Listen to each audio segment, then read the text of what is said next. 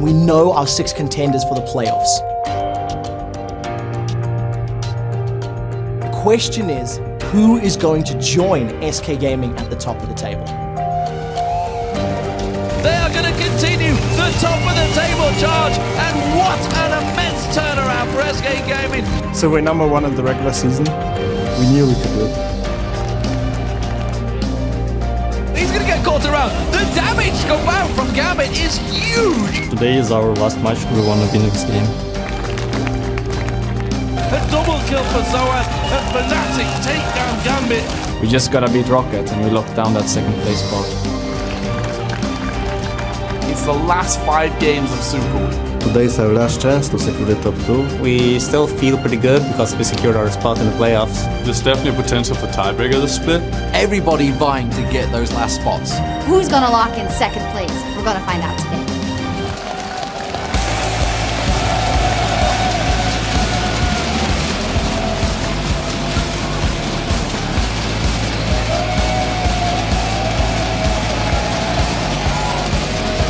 Welcome, ladies and gentlemen, to day 3 of the final Super Week in the European LCS Spring Split. We're coming to you live from our studio here in Cologne, Germany. I'm Joe Millen, and I'm happy to be joined by Trevor Quickshot Henry. And well, with the standings constantly changing and every team showing that they can beat each other, it's been a wild ride. But after today's matches, our standings will be locked and our playoff brackets filled. Yeah, the fact that we won't fully know what those positions are until later in the day really reflects how close the standings are. And the ties that we've had throughout the season really just illustrate how strong all of these teams are and the skill that they're bringing to the Rift. So let's talk about what we do know for sure right now. There's not a lot of it, to be honest. No. Still everything up in the air. With their 2 wins yesterday, SK Gaming was able to secure the top seed going into the playoffs. Yeah, as a team, they showed patient play. They came back from being behind Super Hot Crew's siege composition. They took a fight and the Baron to earn the first victory on the day. Then from there, the momentum that they gained allowed them to steamroll over the Copenhagen Wolves with a team score of 18-4-35. To say that SK Gaming looks anything less than a top-of-the-league team is a flat-out lie. And of course, the top seed in the playoffs gives them an all-important bye directly into the semi-finals, where they'll play the winner of a best of 3 between the teams that finish in 4th and 5th. Yeah, so let's actually take a look at that playoff bracket. Right now, we know that Fnatic, Alliance, and Rocket can all possibly finish in that 2nd seed position. So at this point, the best Gambit can finish in is 3rd. And the Copenhagen Wolves, they are hoping to climb up to 5th. Another thing that will be decided is whether we have tiebreaker games after our regularly scheduled matches today. The way that tiebreakers work in the LCS breaks down like this. Ties are decided by the head-to-head records between the teams, and if any team owns that record, they automatically break the tie and advance. But, and here's the funny part, if the head-to-heads are tied, a tiebreaker match must be played to determine the winner. Okay, so in the case of a 2-way tie with a tied head-to-head record, that means 1 additional game will be played. In the case of a 3-way tie, one team must own the head-to-head over both of the other teams to advance. If that is not the case, then a single round robin consisting of those 3 teams will be played. If there is no clear ranking of teams after those games, then the teams will be drawn into a single elimination bracket with one team getting a bye straight to the finals. Could mean lots and lots more extra awesome games for us today, but let's take a quick look at where our teams currently stand in the rankings. First of all, we know it already. SK Gaming securing that first spot with 17 wins, 10 losses. In second, right now at least, is Fnatic at 16-11. In third comes then Rock at 15-12, and Alliance bring up fourth on 14-12. Next up is Gambit in the 5th position at 14-13. The last playoff team is the Copenhagen Wolves. They are 12-14. Then we look at Super Hot Crew and Millennium, 10-17, 9-18. Those 2 spots could be changing depending on how the games play out today. And of course, yesterday's games brought us some hashtag LCS big plays. Here's a look at your top 2 most tweeted about moments. Up first is from the Gambit versus Fnatic game where Edward's Leona stole the Baron. Well, this one comes to us from @GhostReaper, and he says, "Praise the sun! Hashtag LCS big plays, Leona too strong." This was your 2nd most talked about play. Only chance in this game, the spears come through, dark bindings will start to land. There's the ultimate coming in, and What? he got it! They got it! Leona picks up the Baron. Edward will go down afterwards. Absolutely crazy stuff to steal that Baron away with the Solar Flare. Our most talked about clip, though, came from Alliance versus Millennium and features J-Reed threading the needle. This one came from @TacosEUW. The J-Reed hook into tabs to get him into Curb's Mega Inferno Bomb was just awesome to watch. This was your #1 LCS big play. We're going to try and close the gap here. It's going to be another overdrive. Power Fist comes in. That's going to be 4 members. They're going to Mega Inferno Bomb comes down. Tabs is taken low. He gets taken down by Connex once again. Absolutely fantastic hook, and when you make them land, you win the games. You guys at home, remember to send us your favorite plays from today's games by tweeting @LOL Esports and using the hashtag #LCSBigPlays. And we'd like to remind you that voting is currently underway for the upcoming 2014 All-Star event that will be held in Paris, France, beginning on May the 8th. Just head over to vote.lolesports.com, and from now through April 12th, you can pick 3 pro players every single day from any combination of teams you want to represent your region. And remember that the top 2 pros in the voting will get to partake in the All-Star Challenge, where they will join one of 2 teams created from other stars from around the world. I'm looking forward to seeing how those teams shape up. And of course, if the players are part of the top team from Europe, then they will be competing in the All-Star Invitational, where they will face the best teams from each of the 5 regional pro leagues. This means that while Reckless is in the lead right now, if Fnatic win first place in the playoffs, any player in the top votes still has a chance to compete at the event. And with 10 days left to vote, absolutely anyone can still earn a trip to Paris and represent the European LCS. Now let's take a look ahead to today's games as we close out the spring split. Up first, it's Millennium versus SK Gaming, 1st versus 8th, and then we move into the Copenhagen Wolves versus Super Hot Crew. Second half of the day takes a look at Alliance as they take on Gambit. Fnatic will be battling Roccat, Fnatic looking at that second place. And last game of the day will be Alliance versus the Copenhagen Wolves. And you guys can continue to track these teams through the spring split playoffs and beyond, as well as get stats, watch VODs of games and more over on lolesports.com. That's also why you'll find the schedule and vote on today's games. Make sure you make your selections, and we'll check in before each match to see who you pick to win. Yeah, and remember that you can grab seats and actually join us here in Cologne, Germany to see the European LCS live. You can also get tickets for the North American LCS in Los Angeles. Their final Super Week kicks off on Friday. Seats are still available, but they're going fast. You can find all the details on the tickets link. Now it's time for you to hop on Twitter so we can pick your brain and tell us which European LCS team have you most enjoyed watching this split and why? All of them, Joe.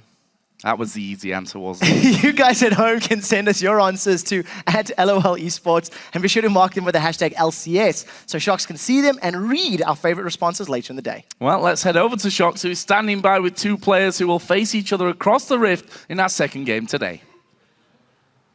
Thank you very much, Joe. I am standing by with Youngbuck from the Copenhagen Wolves and Impaler, the jungler for the Super Hot Crew. And, well, yesterday you guys were both still in the running to make it in the playoffs. In the end, it was the Copenhagen Wolves that secured that spot. And Impaler, I saw you tweeting at Edward when he said, "We'll see you next split." You were like, "Oh, I don't know if he'll be around." I can imagine it must have been a tough blow, but what is it like today after you've had some time to spend with the team? We're still confident that we're going to be around, and we just need to improve as much as we can in those 3 weeks. And provided we play 7th, which is possible, and like a good prospect for us, then I think we'll be fine. All right, good to see that you have that confidence back. And then for you, Youngbuck, of course, you guys secured your spot in the playoffs. Tell me a little bit about your performance here the last 2 days. A very solid plan versus Gambit, and then versus SK Gaming, it didn't go so well. Going into the week, we were very stressed about the game versus Super Hot Crew because we knew that Gambit and SK were favorites, and we expected them to pick up a win earlier in the week, so we would have been even going into this match. But yesterday, they managed to lose against SK, and I think we were a lot happier than SK. Managed to lose. SK was, of course, very strong in that one as well. You guys are still playing today, although there's not much weight on it. How do you think that game's going to play out? You're going to play for all your money's worth, I can presume. We're going to try our best. Like, just because we haven't qualified for the promotion tournament side of things, we'll still try our best, and we'll still try and make the fans happy. Talking about that promotion tournament, how much thought have you put into going into that? And, you know, if you're able to pick who you want to pick, is that already on your mind? Like, NIP are looking like the strongest amateur team. They've already had a lot of practice here on the competitive level as well. So if we have to face them, then we'll come all guns blazing, but hopefully not.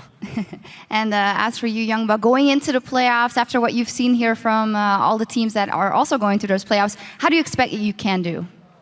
It's very tough to call. Everyone can beat everyone here, especially the top 6 teams. But we may have a little bit of an advantage in a tournament setting because we've played a lot of tournaments in the challenger scene.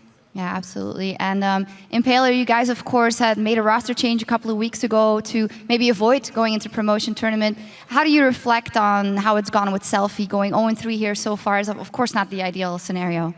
It's still going well with Selfie. Like, our problems are pretty clear. We keep coming out of lane phase ahead. Like, versus SK, the #1 team, we were out of laning phase, 6k gold ahead, playing poke comp. We just need to learn how to transition that lead to the mid game, and then I'm sure we'll be able to compete with any of the top teams with ease. A lot of confidence there. Youngbuck, if you reflect on your performance, go at it in split here, you know, transitioning from the amateur scene now for your first split in the LCS, do you feel like you guys as a team has grown a lot? Yeah, and I definitely think that we underestimated the experience that other teams had because the way we went into the split with the mindset was, looking back, was terrible. We weren't used to losing, and when we started losing in the LCS, it was really hard to deal with. I can imagine that. Well, you've learned a lot. Next, I want to pick your brains on the first matchup here of the day. It's going to be Millennium versus SK Gaming. What do you think, Impaler? We kind of need SK to win to secure our 7th place. But if they don't, then I'm sure we'll just beat Copenhagen Wolves. But I think SK will take it anyway. Youngbuck, any reply? I'm going to give it to SK. These guys are brilliant when it comes to strategies and champion select. And are you going to beat them later, or? Yes, we are. Obviously, it's going to be a great matchup. Thank you very much, gentlemen. And it's time for us to take a quick break, but stay with us because our first match of the day will be a battle between 8th place and 1st place when Millennium take on SK Gaming. We'll be right back.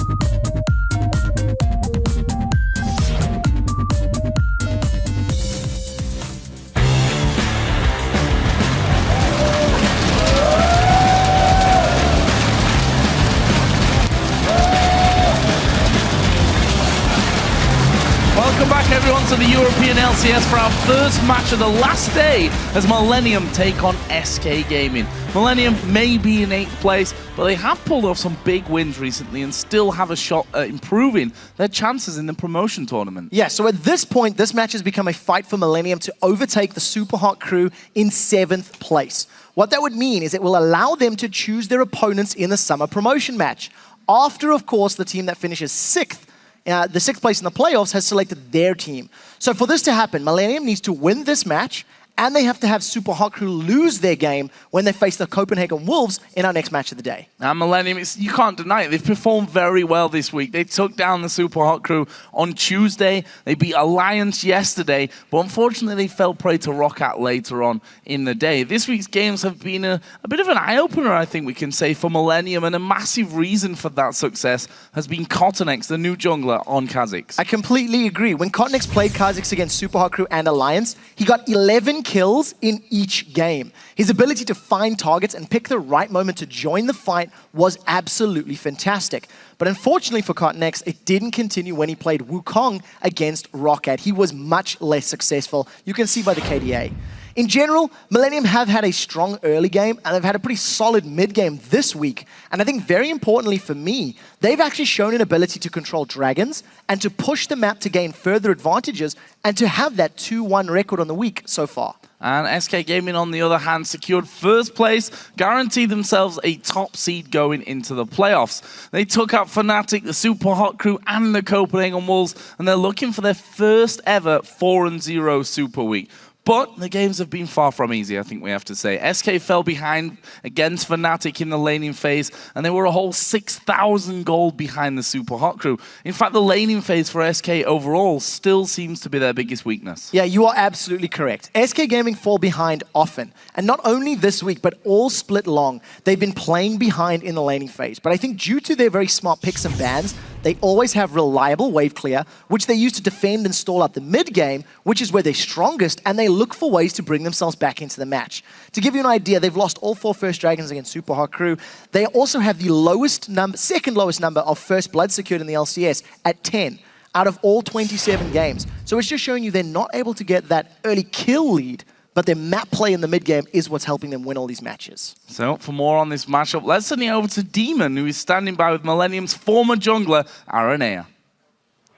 Thank you very much, Joe. I am here with Aranea, who's currently substitute for Millennium, of course, because Cottonex took his spot. I want to talk about Millennium straight away. Obviously, now you're no longer on the team. How do you see the team going? Obviously, they've had a pretty good Super Week so far, obviously with Cottonex. How's it going to go for them? I think they play well. They play really well, especially because the motivation. They got motivation back.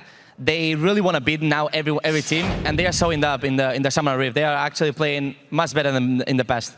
And obviously yourself as a player, how do you see yourself going forward? Are you going to continue your pro career? You've been around a number of teams in the past. Are we going to see Aranea bounce back again? Even though the public voice says that I should just go to the bench and don't play anymore, I guess my day as player didn't end yet. I guess I still have a lot of knowledge to help even any team, as coach, as analyst.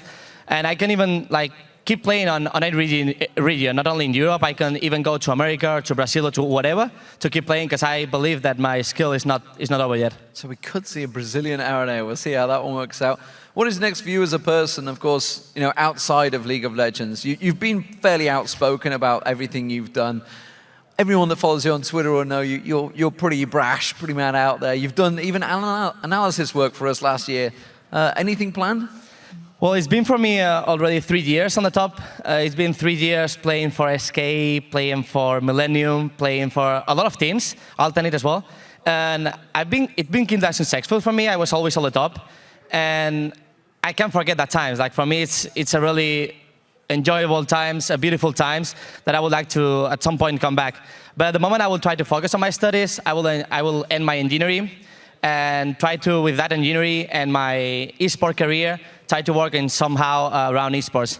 And last words, I would like, especially on these 3 years I've been on the top, I would like to thank everyone who was around me, especially my team Millennium right now, before Alternate, everyone of them. I would like to thank my family. I would like to thank all the crowd, because at the end, without the crowd coming here, without all the spectators, without all the fans, we are nothing for me. And a last thanks to all Riot to make this game so successful. Wow, I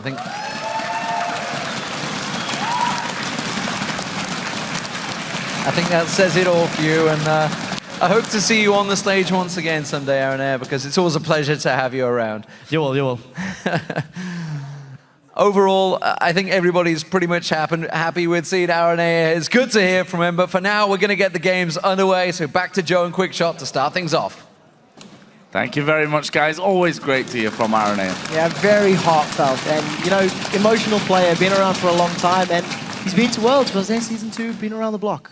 Well, it's going to be watching from the stands today, so let's get right to it and check out the starting lineups for this one. On the blue side, it's Millennium, with Kevin in the top lane, Cottonex in the jungle, Curb in the mid lane, Creatin the AD carry, and J-Ree the support. And on the red side, it is SK Gaming, with Steady Freddy in the top lane, Sven Skaren in the jungle, Jesus in the mid lane, with Candy Panda and N-Rated as the AD carry and support. So moving towards Champions Select, then what are we expecting to come out of these two teams, first of all, from the bans? So I'm anticipating a Kha'Zix ban from SK, targeted towards Cottonex. I think that's the easy one to predict. Yeah. I also want to know whether or not Millennium are going to ban Evelynn out. Evelynn has been a first pick for all of SK's games thus far in the first rotation of their picks. Very high priority.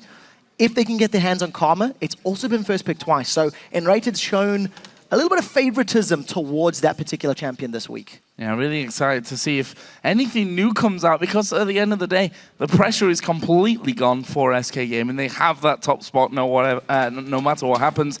Millennium, they are fighting for something though.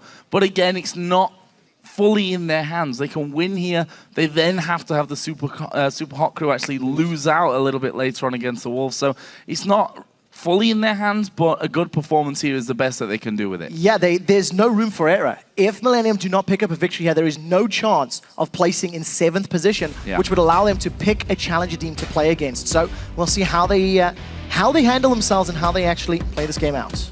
Fiddlestick's first ban, wasn't expecting that one. We've seen Svenskeren run it earlier on, interestingly enough. Yeah, so he has played it in a game that was unfortunately disallowed, but the fact of the matter is, with Fiddlesticks being banned out, Sven Skaren has been playing a lot of Evelynn this week, and I'm wondering if they're going to do another jungle ban, maybe an Eve, to force Sven Skaren into something like a Pantheon or a Wukong.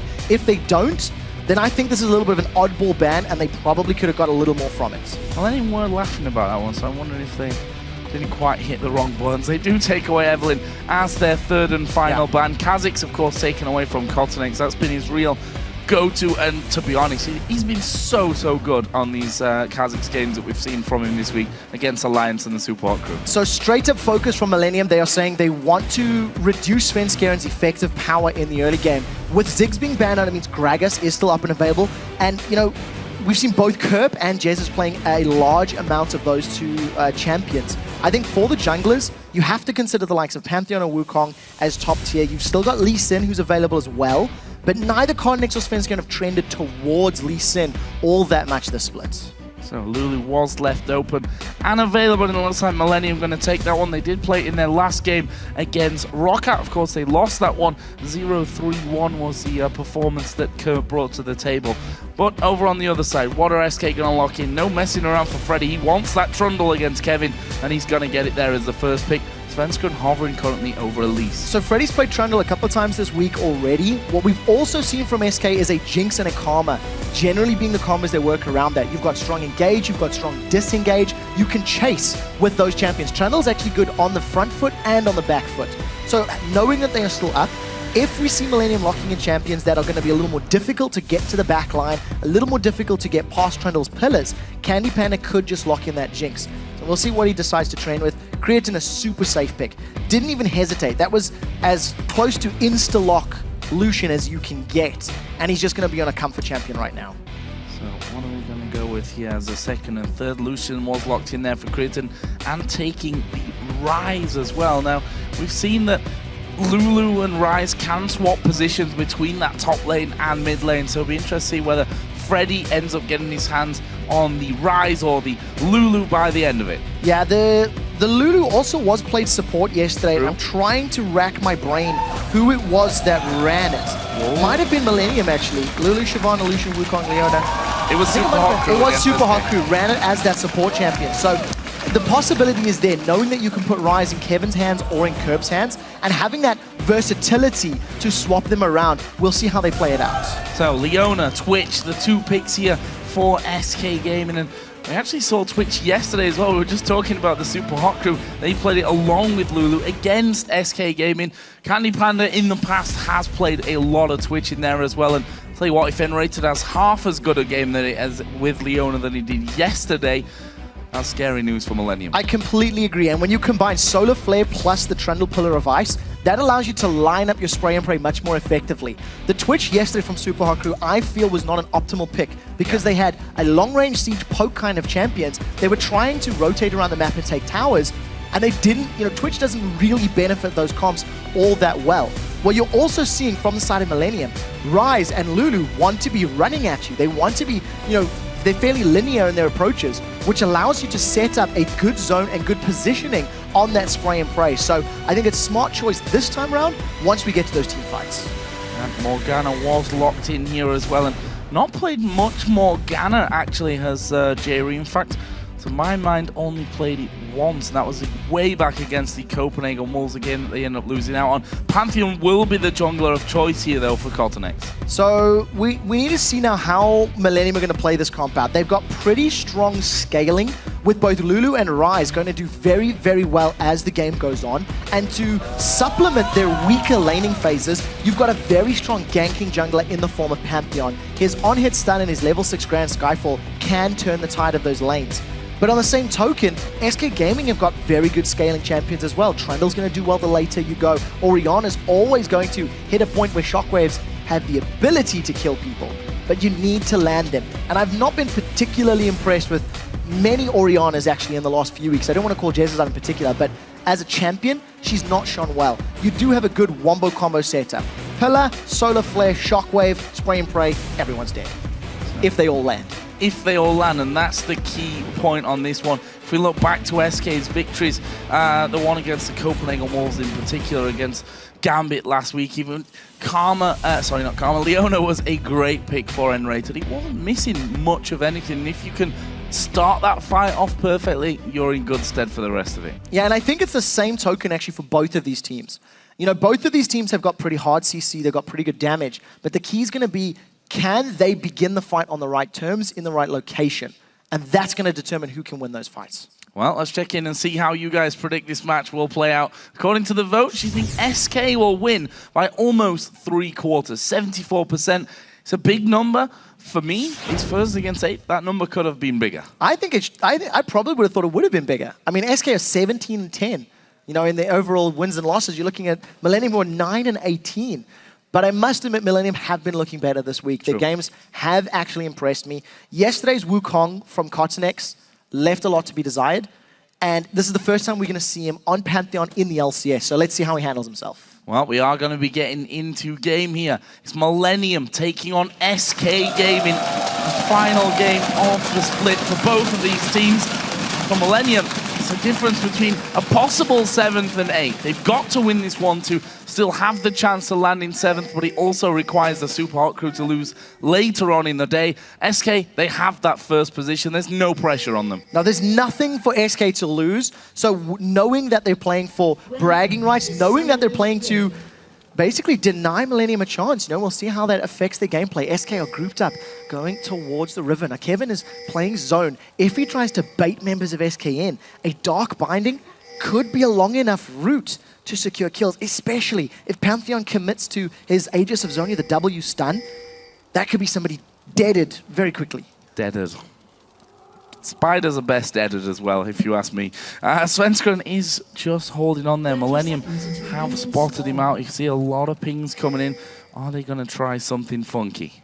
Yeah, they're going to be able to throw out this Dark Binding or place the ward down. Millennium are setting up for a late invade. The reason they haven't moved yet, they're waiting to see what SK do, how they plan. That's a flash. Oh, he's in trouble. That was not the best flash I've ever seen. First blood comes down, they do get one back, but they're going to go hell for leather here. Cottonex, the next target. All that Twitch damage ticking away, the Ignite's in as well. Cottonex, one more tick, will take him down. That's 2-1 to SK here from the early game. With a flash from J-Ree. for me, very, very strange. Went over the wall, I think, expecting that Svenskeren would be there alone and not having 3 people in the bush. Candy Panda coming in towards Kevin. He was trying to recall, won't get in range. Crazy start. Yeah, so Candy Panda pops their ambush, was trying to get some kills, and you read the situation perfectly, Joe. Millennium were anticipating Svenskeren was going to be alone in the jungle. Flash over the wall, land a binding, and you can kill him. You've seen how quickly he went down. But at the end of the day, because Millennium got too deep and found more members of SK, they end up losing that trade 2-1.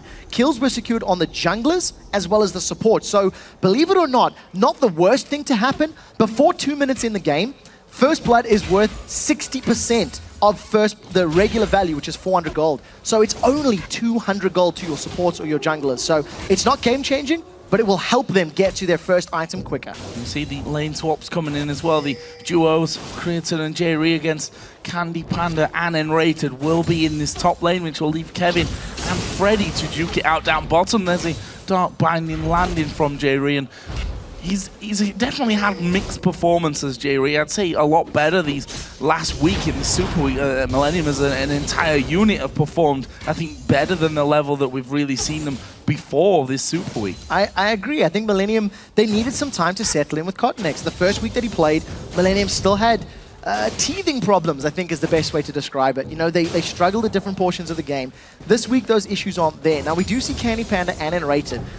With this Twitch pick, Twitch is a bully in lane, and Leona is an all-in support. So until Enrated is strong enough or has enough levels to go all in on this Lucian Morgana, it's going to be a small advantage to Millennium. But we're not seeing Jerry play aggressively at all. He's not going for poke. We're not really seeing him trying to control SK as much as maybe he could be getting away with. Svenskaren's going to sneak behind Kevin. Kevin does have his flash, though. He does have his flash, and there is the pillar coming down. Kevin keeping a hold of that flash, and he uses it at the perfect time, just as the cocoon was thrown out by Svenskeren. He doesn't have a flash anymore, so he's going to have to be at least careful how far he goes up that lane now. Yeah, and luckily for Rise, he's not the strongest of wave pushers, but then neither is Freddy on Trundle. So we'll see how that lane continues to play out. With the swap in favor of the duo lanes being in this top lane, it should allow Svenskeren a little bit of extra time to roam around and try get in behind from that tri-bush. It's a little bit easier to gank that one-on-one in that particular side when you're on red. So the mid lane being rather quiet, both of them having an assist from that crazy level 1 fight that we saw, but it is Jesus who up until now is getting the better of the farm here. He's going to get slowed down. He does have a flash similar to what we saw from Kevin. He didn't use it in that level 1 action and actually just walked away there. It looks like Cottonex decided not to chase through. Yeah, you actually seen Kerp using his Whimsy on himself. So he got the movement speed increase and was trying to just run after Jesus. I think I would have preferred Kerp to turn Jesus into a Munchkin, reduce his movement speed, maybe get some time for Pantheon to get in range, but at that particular time it didn't work out. Now this Morgana versus Leona lane is one that we see often, and what we've seen from Nif last week was how effective you can be jumping on the target with Black Shield and turning your focus to somebody else to stun them with your Shield of Daybreak, the Q. And I want to see if Enrated can pull off the same sort of combos, because Nif was phenomenal at that exact plan last week. Svenskeren actually was spotted here heading down. And he did see that Cottonex had come around, and he will just back away from that one. Speaking of backing away, Kevin there trying to escape in the bottom side. The pillar comes down out of Trundle, and there is Enrated actually going pretty deep, but Millennium doing well here to start to turn things around. This is going to be some free damage back onto the Twitch. Yeah, advantage to Millennium, because Candy Panda is so much lower. He's got to be very, very careful when he decides to go in. If he gets caught by a Dark Binding and you combo the burst and the passive from Lucian, that could be a dead rat. The one thing that I liked about that little interruption in the bottom lane between Freddy and Kevin is it delays that early tier. Yes, it's 30 seconds, but basically Freddy's trying the best that he can to mitigate this laning power that Rise has. You can see Kevin is already 12 CS down, in addition to losing that flash thanks to a well-timed gank by Svenskeren. I did see Freddy headed home as well. He picked himself up that Vamp Scepter, so he's going to have some nice sustain coming back into this. We did see Kevin use his teleport to come back in lane. Freddy actually walked back, so he still has that teleport available if it's going to be needed. Yeah, we'll see how this plays out. You know, it's a bit more difficult to go for those early dragons when you've got your solo laner. On the bottom half of the map, it takes a longer time. You don't have quite as much damage. But because Svenskeren on Elise, she's one of the stronger early game junglers thanks to all of her spiderlings. Even after the nerfs, she still offers a lot of presence in that dragon pit. So we'll see if SK decides to go for any sort of risky dragons. And there's an example. Kevin just putting as much poke down as he can onto Freddy. He's not really doing a whole lot. No, not much damage coming through that one. Freddy has hit level 6. There's Kevin hitting 6 as well. He's half his mana. Half of his mana is gone here, and we are going to see Svenskeren coming around. Freddy is going to go forward. There's a pillar. There's no flash for Kevin. It's all about dodging the cocoon. It actually was missed there, the cocoon. Freddy thought about going in further under the tower, but they don't quite have the HP to dive. No, the cocoon was a little bit wide. I think Svenskeren was anticipating Kevin to run a tad quicker than he actually was. So Kevin gets away with his life once more. The movement speed that he gains from his ultimate also helped him out there. That desperate power just letting Ryze run a little bit quicker from the Trundle and Elise. But what we are seeing is Svenskeren, he moved towards the top lane for a tiny bit, but he didn't go for any gank. He's only ganked this mid lane. He wants to get Freddy to a position where Freddy can split push against Ryze and try keep him controlled, keep him locked in a particular lane. Freddy just getting a ward in there. Also, while we're talking about jungles and their presence, Cornex not really been all over the map as we may have expected from him. He's trying to farm up to that level 6 so he gets his Grand Skyfall. That gives him obviously a lot more mobility to be moving in there. And we'll see if he does have that impact once he does get his first level in his ultimate. I'm guessing he's going to go home after doing that red buff, though. He's not got any mana to work with. So I feel like when you watch Pantheons, their first Grand Skyfall reminds me very much of Karthus's first Requiem, in that if it's not successful at getting a kill, it's such a long cooldown and it's such a big investment in controlling a lane that you've got this now window where Pantheon is no longer a threat. So SK will be unabashed if they want to play more aggressively and push the lanes up, knowing that Pantheon can't get them. So let's see how Cortex handles his first Grand Skyfall and if it can work out. Right now, SK with another invade. This is another blue buff steal. Remember, they got the first one very early on. Could have really done with his Grand Skyfall there, Cortex. Still level 5, couldn't come around. No one from Millennium tried to really contest that one and stop it from happening. And that leaves us 2-1 in kills in favor of SK Gaming. Not quite got a 2,000 gold lead at this stage of things, but some more items are starting to come in. For example, BF Sword for Candy Panda on Twitch. He has a 10 CS lead. If you compare that over to Creatine, obviously 10 CS behind, with a Vamp Scepter. Now, because both of these dual lanes have hit level 6, if Enrated plays the engage correctly and manages to stun people up, he can go for those kills. The poison of Twitch from his passive will proc Leona's passive, so they've got a lot of additional damage to work with. We talked about how Elise is a strong early game jungler, and they secure the first dragon. That was completely uncontested. Here's the first Skyfall. Mandrop coming in, there's the ultimate coming out. Jerry and Rated flashes very early. The binding goes wide, and this is what you were talking about. If the first one doesn't come in, you got a big cooldown on that, and they're going to have to wait quite a while now to get involved. Yes, they got the flash from Enrated, but that's not really going to bother him too much, I think. There's over 2 minutes that it's going to take for that cooldown to become available. So SK Gaming are going to have this respite, and they're going to know that they're not in big threat from that ability. They've already secured the dragon. From a pure CS advantage, they are winning every single lane right now. That Relic Shield is doing a lot of work for Enrated, and Creatine and J-Ree have not pressured Candy Panda and Enrated when they were at their weakest before level 6. Now it's so much riskier to make that work. So we'll see how Millennium decide to pull this one back, because they've invested a lot and got nothing. They could jump. Oh, this is Enrated in trouble. Gonna go into that one. Cortex was waiting though, and Enrated now in all kinds of trouble. That is a good solar flare. Cortex has to flash away. Candy Panda's gonna get that kill. They do lose the support, but is he wanting to fight more here? J-Ree's at less than half HP. In the end, it's a 1-for-1. SK lost their support. Millennium lost their jungler. Yeah, now Kerp may be in trouble of being dived. Here comes Svenskeren from the side. And they control him. Shockwave flashed away from by Kerp. Good reactions.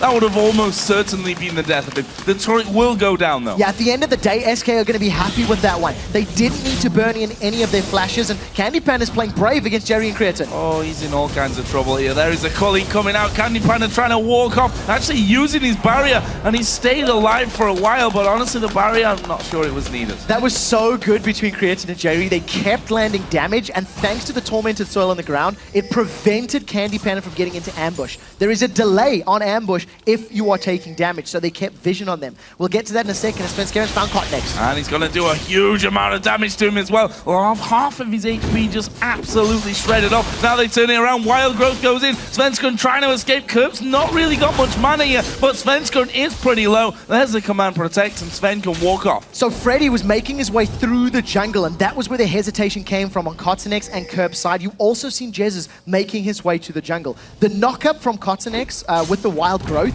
didn't actually catch onto Svenskaren. So that slow initial knock-up wasn't there, and that was just enough for Svenskaren to escape with his life. I want to go all the way back to that 2-on-3 that we had in the top lane. Enrated went aggressive, and it was at the worst possible time because Kotinex was in the bush with him. But like we talked about, a good solar flare and a well-placed spray and pray is going to deal a lot of damage, and it melted through Kotinex and Jerry's HP pool. Luckily for Millennium, Creatine was off to the side, so he wasn't hit by all of that spray and pray damage. But at the end of the day, Candy Panda grabs himself a kill. They come out 1-for-1 in a 3v2 situation. And now coming back into lane, the Bloodthirster is done for Candy Panda. Creatine only got the BF Sword and Vamp Scepter of that one, so see if they end up getting in there again. If Enrated, once his cooldowns are back, which actually Solar Flare is now off cooldown, whether he wants to have a go and try and get involved and have a fight in this lane. Mid lane, if we look at the CS, it's a bit of domination from Jesus right now. They've come close to killing Kirp a couple of times as well. Kotinex, though, is waiting here in case Enrated does go aggressive. Yeah, Kotinex is making his focus clear. We've seen Svenskaren focusing on the top laners, and we've seen Millennium's jungler Kotinex focusing on those duo laners. So we'll have to see how or who gets the next gank.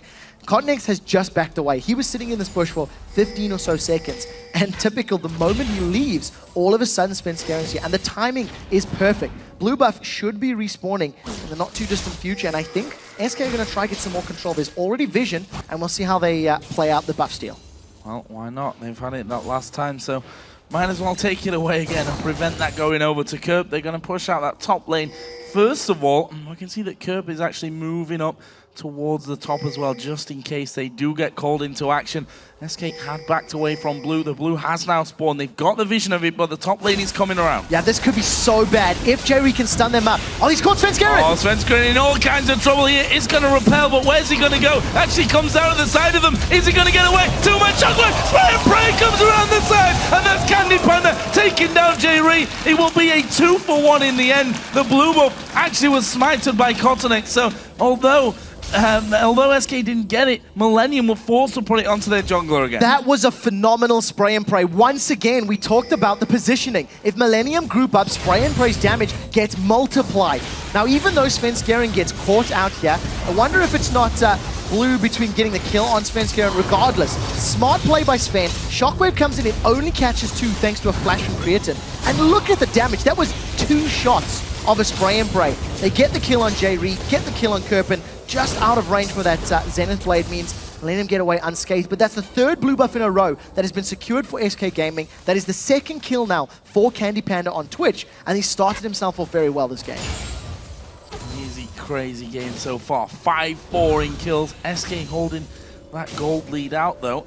Also, they did take that first dragon as well. Bit of a sneaky dragon it was. I think that the timer was there because Kevin put a ward over the top of that dragon wall, and that will be coming up here in just 20 seconds time. Both top laners or solo laners, we call them since they're down the bottom right now, do have teleport available, but SK are already moving in position. Millennium shouldn't fight this. They are 3,000 gold down, and they have champions that will get destroyed in that tight enclosure.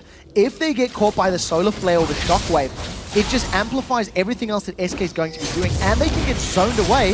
Oh, who got red? It was Sven. Svenskaren got that one. He just sunk the claws in. Freddy's actually coming around as well. Can they do the damage? Svenskaren going low. Here comes Jesus. There's a shockwave. It misses completely. Kotinex goes down. But look at Kevin's health. He's got enough to finish off both of them here. But Freddy is completely controlling him. There's a flash from Kevin. No! He goes down. He's not able to pick up the kill. Kirp's going to be waiting. Here comes Morgana. Jesus is going to have to suicide this one if he wants to get away. Kirp is going to get the damage and the kill onto him though. In the meantime, the top turret went down. The other 2 from SK did managed to walk through and away from the jungle. I don't think they want the dragon at this point, though. Svenska's far too low for that. Yeah, there's not enough support for Svenskeren to solo this dragon down. A 2-for-1 at the end of the day. And that was with Svenskeren getting caught out. Svenskeren was out of position and surrounded, but Jesus and Freddy were close enough that they could get in range. Now remember, the shockwave didn't touch a soul. There was a flash away from Cotnex to avoid the damage. And that actually is very, very important. Had that shockwave landed, there may have been enough damage to turn that around and get even more from it. While all that fight was happening, SK secure the top lane tower, and you see how far down Candy Panda had pushed. It was just Creatine left alone in that lane for a few minutes, and the rest of the SK are just going to reset, spend the money, and probably set up for this dragon again. Kevin going to be disappointed with that one, and well, that's the rise early on, you know, picking up that tier, got himself that castle. He's not got masses of damage, but that was kind of the dollar signs in front of him, you know, two very, very low players. As it was, they controlled him well enough to not lose a single man to Kevin. Meanwhile, Dragon, of course, did spawn in, and SK have a 4-man team pretty much around that one. Trundle will come up from that bottom lane. Pantheon and Rise, the only two in immediate area there to stop that happening. So the reason I don't think Millennium's composition will do well in these dragon engages is because they have to fight past the pillar, which is going to make Rise, Lulu, and Pantheon's jobs very, very difficult. To run around and through that very large slope, it is painful. In addition to that, you're going to have that solar flare I keep talking about. They've jumped on Freddy. SK are a little far away. Subjugate going to be used from this one, though. That'll get him some health back, and Kevin, Freddy turning things around somewhat. That's because the rest of the team's coming. Kevin may have outstayed his welcome from this one. Cocoon lands on towards Cornex. He's a target. Great solar flare to the back, and Cornex falling low will be finished off here by Freddy. The rest of them have to back off. Flash from J-Ree, and that will be the shockwave, that's the name of it, not quite connecting onto them. Curbs there onto the side as well. Meanwhile, Candy Panda and Creatine are going to be going up in a 1 versus 1. A lot of damage coming out from Candy Panda. Not enough to get the kill, though. Not enough to get through the barrier. Flashes down. Now, SK have forced Millennium away from the bottom lane. This is going to open up the bottom outer turret, as well as allow them to rotate around and finish off that dragon. Every single time Jesus throws down that shockwave, somebody blows flash to get away from it. Curb does get the tower, and thanks to the Whimsy speed, he should be able to escape unscathed. Not through. Meanwhile, down in the bottom, everything breaking out. Mandrop comes in from Cornex. They're going for Freddy, but he's a tankiest man. Is he really the one they want? Freddy will get the kill on Cornex. Starts to walk away. Great repel there as Kerpers 1v1 Jesus in the SK jungle. Candy Panda's taken down the inner top turret. Enrated getting hit there by the Dark Binding. There's nothing more to have here in the bottom lane. I think Enrated wanted to turn back in on Millennium. My assumption is he turned into that to try go for a Zenith Blade. If they had combined the Zenith Blade with the Cocoon, there would have been enough damage with Freddy to, you know, burst down that very squishy Morgana. Luckily, for Millennium, I think it didn't work out. Now Candy Pen and Creatine, they're at it again. Oh, Creatine gonna go low, but look at Lulu. Lulu's moving in. There was a flash from Creatine. He didn't really need to flash, I think, with that one. Kurt would have been there in time. Now they're gonna try and chase Candy Panda away. Ambush. Can he escape from it? Can he get that ambush off in time? And Millennium pretty much just gonna give up on this one. That was actually a smart play. Ambush is still available, but it takes a small time to channel. Candy started, it might be late. Oh, no, it's not. Just in time. I was actually really low on mana there as well, which didn't really help his case. Did get away in the end, though. A big 2v1 chase. This is that 1v1 between Jesus and Kurt. So if you look at the summoner spells, the Shockwave just wasn't there, and Kurp's just going to straight up auto-attack and Blitzer lance him down. I mean, you get Whimsy, you can't do anything. That was quite close, but Kurp, with his ultimate available, the shield from his help picks, and the ability to stop Jazz's auto-attacks thanks to his Whimsy, it was just very well played by Kurp. Straight up outplay. Down on the bottom once again, Freddy into a push position. Kevin trying to get as much farm as he can here, but close to 50 CS behind, 2-0-4. Look at the build there from Freddy. Got himself Spirit Vision, got a Vamp Scepter, and that Tiamat in there as well. J-Ree actually may get caught out from this one. Are they going to go into him? Zenith Blade whipping wide. This is actually going to be turned into a 3v4, but Freddy is just 1v1 in J-Ree down on the bottom. Here comes Creatine though, and Rated going to take the damage. Svenskeren goes on the side. Where's the shockwave they need? Oh, they already used the shockwave before that. Excuse me. And now they're chasing on to Creatine. He's so very squeaky. He's going to go down. Kurt, the next one to fall as well. Surely, two men going to chase him now. They've got the movement speed. That's taken away instantly by Kurt. who's going to probably try and get up towards the tower. Candy Panda here off to the side as well. The spray and pray going through. He's going to get a double kill. It's going to be a triple here for Candy Panda. The rat clearing up. That was a 4 versus 5 in the Tri-Bush that SK Gaming won. Candy Panda wasn't even with his team when it looked like Freddy had been caught out. But there's not enough burst damage to get through Trundle when he's on his frozen domain and with Subjugate. He healed through so much of the damage Millennium put out. Then because Millennium couldn't focus enough members of SK Gaming, they just didn't get the kills they needed to. Candy Panda flanks from the side, as you can do on a Twitch, picks up 3 kills, gets another tower, and he's going to be able to ambush and get away cleanly. At this point in time, Millennium are so far behind, they need to get superior vision and instantly kill a target to push the waves out. It's so risky to get caught out of position against all of the hard crowd control on SK side. That fight, just Just like that. Yeah. That's what they need. Do it more. And now they need to get wards. So that was Grand Skyfall from Cotnex. He invested his ultimate, but he did get the kill. Now, Candy Panda's playing Scout. Millennium don't know he's here yet, and you can see the rest of SK trying to roll around. Spray and Pray is not up, so this is a good time for Millennium to get some global gold, but they can't get hit by too many members of that Solar Flare. Rated coming in, and there is in fact the Dragon taken away, and Rated has gone very, very deep from this one. Cornex's going to get caught out. He put the stun down onto Candy Panda. Won't be enough for him though. Freddy now on the Troll. Rampage at 4-0 for Ravenous Hydra is complete for him with that Spirit Visage. And we saw in that last fight, it was 4 versus 2 for such a long time. Him and Rated tanking through everything. And then they just turned it around once the rest of the team came in. Only one man survived it, that was Kurt. And now they're pushing on towards this inner middle turret.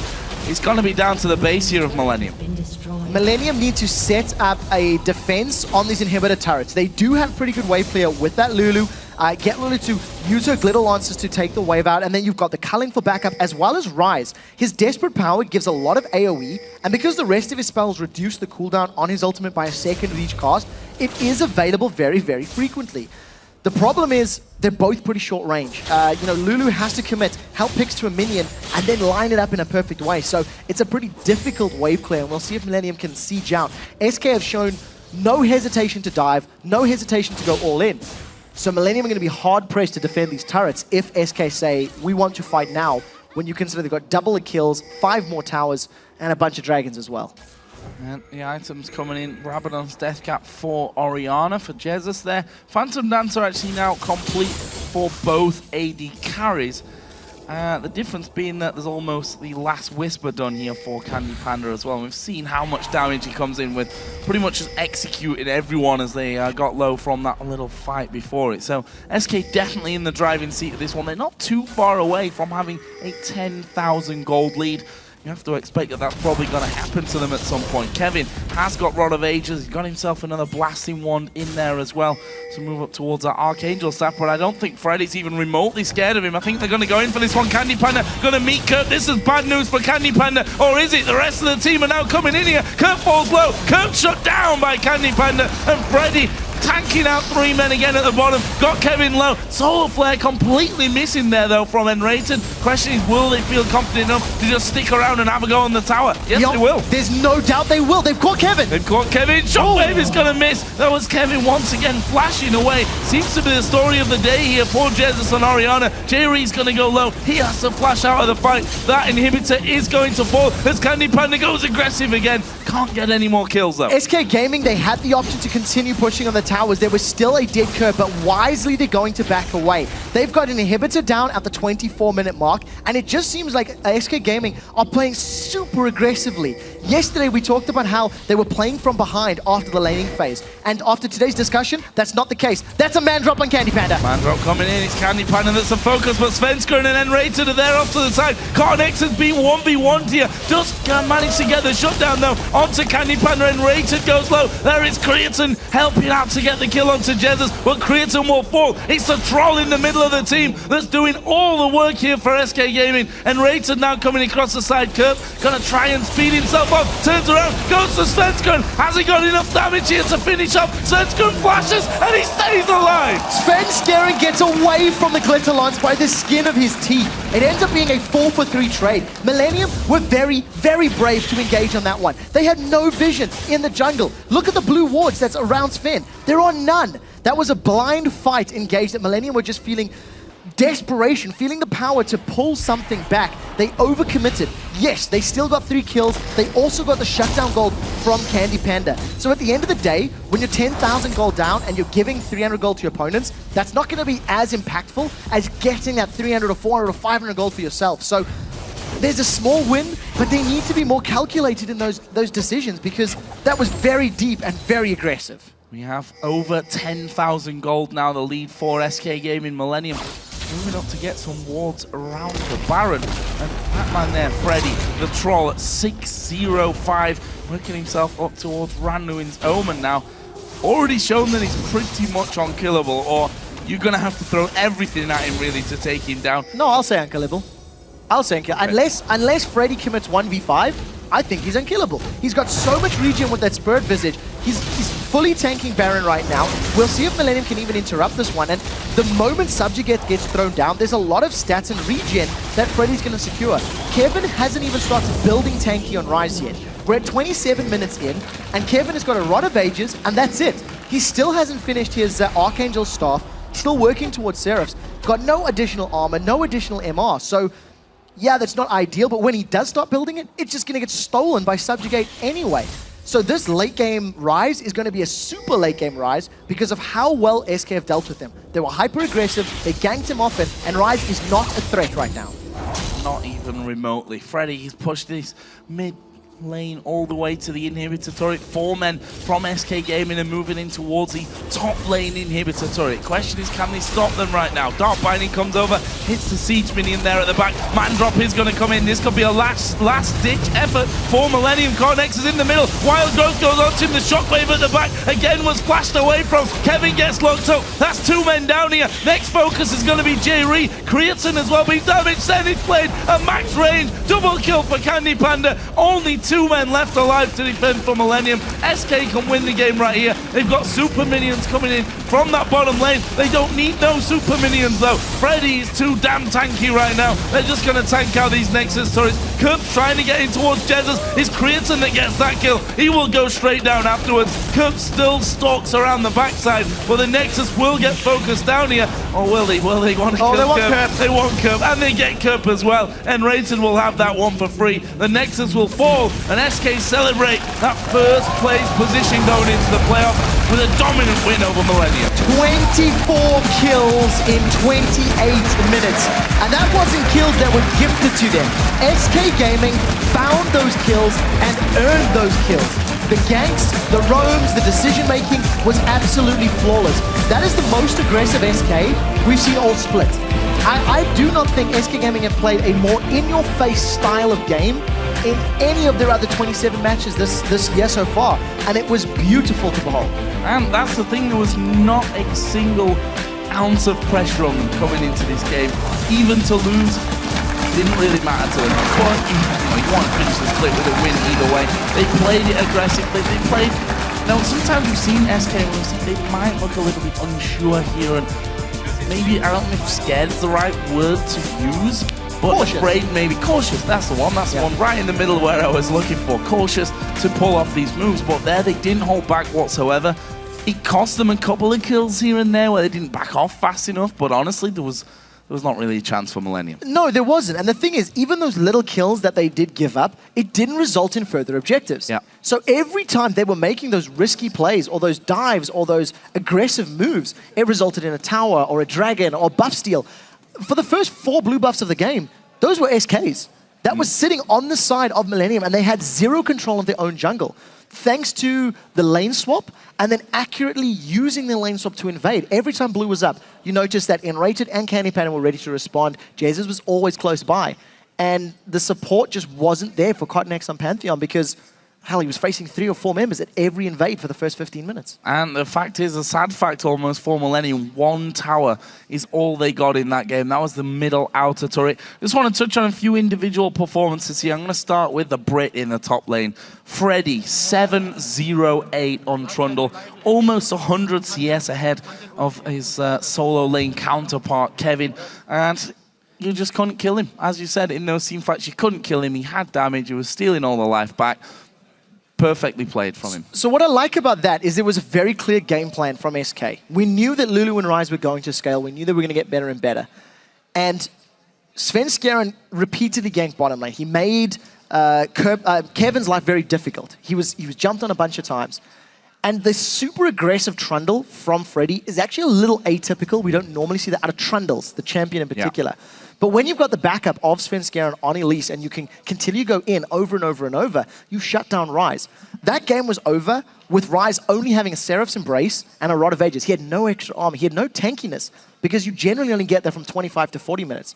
SK played so fast and so aggressive, they were never in threat of having to deal with that super buff Ryze because they finished the game before he could even get there. I have to talk about Twitch as well and Candy Panda.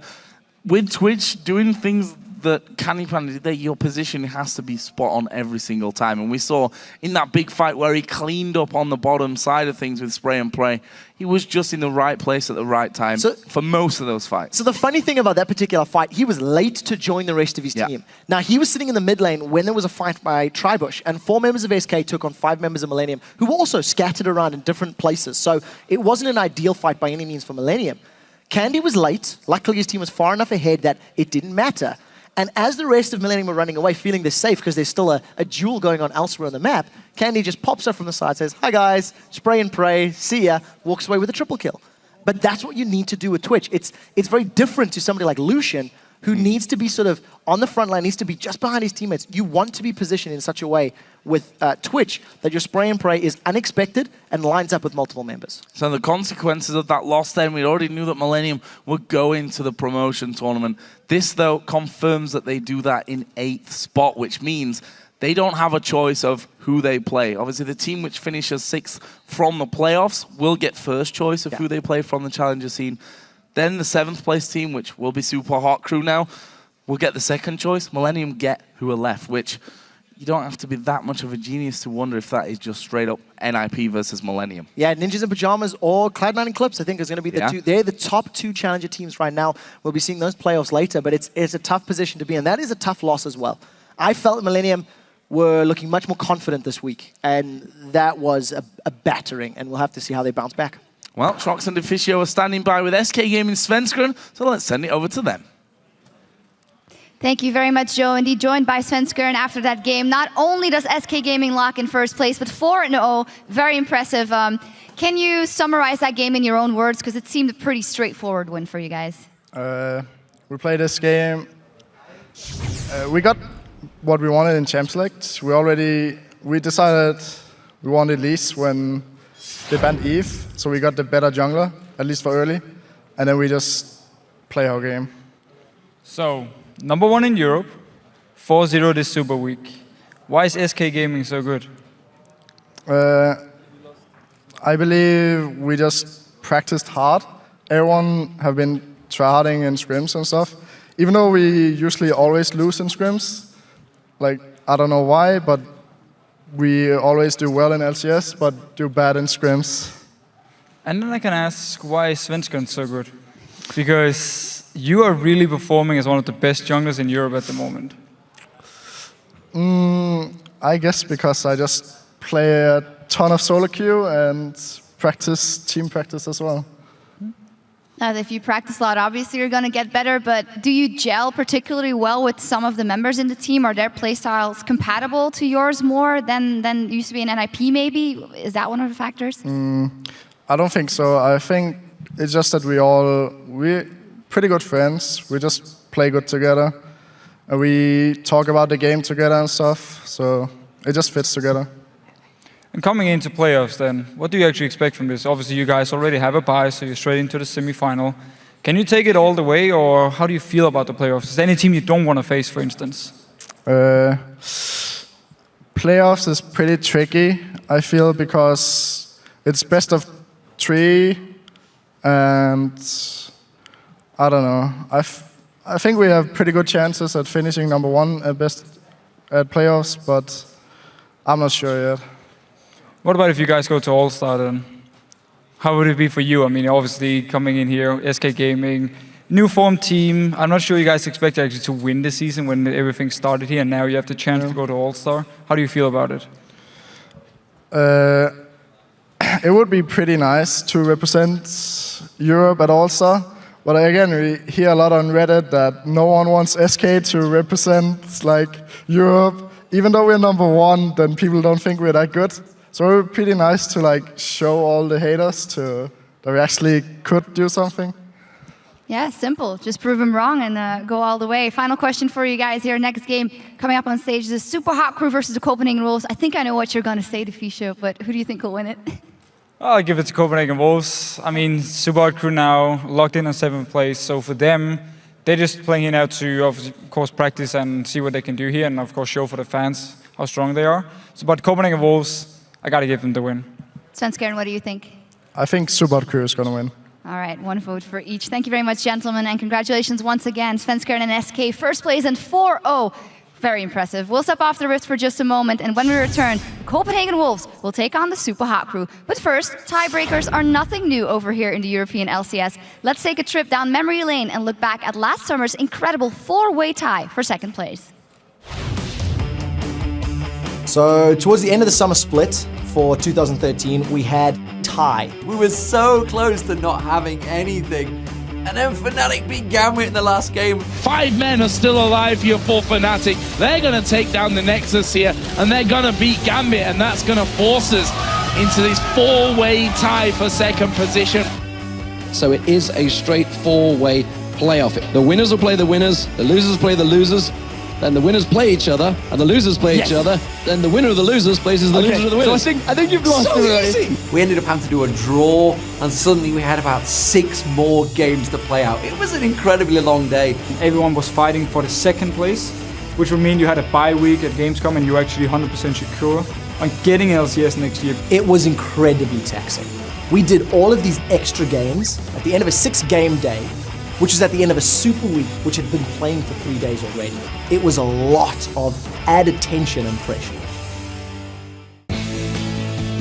As a player, it's very, very hard because you have to keep focused, you have to prepare for these matches, even though you just found out maybe an hour before you play, oh, we have to play this team now, you have to go down and prepare. And we just sat down, we had a talk, and after that talk, we didn't lose a single game. We beat everyone into tiebreakers. And I think that, especially in tiebreakers with teams that you consider as rivals or like really strong opponents, I think that a lot of like additional pressure will be added.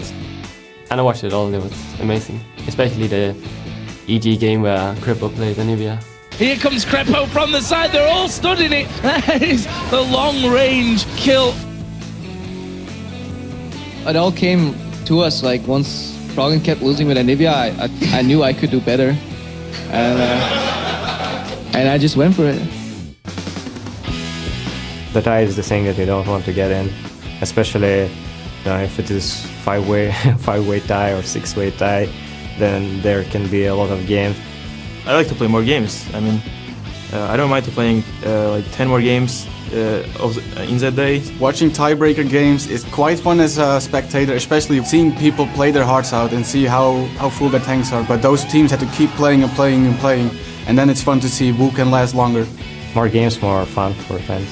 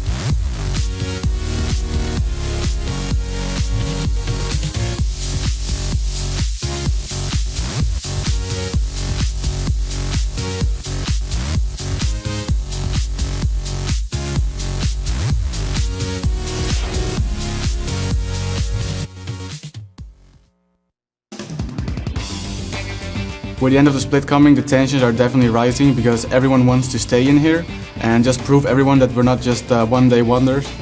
It's pretty important to survive at least one split because the teams that qualify for LCS and then drop out are considered to be weak teams and teams that didn't deserve to be there in the first place. If we get relegated, it will be only our fault that we are not good enough to be here. You like being here, you like playing here on the stage, you like the fans, you like everything, so I don't think anyone wants to stop it. I think if we will qualify into the next split, I think we'll have a really good chance to be one of the top teams. So for now we survive and then we thrive in summer. It feels awesome to be on the stage, feel the adrenaline rushing when you are winning or losing, and it's something you can hardly ever enjoy in the normal life. We left families, we left school, so like we put everything on one card, and it must be it. We need to win, we need to stay, we need to be the best.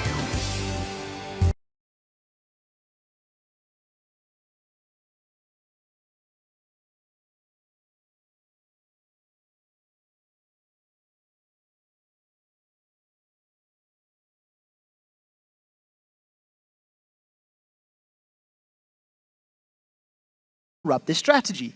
SK Gaming, on the other hand, they ruined the Wolves' day. Leona in initiations, along with a strong Shyvana and Kayle, made sure no chance of the Wolves being able to secure that win.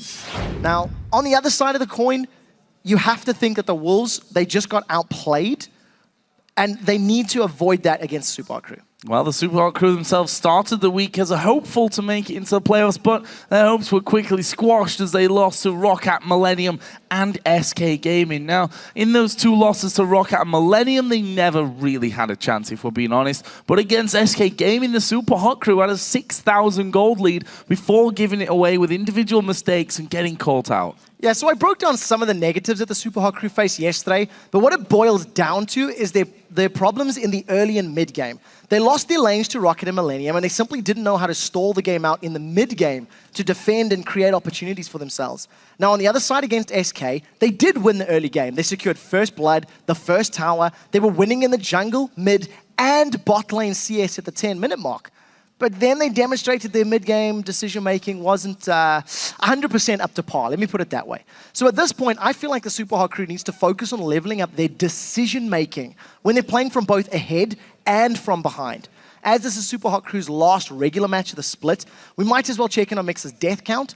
Right now, he has 119 deaths, putting him 7 off the pace of Kiwi Kid's record. Now, that is a dubious record to own, and we'll have to see how close he gets here today. Well, there's no pressure on the Superhot Crew here. They can't go any higher than 7th. They can't go any lower than 7th, so maybe Mixer fancies his chances for breaking some records today. Let's check out the starting lineups. First of all, on the blue side, it's the Copenhagen Wolves, with Youngbuck in the top lane, Amazing in the jungle, Koutard the mid laner, Forgiven the AD carry, and Unlimited the support. And on the red side, it is the Superhot Crew. Mima in the top lane, Impaler playing in the jungle, who just sent a tweet saying, "Thank you, SK Gaming, for helping us secure 7. Selfie going to be back in the mid lane with Mr. Riles, and Mixer as the duo lane for the Superhot Crew. It's funny you should mention that because the Superhot Crew basically having their work done for them. That's the easy way to secure yourself the 7th spot, and you definitely don't want to have the nerves coming into this wondering if you can, take down a team like the Copenhagen Wolves, who, to be honest, their form is really not bad. If you look at the last games, yes, they lost to SK, but they beat before that Gambit, Roccat, Millennium,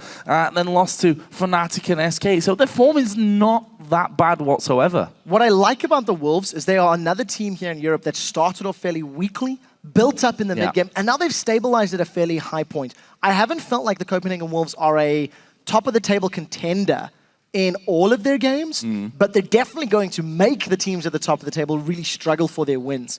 One of the things that we have seen from the Wolves, I feel, is a pick and ban deficit. We often see them running compositions that don't work out. They've ran Xerath twice. It worked okay against Fnatic. It was terrible yesterday.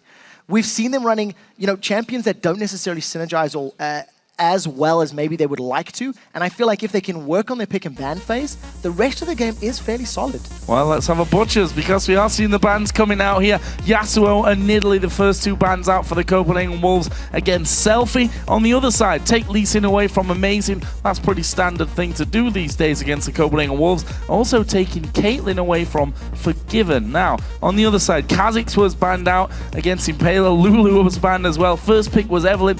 They're not messing around here. So both of these teams 100% predicted what their opponents were going to ban. There's nothing surprising here. What the Copenhagen Wolves have done is let through LeBlanc.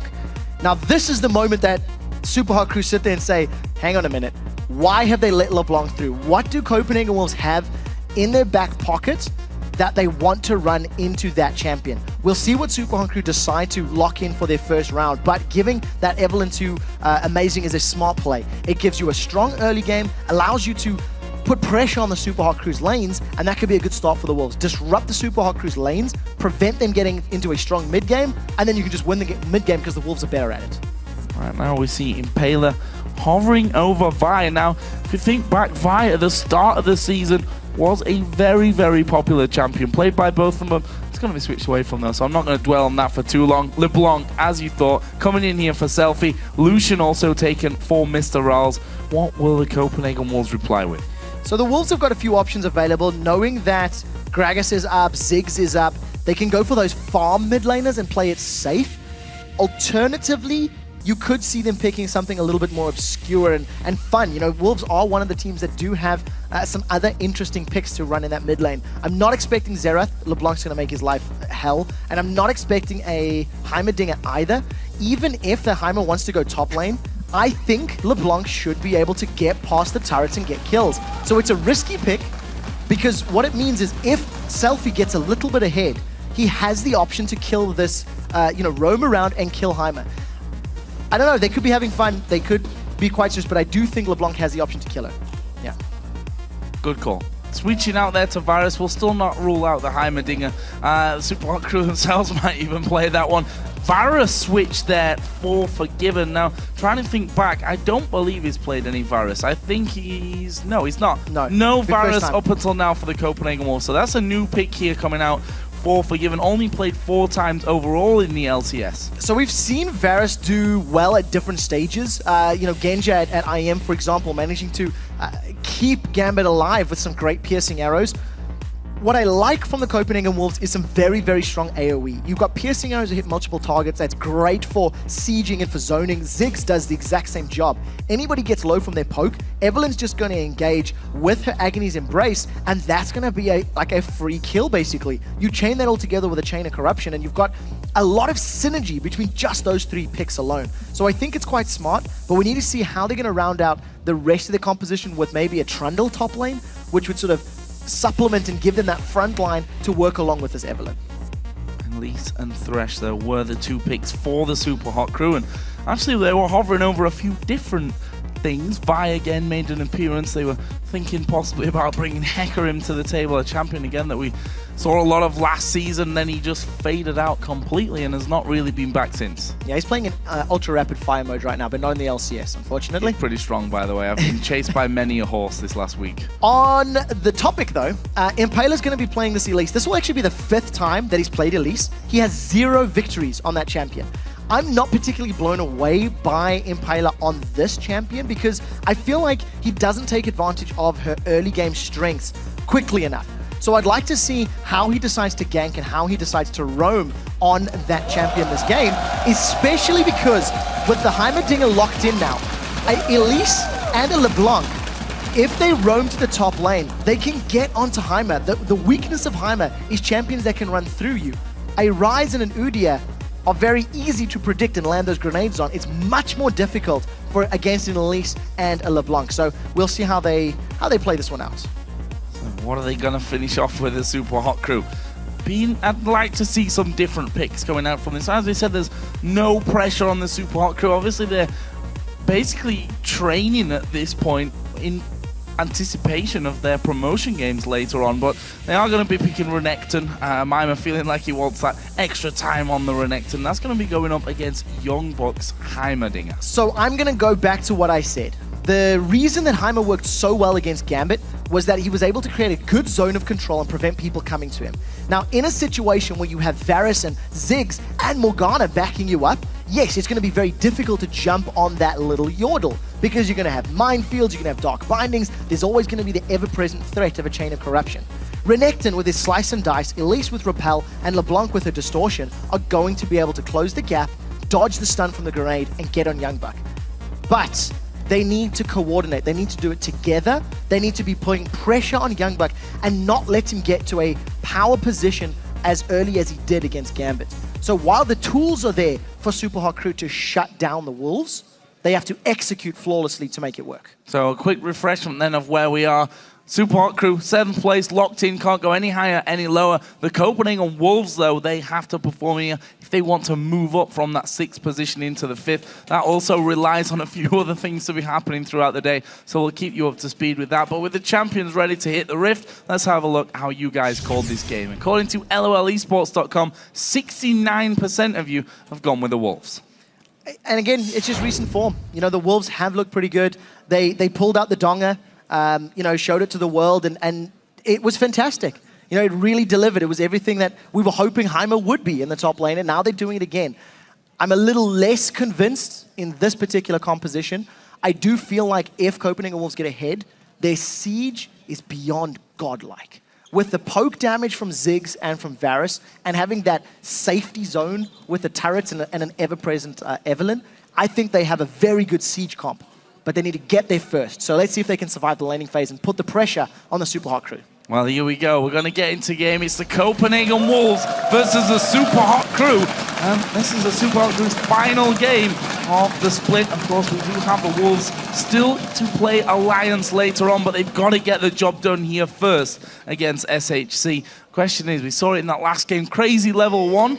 Are we going to see anything similar this time around? I'm not expecting a flash over the wall into Dark Binding. That was a very risky play for Millennium. It's one of those things that you like to talk about. You anti-strat your opponents. You watch their VODs. You watch how they play their level 1s. You watch how they position. And for that particular game, SK just did something a little different. And all of a sudden, your assumptions just backfire. There's a saying, when you assume, you make an ass out of you and me, and that's what ended up happening.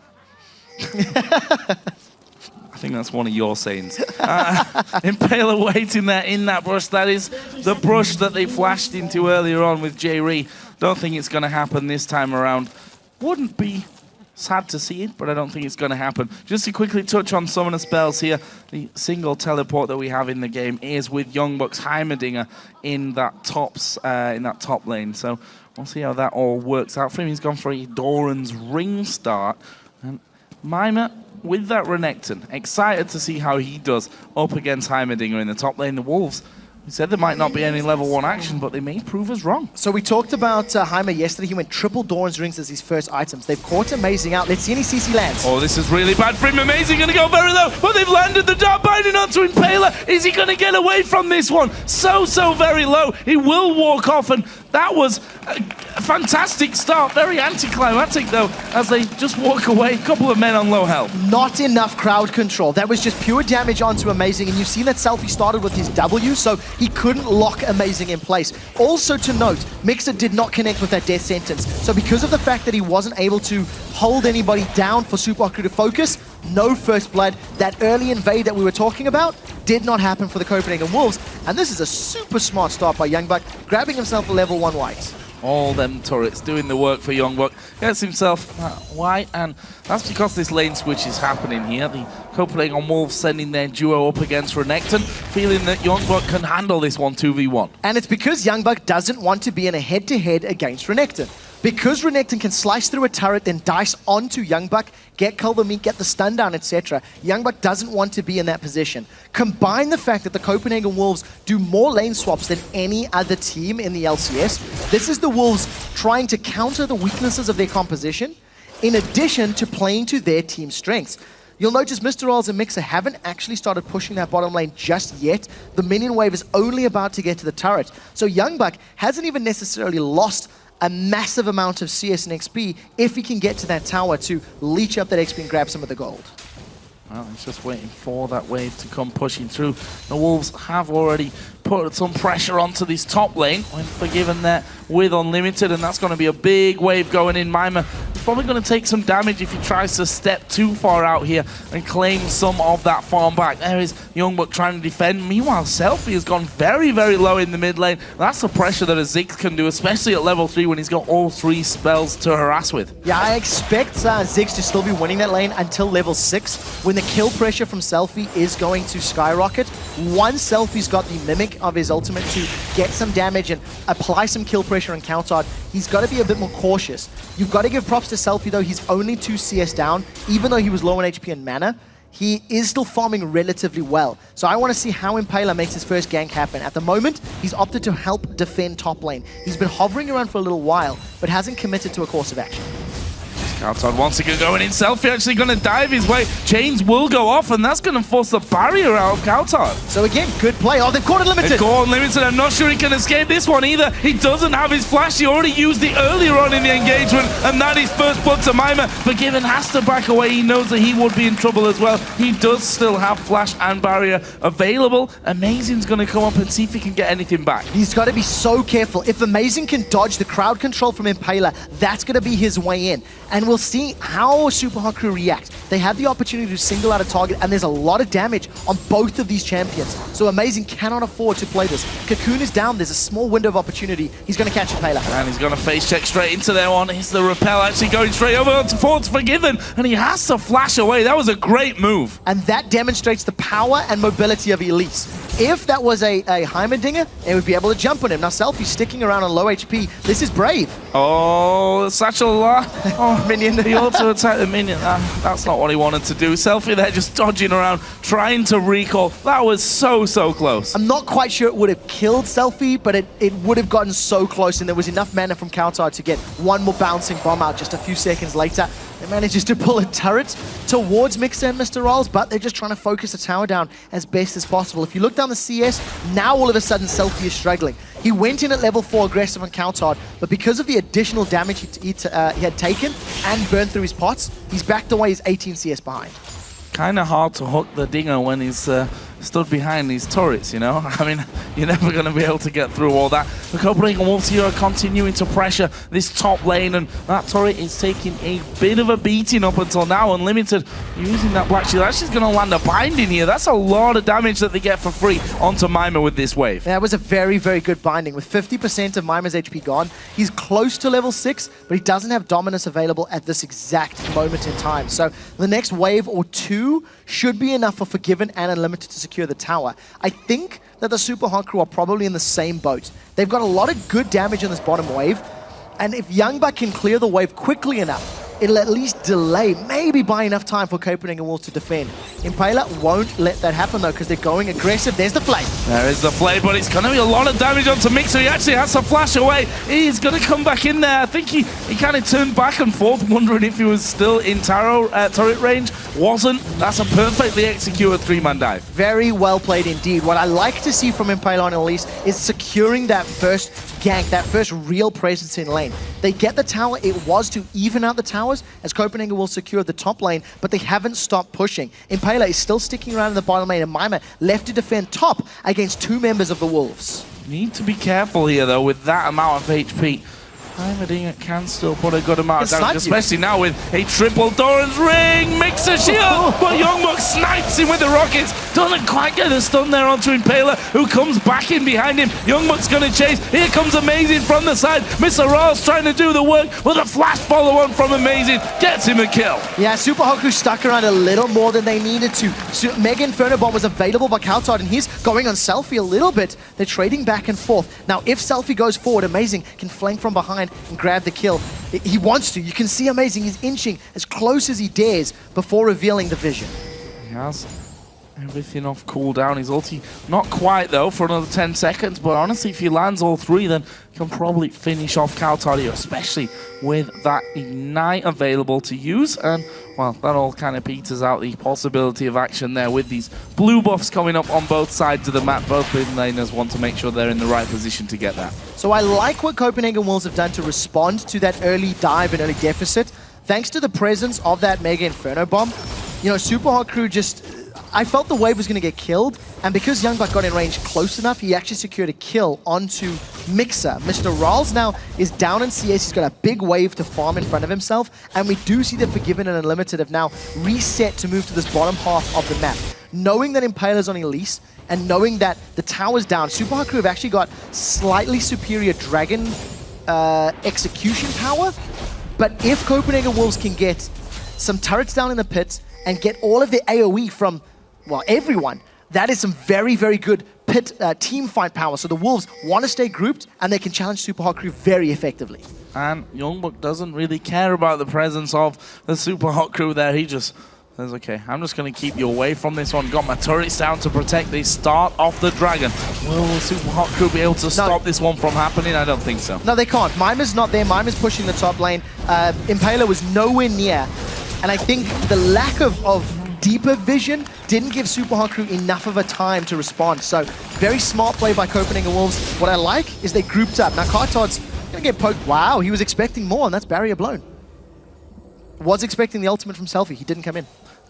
Very, very early on that one. Is Amazing going to come down on towards the bottom lane. There's the ultimate out of Forgiven. He's going to go with the Lantern. Actually takes it there. Ignite is ticking away, but actually no, that was from the red buff. Wasn't enough damage either way. And now Youngbuck has been dove on by 2, but he's a dinger and he survives. Yeah, manages to survive.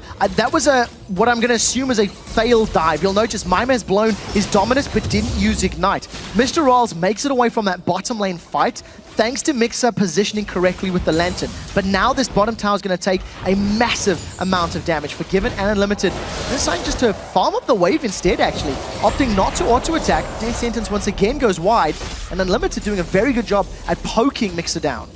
In the middle once again, Selfie coming forward. Actually, Elise is coming in. Countdown's going to get locked up. Will he get away? He's cocooned midair. There is the kill. Impaler actually gets it with an auto attack. Yeah, managing those max range skill shots. Locks Kautar down. They grab themselves a kill. Now Forgiven and Unlimited try to get some more damage down. That's about 70% of the tower's HP in a wave and a half. And as it stands, Mr. Rolls didn't back. He burned through all of his potions, is relying on his Vamp Scepter and Runes of Mastery just to heal back up, but he can't afford to get caught out again. There's no Chain of Corruption just yet for Forgiven, though.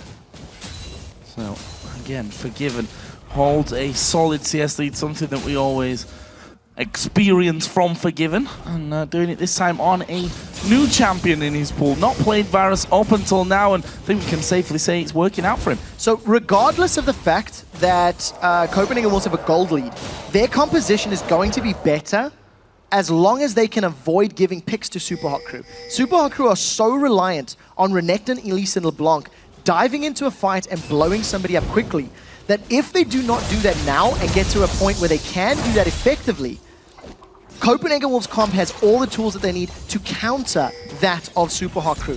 Because they're a little bit ahead, because the laning phase has gone quite well for the Wolves so far. They're even on towers, they've got the first dragon, and you notice there that Youngbuck landed the stun on Mimer the moment he sliced in.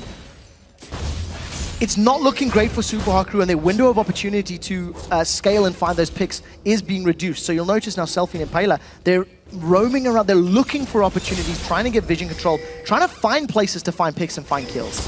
Oh, they're going to walk straight in towards Mimer, who's probably not expecting this one. The ulti comes out, and oh, he's flashed away. He's actually managed to get away, as we are going to see Selfie now going in towards Kautar with Impaler. There's no flash for Kautar. He's got his satchel charge, but he'll be finished off with a Q. Meanwhile, Amazing continues to chase onto Mimer. There's the slice back behind the turret. So Mimer manages to get away with a very well-timed flash. For a moment, you thought he was going to get down, and we talked about how important it was for Super Hot Crew to find picks. They get one onto Kautar for the second time this game, and with the minion wave here, they should be able to take the tower down as well. This is a very nice swing. It's not over in the bottom lane. Oh, that Chain of Corruption spreading and Unlimited getting out of range of it, and actually Mixer right at the back went super low. Mr. Rawls went very low as well, and that was crazy, crazy stuff. The Ignite was still up for Mixer. That would have been enough to finish off Unlimited. I could say that from the other way around as well. Unlimited has his Ignite. Both Mr. Rawls, Mixer flashing red. Yeah, they get away with their lives. It's going to cost Super Hot Crew their tower, though.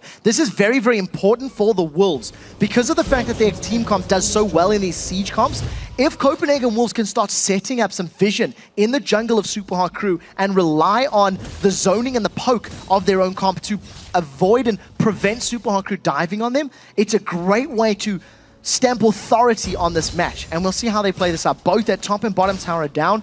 I expect the Copenhagen Wolves to put a lot of pressure on this mid lane, especially because Dragon's going to be up in 2 minutes. So focus the mid lane, get wards, get vision, get turrets up, and then roll down to Dragon once you either secure the mid tower or it becomes available.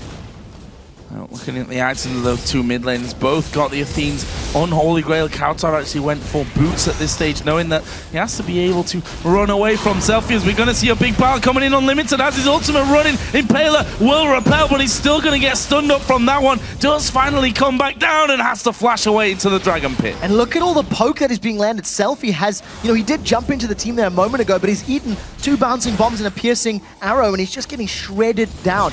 Now that he doesn't have the HP, it's going to be so much more difficult to defend this tower. Culling should be available for Mr. Rolls. We'll see if he opts to use it. I'm almost expecting him to do it just to hold on the tower. Forgiven hasn't started auto-attacking yet. Mr. Rolls actually waiting this one out. Is finally going to hit the button, and that will force the Wolves to back off somewhat. And Impaler did come in there as well. Couldn't get the... I forgot the name of the cocoon on towards Unlimited there because he had that black shield on anyway. Yeah, it wouldn't have worked out in his favor. As it stands, Copenhagen Wolves have got the teleports on their team, so Youngbuck still trying to control this minion wave, keeping Mima down. He's actually down on CS. Youngbuck has not been able to get the same CS that Mima's doing, so well played to Mima in that respect. But the moment that you see Youngbuck moving down towards the mid lane of the Dragon, all of a sudden Mima's got such a long time, so much distance to cover. You'll see the Wolves still grouped up in this mid lane. With 15 seconds before Drake, they want the tower or the Dragon. Selfie there having to hop away from the piercing arrow and just got out of range of the dark binding as well. But the Wolves being pretty relentless on this one. They're going to keep pushing up towards that turret, and this is where we see how strong the poke is. Kautar pushed quite far forward, going to bounce those bombs in there. We see the piercing arrows constantly being thrown out as well when they're off cooldown, and that will be the third and final outer turret of the game taken away by the Wolves. More importantly, they've got good positioning now to set up for Dragon. Selfie's been forced to use his distortion defensively. He needs to avoid so much damage, and he still hasn't backed. Since taking that poke over a minute and a half ago when Dragon was, when mid lane was being grouped by Copenhagen Wolves, Selfie just doesn't have the HP to engage. And look at this, Super Crew, they give up the Dragon. Very, very smart, coordinated play from the Copenhagen Wolves. I was afraid their composition was going to struggle in the straight-up head-to-head matchups, so they did a lane swap. You've seen how Youngbuck, he gave up 1 kill thanks to a tower dive by 3 members of Super Hot Crew, but that's it. He's survived the laning phase. He's got enough money to complete his Zhonya's Hourglass as well, unless my math is terrible, and that is a key, crucial item on that Heimerdinger. Now, and doing some good damage here onto Mima as well, but we do see the spider on the top side of the map. Impaler waiting on the grave of the outer turret in the top lane, and Youngbuck just sticking in behind his turrets, throwing as much damage as he can on towards Mima. Impaler has now gone through, but will Youngbuck fall for this one? He still has a flash, so in the grand scheme, still pretty safe.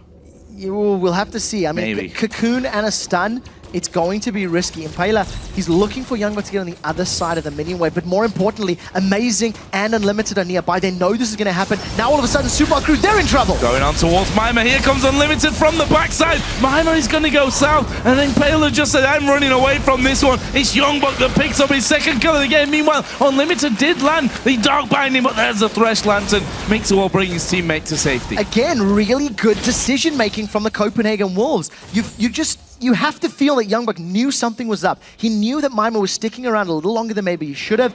Got the support from the rest of his team, and they turned that around. They grabbed themselves a kill. And not only that, Youngbuck's teleporting bottom to defend the tower, so he's going to keep farming his way up. He's got his Zhonya's Hourglass completed, and all Youngbuck's going to look to do is control these side lanes while you rely on that long-range poke from Kauton and from Forgiven to keep Super Hot Crew down. That window of opportunity, that early advantage that Super Hot Crew had, is now being negated further and further and further. Getting close to a 4,000 gold lead here for the Copenhagen Wolves. Mr. Rolls, though, has managed to squeak himself ahead in the CS ratings here, 160 to 152. We can see that Forgiven working up towards that last Whisper by the looks of it as his second item. Interestingly enough, when Renekton's gone all magic resist. Yeah, Renekton has to because of the fact that he's got 3 AP threats and he's in lane against Youngbuck. So at this point in time, Renekton, I think, is looking to deal with Heimer and probably Ziggs more so than Forgiven. But the problem is there are too many damage threats. You know, you've got 4 sources of damage on the side of Copenhagen Wolves that Super Hard Crew have to find a way to get through.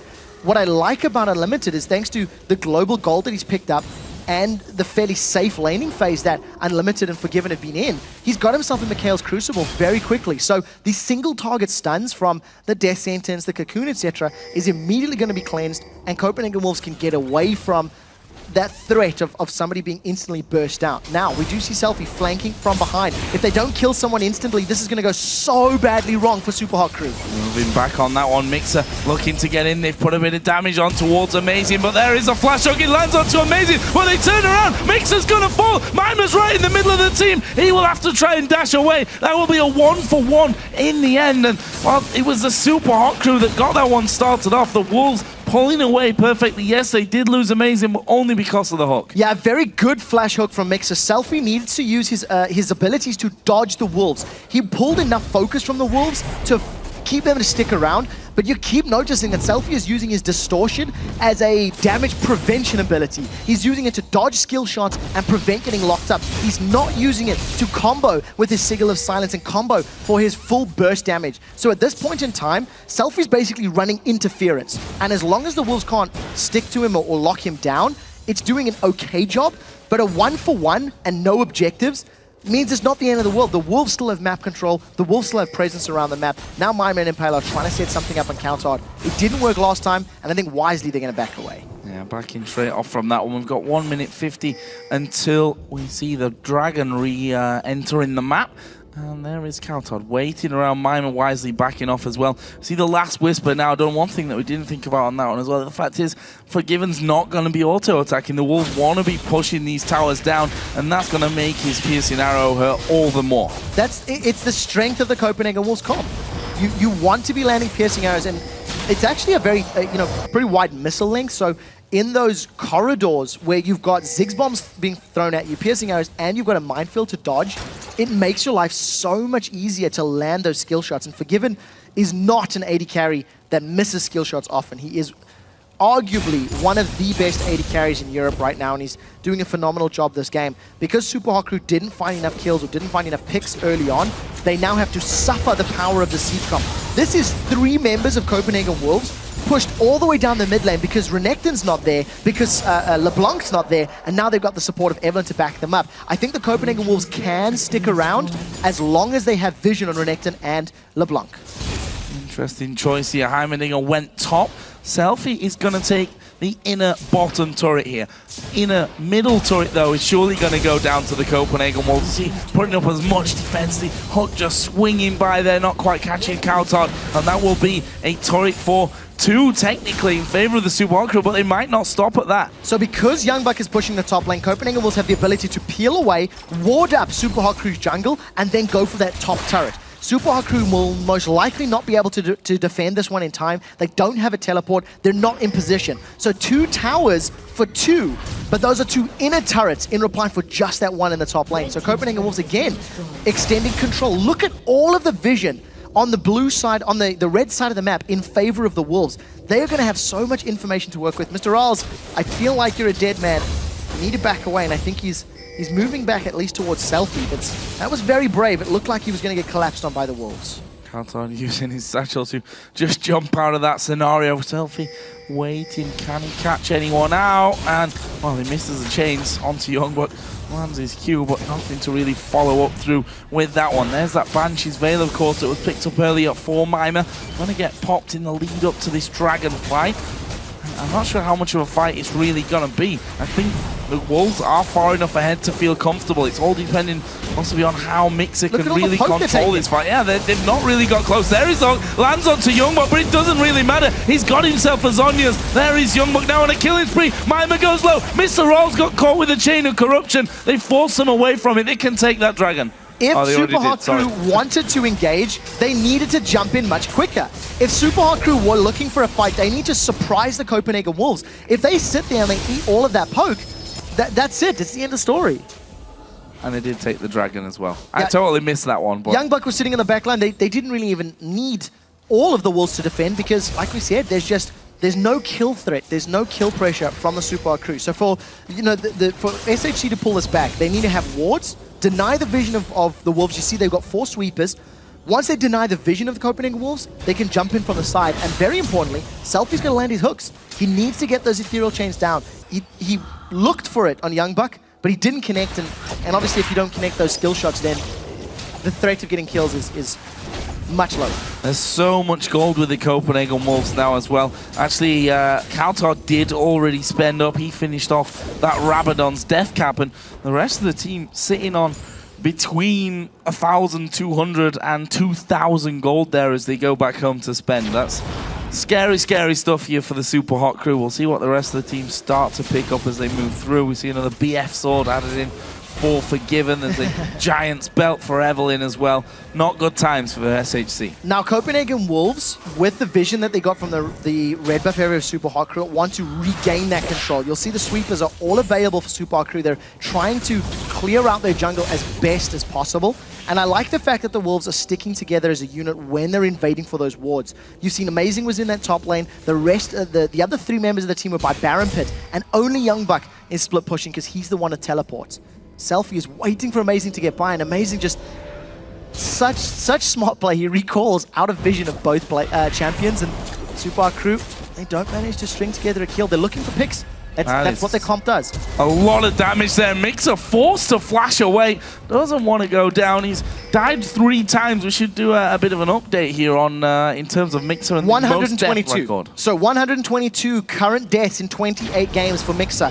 If he wants to break Kiwi Kid's record, it's 126 is the number of deaths that we're looking at. Selfie with that sweeping lanes is trying to get damage. That is so much poke. Great dark binding. Will they finish him off here from this one? Actually, yes, they will. Sniped through the red buff pit from Forgiven. Says, thank you very much. I'll take my first of the game. And they go straight over on towards the Baron. The Super Hot crew going to be very hard pressed to defend this. This is going to be a steal from Impaler is the only option available. You see his Spiderlings were killed. He's taking too much time. Flash is available. Going in. He didn't get it. Didn't get it. Impaler was a little bit too fast on that one. Mixer, meanwhile, going to get caught up. Mimer also caught out. Mimer actually took the lantern. Probably didn't need to do that. He could have flashed over the back of the Baron pit. That will be a double kill coming out for Forgiven. 4 men down with the Baron. Great play from the Wolves. A very dominant performance from the Copenhagen Wolves. They accelerated the laning phase quickly enough to make this mid-game theirs.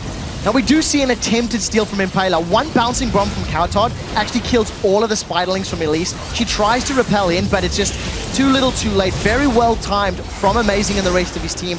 And truthfully, this was just a bit of a slaughterhouse. They have so much damage. It was a 5v1 basically because Super Hot Crew went in individually and they just get shut down. With Baron and all of the damage, they're going to grab the inhibitor turret. They don't even have to stop here. They've still got full HP. They've caught Youngbuk. Carl Mixer's going to get going down again, and Unlimited falling low at the backside as well. He will flash away. Impaler goes low. Mr. Rolls trying to snipe through there. That was actually a 1-for-1. Youngbuk did die. Yeah, he didn't even get off his Zhonya's Hourglass in that team fight, so a small misplay on the side of Youngbuk. Forgiven though, with still a massive amount of HP and mana, he can still force them down. Amazing's been caught out.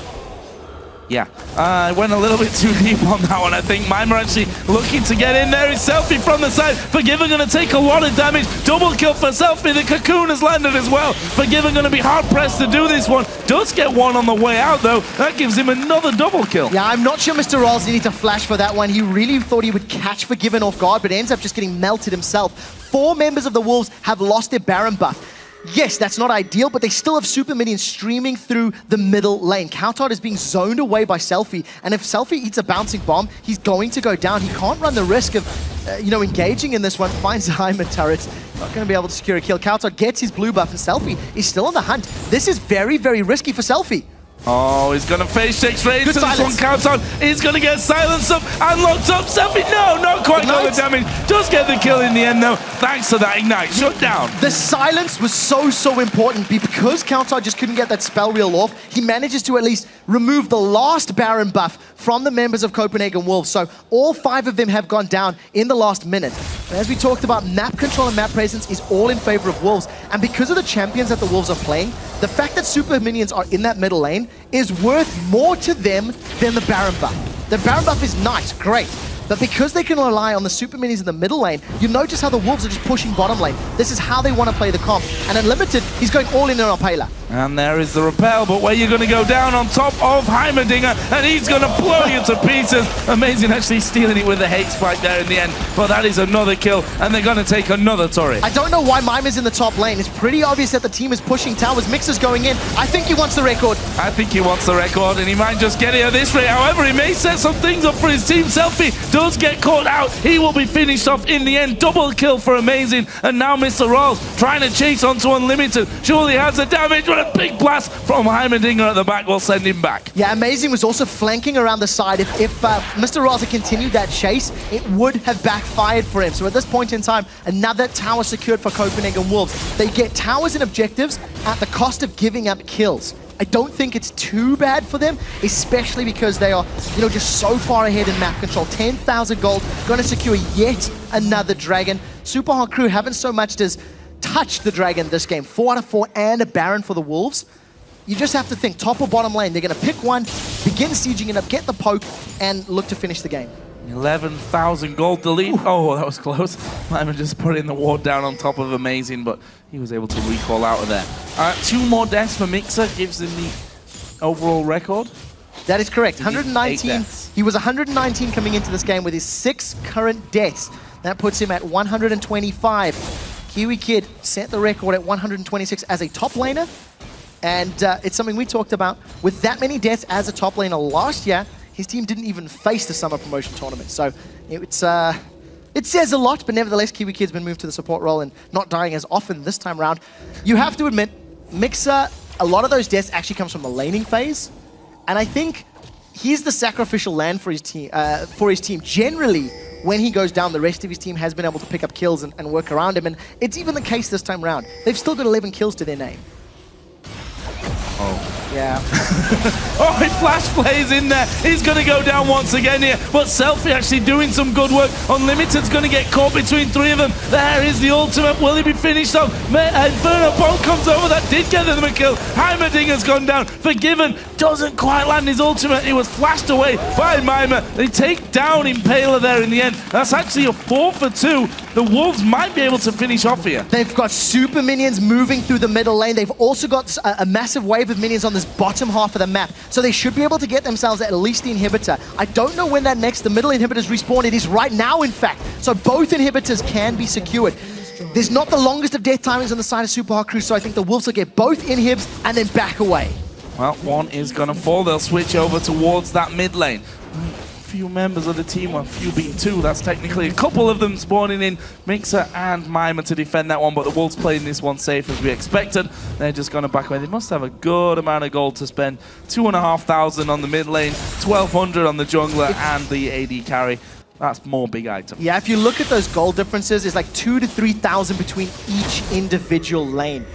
That is a full item ahead that the Copenhagen Wolves have afforded themselves. They've got, there's 7 kills above. That's not a massive amount. 13,000 gold, 8 towers to 4, super minions in 2 lanes. And as we talked about, the siege composition, when it gets ahead, Super Hot Crew are going to have a tough time dealing with this. They don't have the safest wave clear. The only thing they can rely on as far as wave clear is concerned is the culling.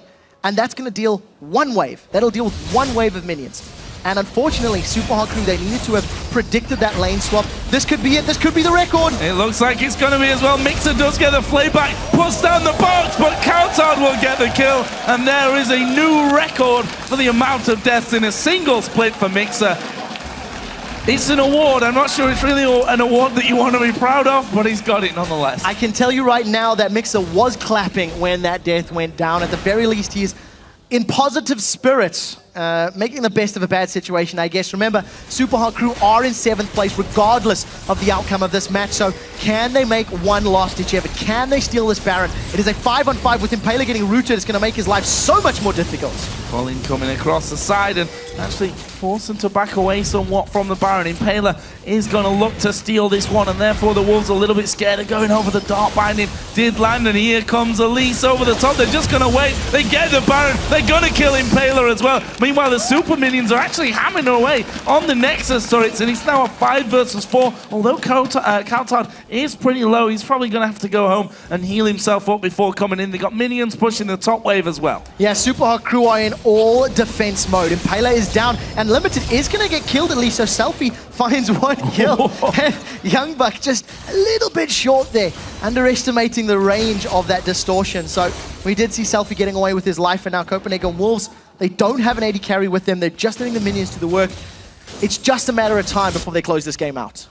Yep, I think so as well. With both inhibitors down, the Nexus turret's already taking a bit of damage as well from those super minions before. We've seen Ziggs now has a Zhonya's Hourglass as the Randuin Zoman finished off for the support Morgana. So overall, just a slight step ahead, I think we can safely say here are the Copenhagen Wolves. So this is a very big confidence boost for the Wolves when you consider they played their last 2 games of Super Week today. This is the first one against the Super Hot Crew, and they will be playing against Alliance a little bit later in the day. It's actually the last game of the day. We were on a bit of a downer as well after losing 2 games in a row. Now, what we did talk about is if Copenhagen Wolves want to challenge for 5th place in the seedings, they are looking to go 2-0. They're looking to defeat Alliance, and they're looking for Gambit to pick up a win against Alliance as well. If that scenario happens, we will have a 3-way tie for 5th place, and I believe we will be going for that 3-way head-to-head, which will mean the round robin potentially into that elimination bracket. So the Wolves, they've taken step 1. Oh, Kautard! Is he dead? No!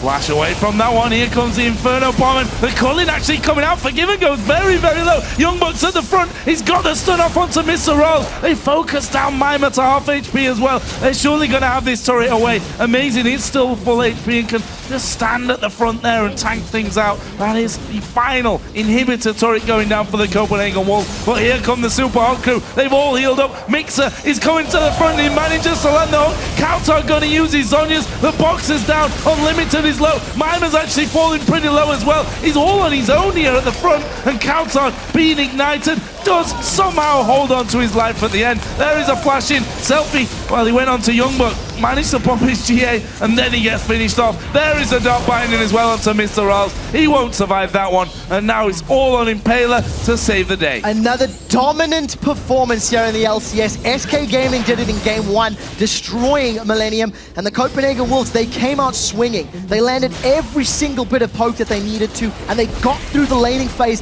by some very smart decisions. Copenhagen Wolves are taking down Super Hot Crew. Nexus turrets both gonna go down here. The Nexus itself not gonna be enough, just Impaler there to try and hold on. They may try and get a few more, 1 more kill from this one. Mima's coming up in 5 seconds. They won't take out Impaler, but the Copenhagen Wolves have done 50% of the job that they came here today to do, and they picked up the win against the Super Hot Crew. Yeah, in terms of finding that tiebreaker, they need to win both of their games, and they need Gambit to win as well. So it's not entirely in the Wolves' hands, but a bit of the weight that they need to carry has been, carried. And another strong performance by Heimerdinger. We talked in the Picks and Bans how Super Hot Crew needed to deal with Heimer. They needed to get in his face and they needed to shut him down. If they had done that, it would have reduced that siege power, but truthfully, it wasn't even the Heimer that was that impactful. It was Kautard on Ziggs and Forgiven on Varus. Their long-range poke melted Super Hot Crew's HP bars, and they were never once at full HP in a fight. Now, you saw when they tried to come down and have just a look at Dragon and see if it was being done, they got hit with everything. They have to back away. They're losing people even. And you've got the likes of Elise, who this setup's almost perfect for her there, because you have the guys poking at the front, you come in from the side, you flank, you just mop up what's left. Yeah, in theory, but it didn't work out. For this time around, I think the Super Hot Crew, they never got going. I think that's the best way to talk about it. And we've seen it this week where Super Hot Crew have struggled in their laning phase. The one laning phase that they did win, it ended up transitioning to a pretty poor mid-game where they didn't know how to capitalize on their lead. And it's one of those things that we actually saw from Millennium a few weeks ago. It's like a young team. They changed their mid laner to Selfie. He has had 2 or 3 weeks worth of LCS games to play, but they're still learning the ropes. They're still figuring out what they need to do to compete with the stronger teams here in the LCS. And 2 or 3 weeks really isn't that much time. Yeah, you can pull out 1 or 2 good performances here, but I don't think that you can realistically expect that you're going to be able to string 4, 5, 6 games in a row together with a new player. It just doesn't work like that. So let me put a strong example. Alliance at the beginning of the split came into the tournament, into the season, smashing everyone in scrims. Everybody was being taken up by Alliance.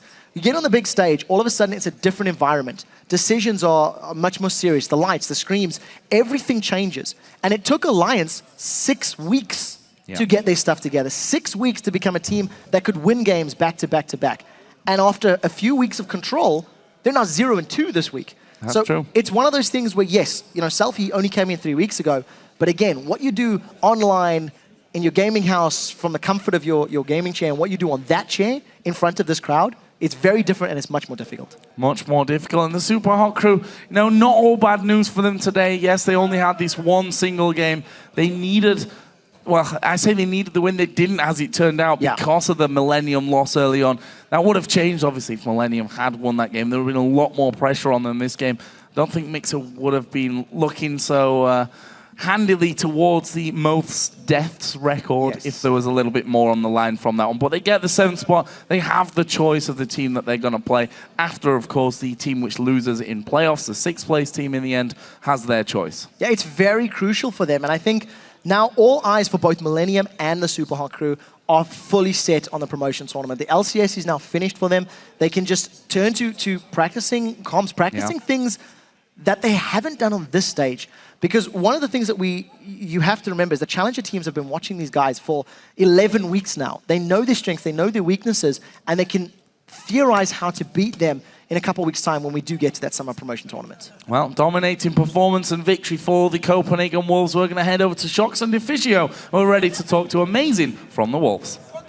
Thank you very much, Joe. Indeed, amazing here. After that win from the Copenhagen Wolves versus the Super Hot Crew, first thing I want to ask you is, how serious did you take this game? Obviously, we saw Mixa taking the record there for most stats, but I do assume that you want to get some wins under your belt going into playoffs. Yeah, the thing is that we still have the option to move up in the ladder, so we obviously want to win, maybe get a better matchup in the playoffs.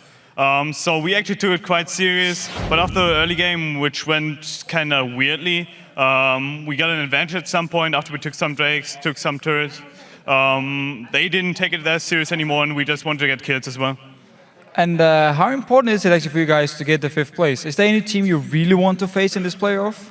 I really want to face Rocket, to be honest. I don't know how possible that is, but I think we match them pretty well. And we have been beating them in the challenger scene and in the LCS as well. Like, we're 2-2, but we had a really dumb loss versus them. And I think we match up really well. And then, again, playoff, of course. What do you actually think your chances are if you come into the playoffs here? Because most people, when they look at the standings, are going to say, you guys are going to be one of the underdogs coming in. Of course, we have all the big teams in the playoffs now. How well do you think you guys can perform? Can you actually take it all the way? Well, we have really high potential, in my opinion. In some games we show it, in some other we don't. So we could make it a dream story, basically, like getting to the finals or something like that. I think GGU had a similar run back then, or something like that, and we may repeat it. Can I follow up on Deficio's earlier question, who you want to face? Who do you absolutely not want to face? Who is the strongest team in Europe for you right now? Oh, that's a tough question. I think that SK is really strong. Obviously, we won't face them first round. It's impossible, they're first. But in general, like, maybe Fnatic or strong Gambit. And I asked Youngborg about this last week. I actually want to talk with you now about it. The challenger scene. You have so much experience from it. When you look at the current challenger teams, how strong do you think they are compared to when you guys actually qualified? Well, I think right now the LCS is its strongest point. Aside from NIP being out, maybe exchange in SHG or Millennium, the LCS has never been stronger. And that means our level of play is way higher compared to the challenger teams. And I think we would, even if we get relegated, not drop out of LCS. All right, so a lot of confidence there. Congratulations for you. Thank you for talking to us. We also asked you guys at home again to answer us on Twitter. And today we asked you, which European LCS team have you had the most fun watching this split and why? And here are some of your answers. The first one is from @WoW.play. Fnatic, the mid-season was harsh, but it made the way they are playing now that much more fun to watch. I have to agree. I mean, when the season started, they went 7-0. Everyone was like, Fnatic, best team we got in Europe. and they just continued to dominate here. It was nice to follow them. Then when they actually started losing, you were just waiting for them to get the comeback, to get to the point where they started winning again. And now seeing them bounce back here and have the chance to claim the second spot in the league, it's a beautiful story. All planned. All planned. The second one is from @PaperPlanesLol. Roccat, their champion in team comp versatility is just way too fun to watch as a neutral spectator. And you guys want to face them, but they could pull off something special. Yeah, they have like a lot of odd picks, but I don't know. We are really good at handling curveballs, so we don't really care. We also see that Heimerdinger curveball coming out, so no problem there. The third one is from @StevieGTV. I've most enjoyed watching Millennium. Despite being 8th, they brought unmatched aggression and personality to the Rift. I mean, we have to agree. We have seen Aaron here, of course, who's no longer the jungler, and Conning's coming in and doing so well. Like when he's playing Kha'Zix, we always see aggressive plays, aggressive games from Millennium. We got Jerry pulling out the Blitzcrank. I mean, we got multiple picks from them, and also the whole trackball thing with Curb. Every single time he makes a play, you're like, how does he do it? So Millennium as a team, despite losing, actually plays some pretty cool games. Absolutely very fun to watch them always. As for you guys at home, thank you very much for those responses. As always, keep the conversation going by sending us your tweets with the hashtag LCS. Now we're going to take a quick break and dig through the couch cushions to see if we can afford more Poro snacks. But keep it here, because we'll return with Alliance versus Gambit. See you in 3.5.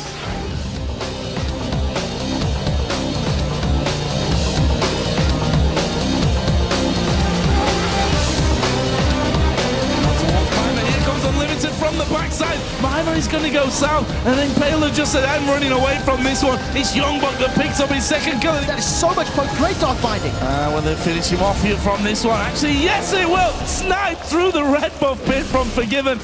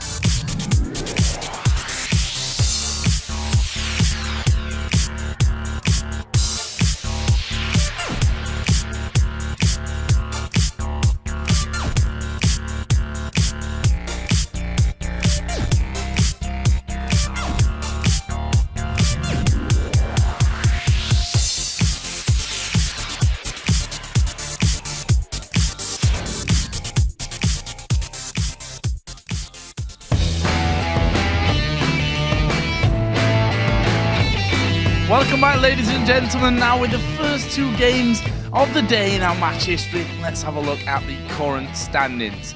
Up at the top of the table is, of course, SK Gaming at 18 wins, 10 losses. Fnatic in second with 16 and 11. Roccat in third at 15 and 12. And Alliance in fourth at 14 and 12. Sitting in 5th position and about to take to the stage is Gambit at 14 and 13. Copenhagen Wolves are still in 6th place with a shot at making 5th, depending on this result and the game later in the day. And then the 2 teams that are locked in. Super Hot Crew in 7th at 10 and 18, and Millennium in 8th place at 9 and 19. And now it is time for our next match as Alliance take on Gambit. And Alliance is one of only 3 teams who can finish in the 2nd seed, along with Fnatic and Roccat, and they need a win here to set that into motion. Yeah, and Gambit can go as high as 3rd, but in order for that to happen, here's the scenario.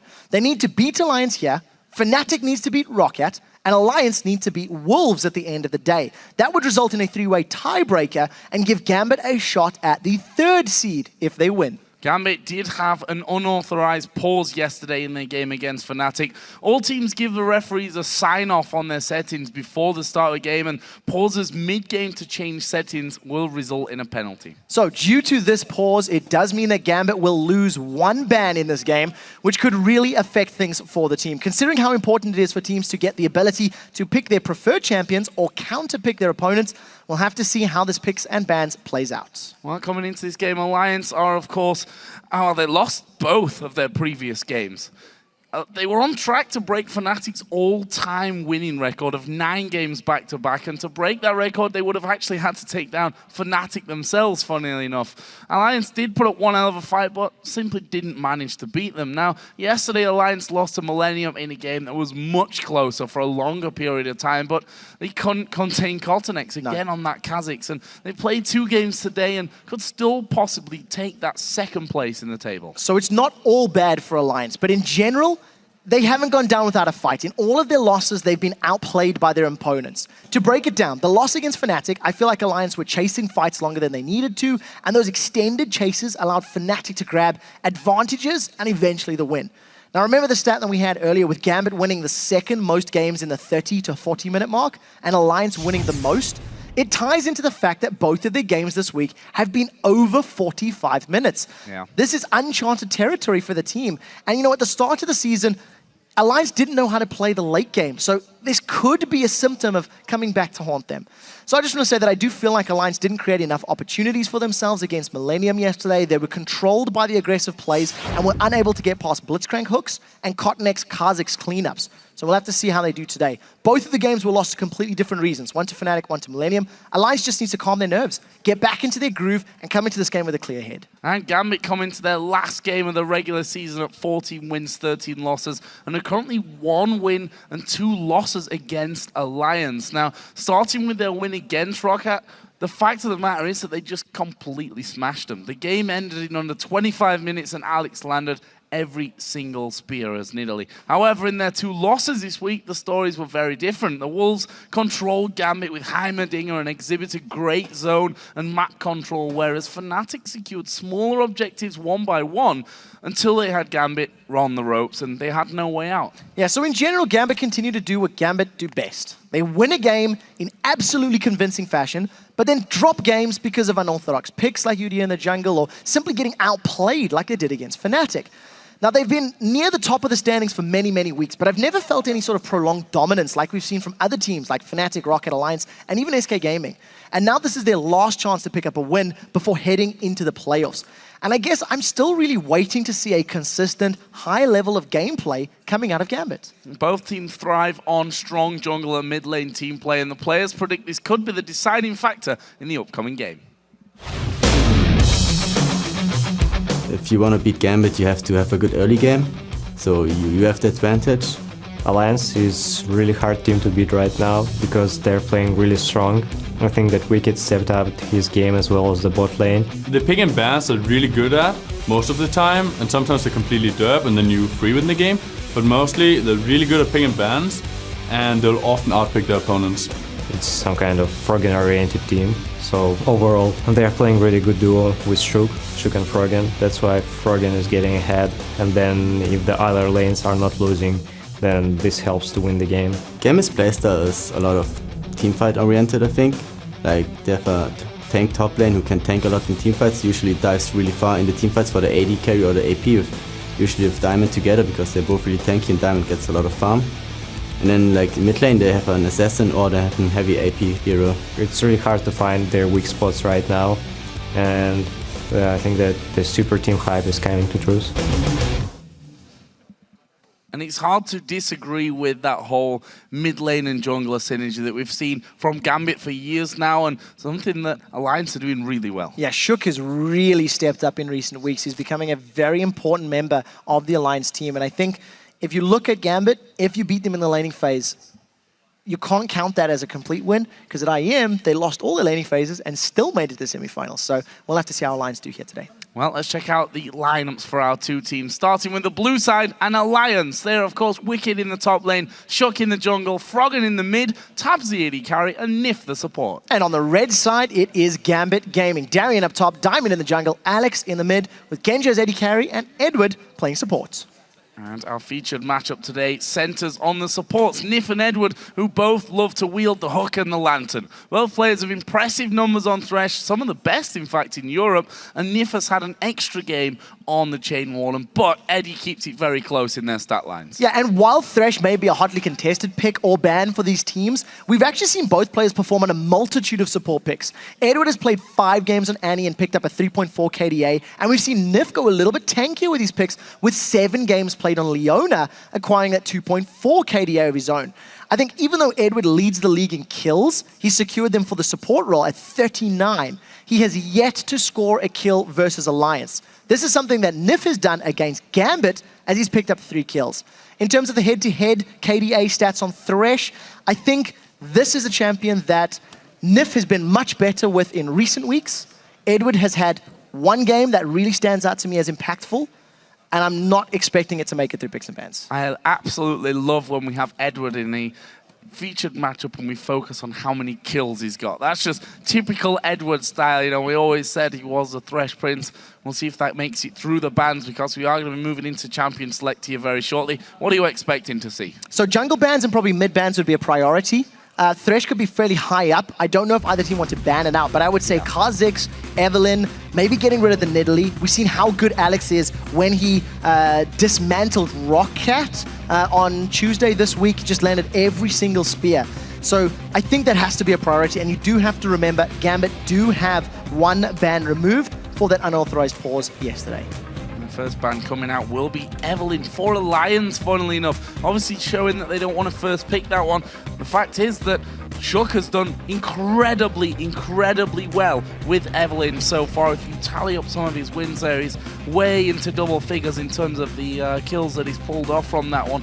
Second ban will be Lulu. Pretty standard against Gambit. Don't want to let Alex have that.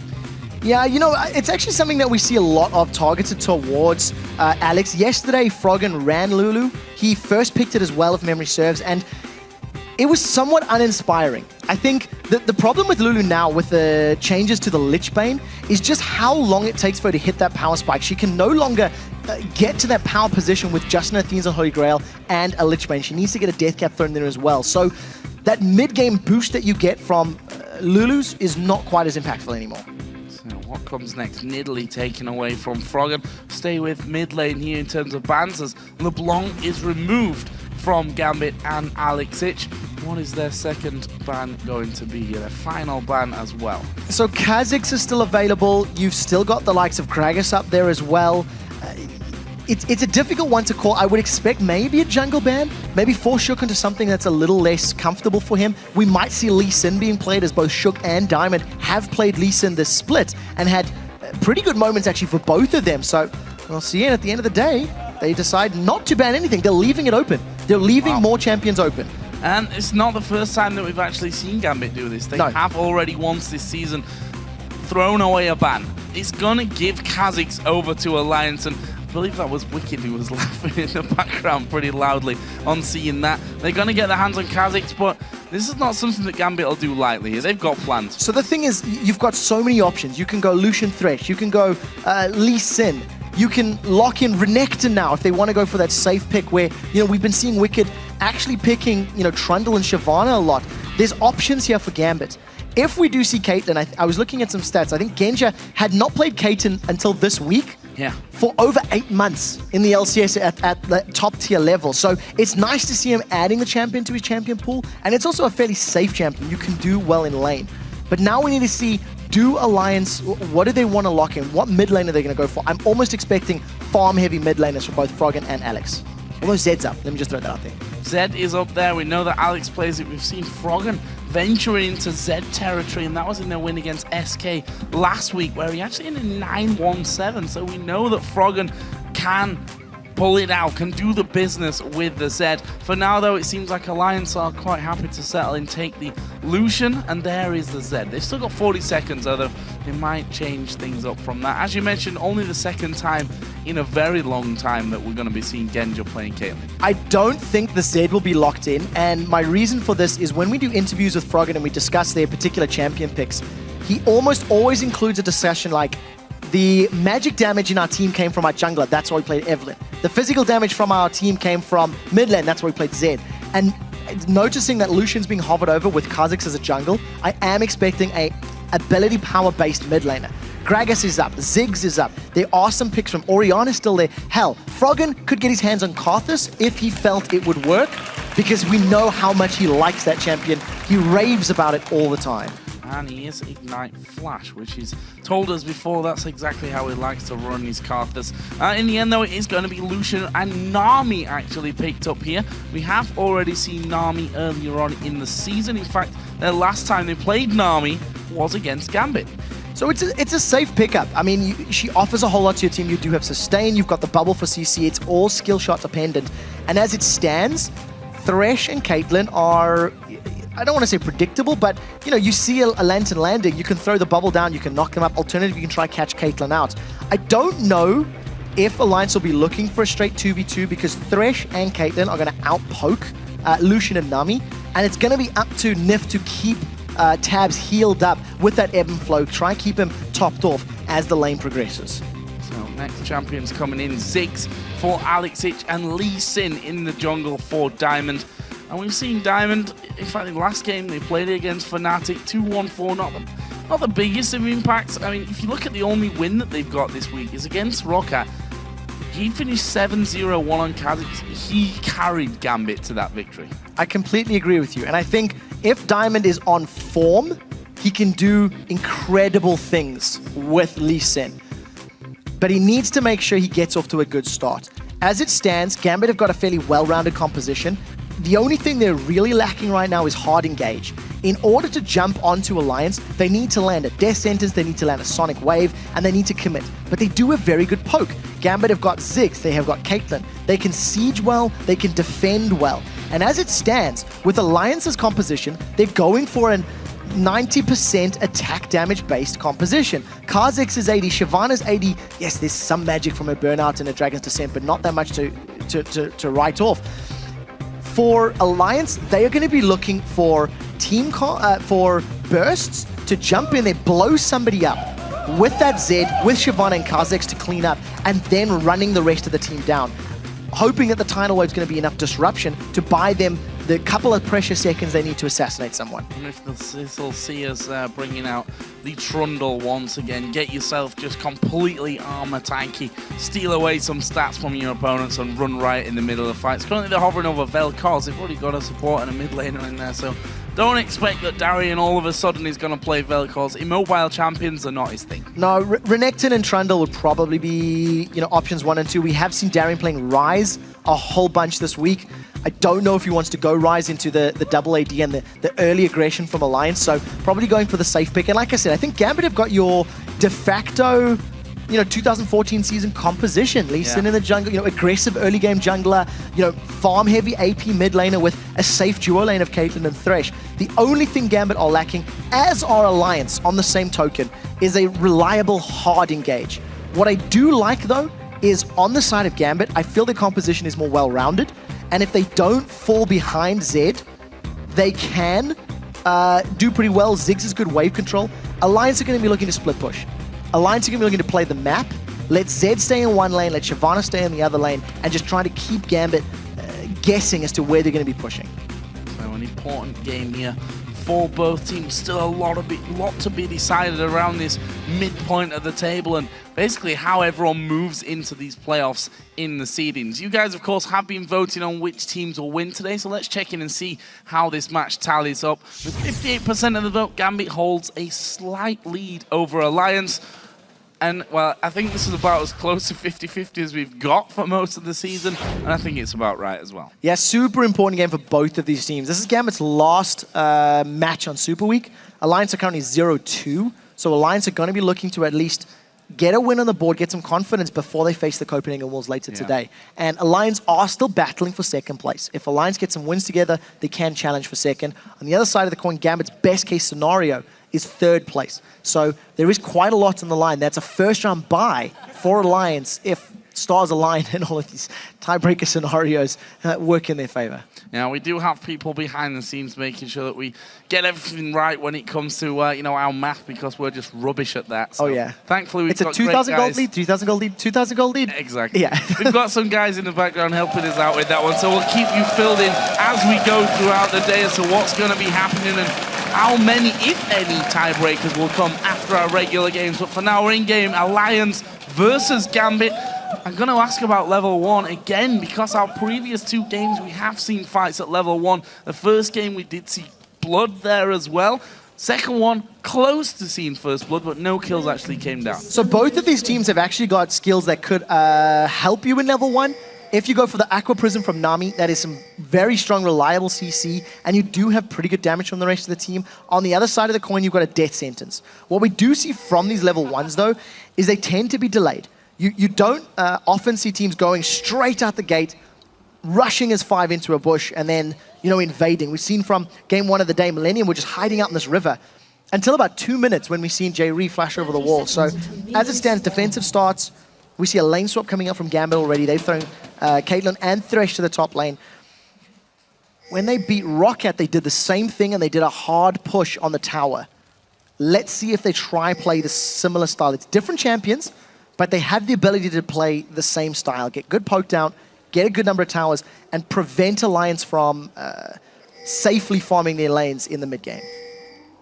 They've spotted Darian early here, though. For me, that could be a possible early mistake. We can see that Darian actually is now, is he going to be moving away? No. Do they want this 2v1? Are they happy with that one, Alliance? We'll find out, but they definitely saw Darian on this bottom side of the map. Hedward and Genja have now gone further into that brush, and even as Shivani, you still need to be a little bit careful about how you go face-checking these brushes on the top of river. Yeah, you know, she does have a flash available, and keep note that Wicked is running teleport, so that map presence is going to be there.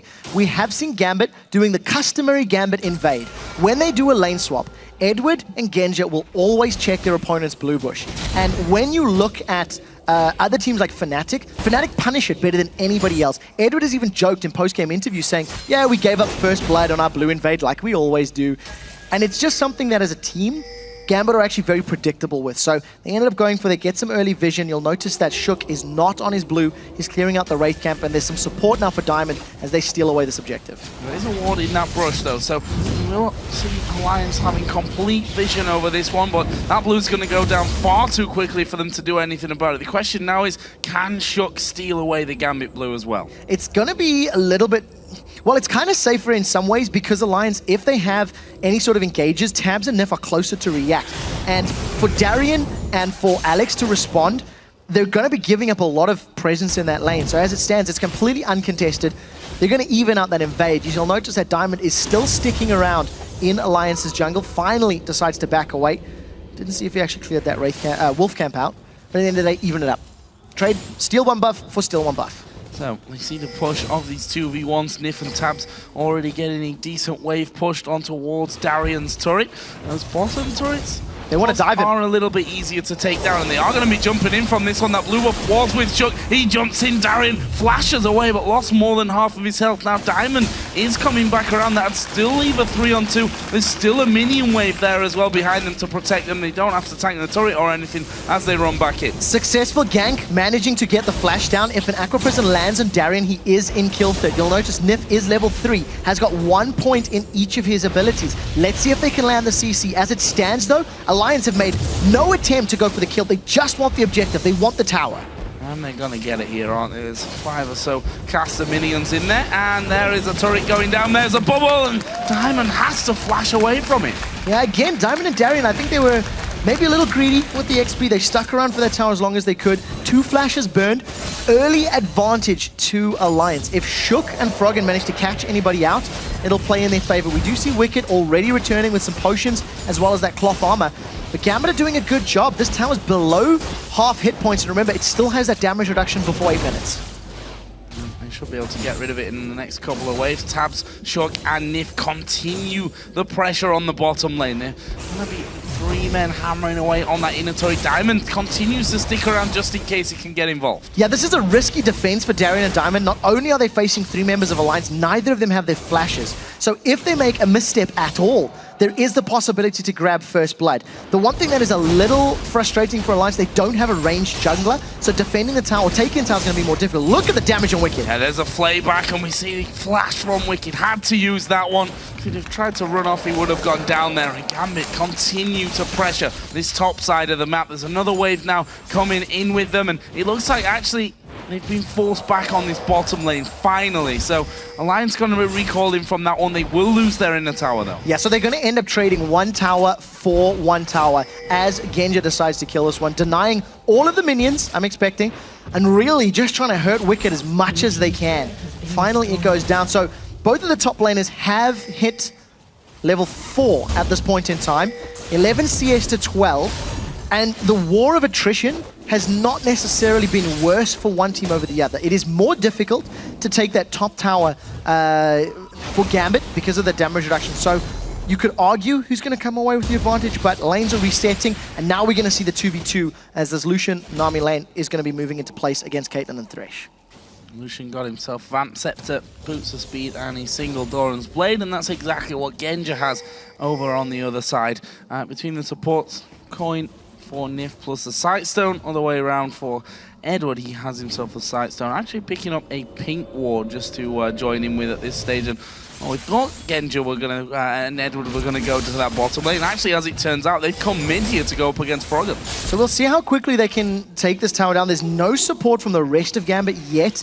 Diamond as well as Alex were in the base. So, you know, we've seen when Gambit took apart Roccat with their siege comp. They had Caitlyn, they had Nidalee as well, and they did a very, very good job of making it work then. Diamond was playing Diamond was playing Kha'Zix. So yeah, that's how much I associate the champion with him. But as it stands, the support is coming in for Gambit, and they've definitely set their sights on this tower. Alliance responding, their dual lanes moving up. Can't actually get in there for any more damage. Alex keeping them, that's why Froggen keeping them at bay. And again, as it's been a long week.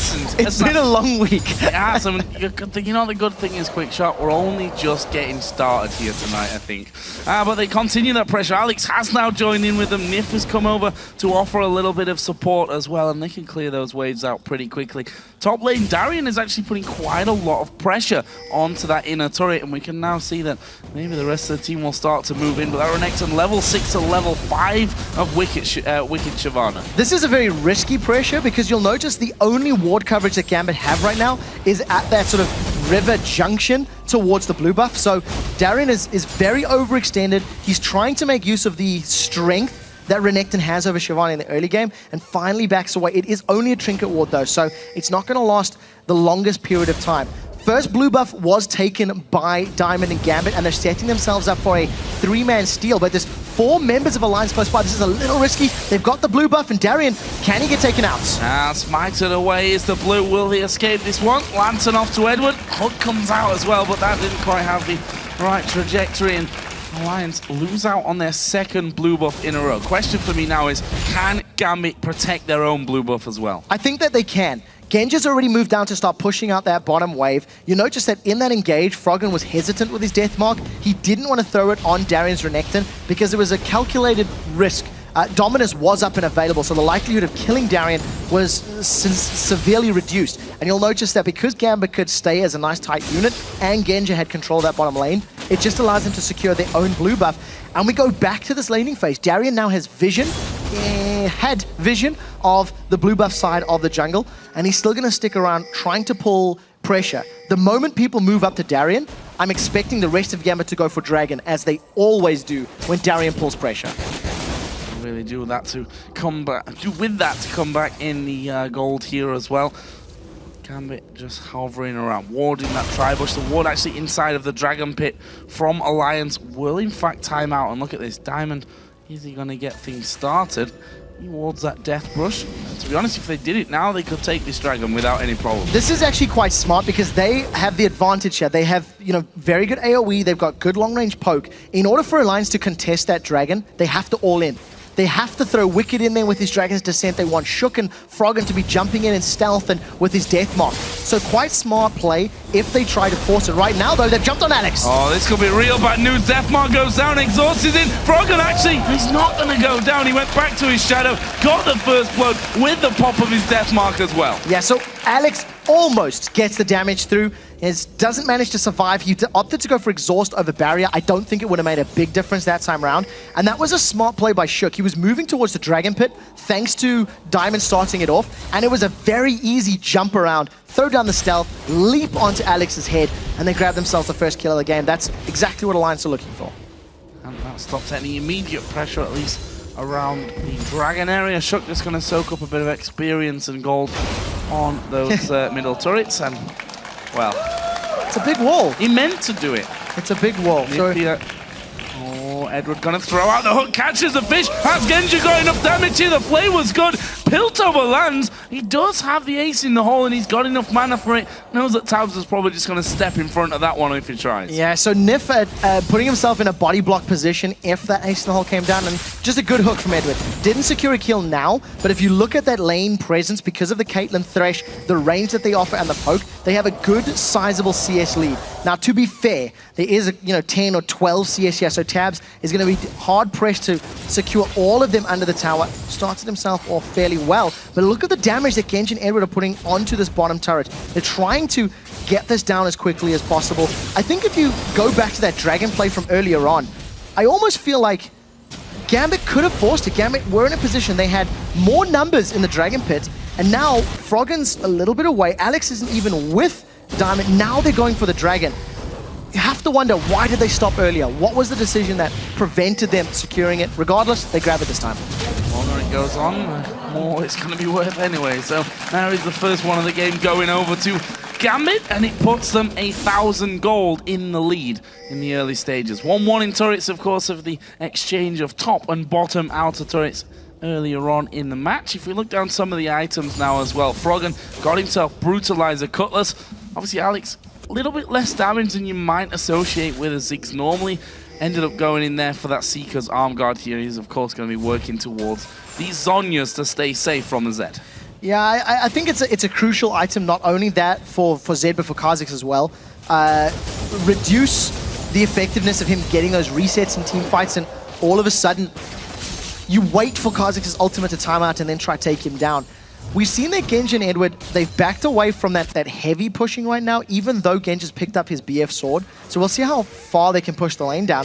And while all of this action's been going on the last sort of 3 or 4 minutes, Darien is just slowly pulling a little bit further ahead. He's got a tiny bit of vision in this blue buff, but nobody's even made an attempt to jump onto Renekton. He is quite hard to stick to. With Slice and Dice and Flash and Dominus, it is going to be quite a difficult task of taking him down. So for Alliance to do that, they've got to invest a lot of resources. Yeah, Shook not really got the damage at this stage, I think, and he's still pretty squishy as well, and Darian's not the kind of guy who hesitates when he thinks he can turn around and have a good go at you. And here we see again the push in towards that blue buff area, and they're looking for complete control of that. Yeah, they don't want to give Alliance any blue buff for Zed. Reduce the spam, reduce the wave clear that he's got, and also reduce his kill power on Alex. You know, Alex has come out of this laning phase. He's been killed once to a gank, he's got a CS lead, and he's sort of controlled Froggen, I think is the best way to put it. Froggen hasn't been roaming, he hasn't been moving around the map. Darien is keeping the presence in that top lane, and now all of a sudden Edward looks like he's going to get caught. Dodges the bubble though. Oh, this could get messy. Nick will throw out the tidal wave there. There's a dodge back from Diamond. The hook landed onto Shook as well, but there's nobody there. The fight just stops. Yeah, Genji was farming on the bottom lane. Mega Inferno Bomb was available for Alex, but he decided to hold on to it. Nobody else from Gambit committed. Now, Alliance are trying to make a play for this blue buff. They have 4 members nearby, and remember, Wicked has got teleport available. Does look like they're going to decide better of it and back away. Ace in the hole has been channeled. Yeah, Shook actually popped his ultimate there, I think, to get rid of some of the damage from that one. Meanwhile, Wicked, surprise, surprise, continues to be bullied here in this top lane by Darian. So again, if you just look at that blue buff area, part of the reason Alliance didn't go for the challenge or they didn't try to take it, they have to commit everything. They have to go all in with Kazakh's ultimate, with Death Mark. They didn't have Tidal Wave. It had been used earlier when Nif had been jumped on. So a large part of their team power wasn't there for them. There's not a lot of damage, not a lot of vision down at this point either. As Froggen here turns around, going to put the Death Mark down. Exhaust is onto him. Has he done enough to kill Alex? No way. That Death Mark got nowhere near enough damage. Can he escape? One more auto attack should do it. The Flay comes in. Alex actually flashes together kill. And now Diamond in the middle is trying to get to his turret. The Cullen will get the kill. Edward has hooked in Chunk. But you don't want it. No, you don't. You don't want to pull in the bug. And there is a heal from Nish. Meanwhile, Darian comes out. He's bubbled under the tower. And he can't fight any longer. That was a brilliant bubble from Nif, preventing Darian from getting anywhere near Shook. So at the end of the day, they trade 1 kill for 1. I like the fact that Alex had a good timing on that exhaust. He managed to reduce all of the damage from Deathmark, and Froggen got a little bit baited in there. He went on to Alex as Edward came around the corner, and that was when Froggen realized, oh, I don't want to be here. While all of that action is going on, you'll notice that Genja is just about to secure that bottom turret. So finally, that sort of pushing from earlier pays off in favor of Gambit. They're 2-1 up in towers, and Alliance are trying to even it out in this mid lane. The Mega Inferno bomb only just caught onto the back end of Nif there, and to be honest, didn't really do all that much damage. He's got that Fiend's Unholy Grail now completed, has Alex. Froggen did just go down to the bottom lane to make sure that Genja doesn't continue to push on through. Both AD carries, if we look at them, similar items at this point. Bloodthirster was done for Tabs, and, well, Genja's got the money for it, I'm sure, at this stage now. He's 138 to 115 CS ahead. Did have the money for it, but actually he picked up a crit cloak instead. Well, we'll see if he can manage to get his Infinity Edge built up. Bloodthirst Infinity Edge is the standard itemization for Genja this week. We'll be keeping a blog up to date as to what the core items are, but you know what? It's working from so far. He's a little bit ahead on CS. The 2 lanes that Genja has been in has secured the towers, and thanks to the fact that he's got that Caitlyn with her long range, she's now rotated to the mid lane and is now going to be trying to get control of this area of the map. And we'll see if Tabs just uses the Culling to defend the tower. You know, right now, I think Gambit want to force a siege situation, force Alliance to respond, because their champion's going to be much more powerful in that scenario. Holding on nicely though. Tabs will be thankful for that bit of time alone to get himself some farm back, because Genja really has done what Genja does somehow so well. You see him almost disappear. You don't really see him on the screen for quite a while. Then he comes back and he's regained himself a CS lead. He's currently sat just under 20, and that's going to only increase now as he gets another wave pushed onto him by Froggen. There is one very big concern for Gambit, and the concern is, how do they deal with Froggen? Because Froggen already has a Blade of the Rune King, is working towards that Black Cleaver, there's very few people who can 1v1 him when he is busy split pushing. So with that in mind, we need to see how they're going to deal with it. As it stands, Froggen's thinking about this fight. He doesn't have the support of his team yet. They're going to get there very quickly, though, and it's too late. It's simply too late. Dragon gone down, Alliance back away, and I almost want to disagree with you there. You know, Alex Ich is moving up to a Zhonya's Hourglass. Darian plays a Renekton, which we all know he built Zhonya's Hourglass on as well. So he's going to have that going for him. Wicked meanwhile pushing this top lane. Again, we see the Mega Inferno bomb from Alex Ich being thrown up there just to clear out those minions. Wicked doesn't care, he'll farm between the towers. Here is Darian, and he will probably need that Zhonya's if he carries on like this. Deathmark is going to trigger. It's a lot of damage, but will he be able to dive away? Actually, Froggen decides not to chase. Froggen? I don't really know why. He had vision of the rest of Gambit. You'll see Darren is running into enemy territory. He hit the wrong button, surely. Potentially, could have been. Could also be the fact that Darren is running towards him. But now he's chasing him, so it doesn't make sense. I'm pretty sure he hit the wrong button. Yeah, we'll go with that one for now. Darren is most likely going to suicide. Doesn't give up the kill to Froggen. The rest of Gambit are now invading. Now, that was the example. Zed can kill Renekton now. We'll have to see how he deals with it. Blue buff secured by Shook. Pretty sure that was on Shook. Yeah, it was. Shook took that one. And Wicked actually getting exhausted here, throwing a lot of damage his way.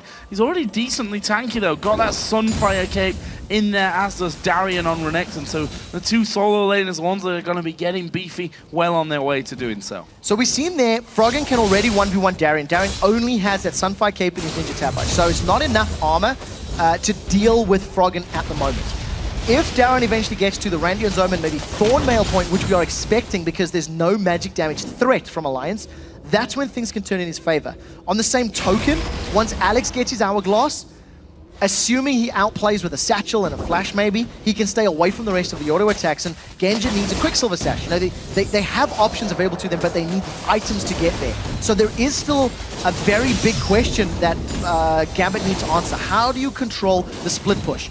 Notice, Wicked's in the top lane. We talked in the picks and bans how Siobhan and Zed, when Alliance play them, are super split pushers, and that's exactly what Alliance are trying to do to regain control of this game. We see that Darren doesn't seem to be too worried about Froggen just dashing in towards him. He was a level behind, but he still does decent amounts of damage. I mean, he's Zed, after all.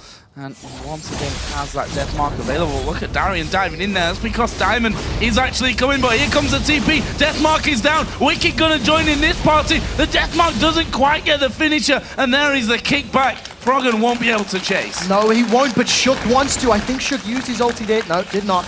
Looked like he was coming in at a faster pace. Nevertheless, Darian gets away with his life. Diamond actually hesitated on the kickback to make sure that he hit Froggen. He lined the two champions up, knocked Froggen back in the air thanks to the Dragon's Rage kick, and that allows Darian to get away. I think Darren was trying to bait Diamond in, and they got the teleport. That is very important to note. So the next few minutes, Wicked will most likely try to stick closer to his teammates, I expect, because he needs to respond to the team by being closer, by running there with the burnout. So we'll see how he plays it. As it stands, he's currently split pushing. Goes the hook, doesn't get niffed, but the turret will go down. Oh no, I called that one a little bit too early. Only needed one more auto attack out of Alex Hitch, and that one will surely go down with the next wave. Also got an update from Genjil's build. Actually, forget that one because the tidal wave comes in. They've caught out Eddie. He's forced to flash away. Nif actually went really, really low there as well. Darian only needs to step forward, hit that turret once, and that will be the third of the game. Can they get any more? Shook actually goes invisible there with a charge of his ultimate. And Gambit look like they might want to keep pushing. I really like the Gambit's decision to push on the tower. They knew the teleport was down from Wicked. They seen him pushing in that bottom lane. And because Wicked took so long to respond, Gambit were always going to be in an advantageous position. They also got a lot of good poke down. Now, thanks to the fact that their team comp is better at sieging, they're going to try and stick to this in a turret. A good culling will at least kill the minion wave, but at the end of the day, this is what Gambit's team comp wants to be doing. I don't know if they're going to stick around for the entire time. They're going to get some vision in the jungle, and we'll see. It looks like they want to just keep this one up. Alex has blue buff, so as long as he can spam those bouncing bombs out, advantage Gambit in this situation. Froggen actually waiting off to the side here. Puts down a bit of poke on towards Diamond. And he's going to look to come in and from that side area have a better choice on who he wants to go for. I like the fact that Gambit are keeping Genji on the opposite side of the map. They've got Darian basically blocking the route for Zed as they hook him Wicked. He's not really the dragon that they want to be pulling into the middle of the team. But again, we see those bouncing bombs over and over and over from Alex Hitch, causing them some problems. The ever-present threat from Froggen, though, is being noted. You'll notice that Darian is sticking on the top half of this mid lane, trying to block the entrance from Froggen. Froggen was spamming away those shurikens from the side lane, and as Gambit backed away, he immediately used the time to get in cleanly. Now, you still see Wicked. He went to the bottom. Now he's going to make his way up to the jungle. Shyvanas want to engage from a side lane. They want to Dragon's Descent and, you know, come in from a flank.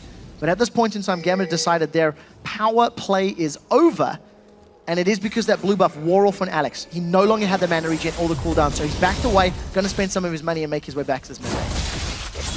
Moving forward, so I'm going to touch back on Genji now. Infinity Edge is done. Cutlass is now being complete. Oh, it was already there a little while ago, but yeah, Infinity Edge Cutlass. So when I said he's got the money for his Bloodthirster, oh boy, was I wrong. Now, I will say that while a Blade of the Ruined King, in addition to Infinity Edge, is not the best synergy, it actually isn't as bad on a champion like Kaiten, who is heavily auto-attack reliant, especially when you've got that front line of Shyvana that you want to burn through. So It's not all bad, not necessarily 100% ideal. So we'll see if he decides to go for Zephyr as his next item. I would prefer armor penetration or critical hit chance in either order. Right now, Dragon has respawned. So in order for Gambit to look for a team fight, they need poke to land. If Gambit do not deal enough poke damage to land, oh, Genjit might die.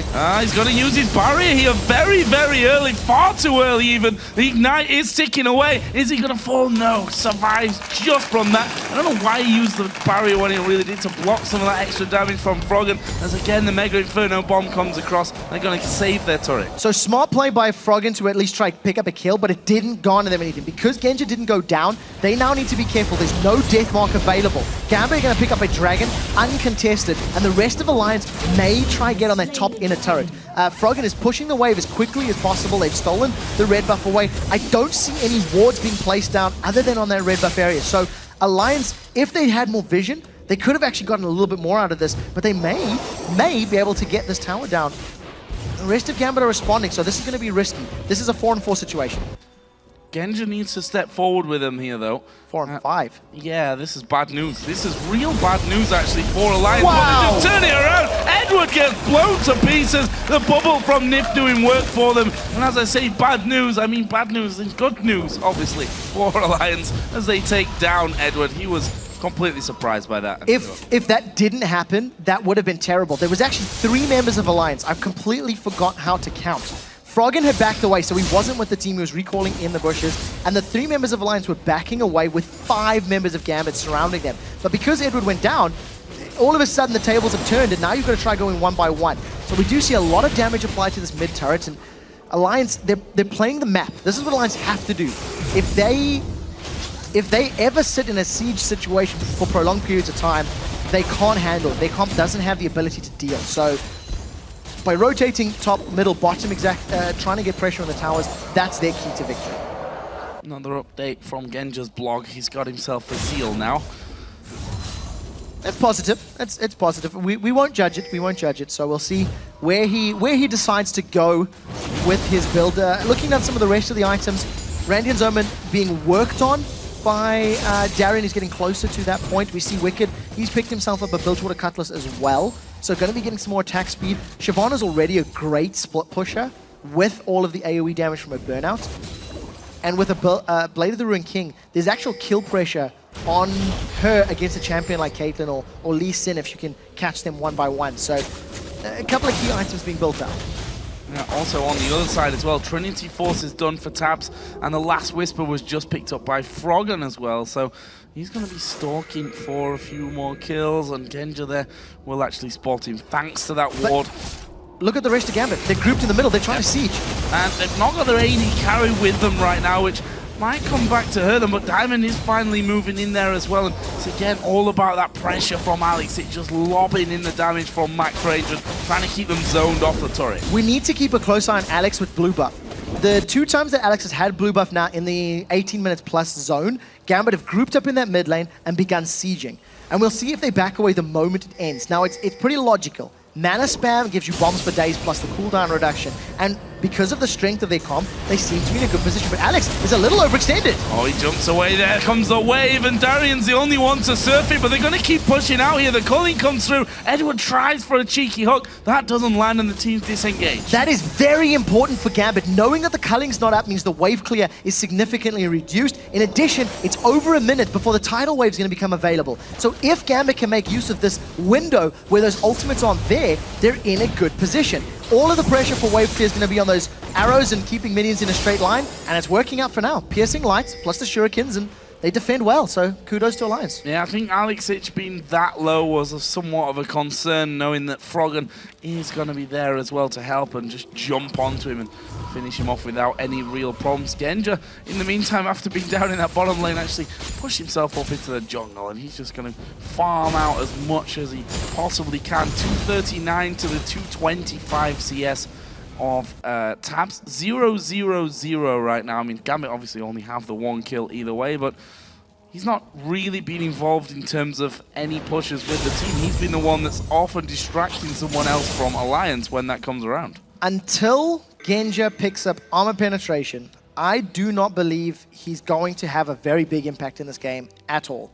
you've got the makings of Arandians, you've got makings of Arandians on Wicked, plus Sunfire Cape, you've got Arandians Omen on Shook already.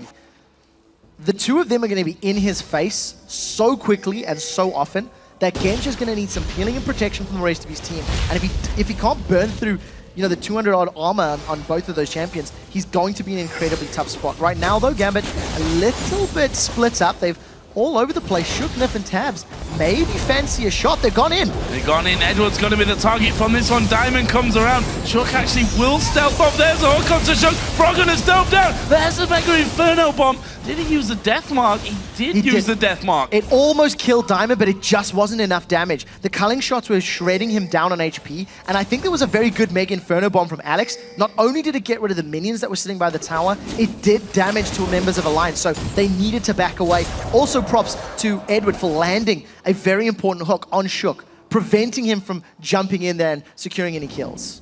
And on the topic of armor and the fact that Genji's got nothing, not the workings of a Last Whisper or even that for now. He did exactly the same against Fnatic as the hook lands here again. There's a double bubble, and that means trouble as Shook dives in there. Is he going to survive it? Gambit have lost one man, make that two here. That's 2 kills for just the one single one of Shook, and now they're going to chase further. Genji is so low, that turret is easy pickings here for Alliance. Nif has landed so many clutch bubbles this game already. Every time he does, somebody dies. It's not over yet. It's 4 members of Alliance. Grab the tower. Now Darian's in trouble. Tabs can continue the pressure. That was a lot of damage coming in. They've actually got a siege minion here as well. Darian trying to do as much damage as he can. There's the ace in the hole. He hits Wicked. He does literally nothing to him. And that will be 2 turrets plus the kills. Great play from Alliance. Yes, very decisive. Alliance need to do that if they want to continue taking control of this game. They are now in the tower advantage. Not only do they have the lead, they've got better positioning for Dragon. Diamond, he's the one caught out. Can the bubble land? Oh, Wicked in behind him here, and actually Diamond just dodges off. But it doesn't matter. We're going to see Froggen just diving straight in there. Diamond kicks him back. That's enough damage though with the Death Mark. Froggen now picking up another one, sitting at 2-on-1. They get the Dragon as well, and they increase their gold lead. So Froggen doesn't mess up the combo that time around. It's not over yet because now they found Gambit. They're going in once again. Wicked dives to the back. Alex jumps away, but not far enough. Wicked gets that one. Now they go to Edward. Shook is causing all kinds of problems for them, and that will be 3 more kill outs. Yeah, okay, we'll count Diamond in that one. 3 more kills with the Dragon, plus the kills earlier, and the 2 turrets. That was a massive swing. Gambit were all over the place. If you go all the way back to the mid lane play, they got jumped on unsuspectingly, I think, by Alliance. Alliance caught them out, secured a bunch of kills. Then when Gambit were trying to defend their mid tower, get caught out again and out of position. And unfortunately for Gambit, their comp needs to be grouped. They need to be stuck together. They need to land poke.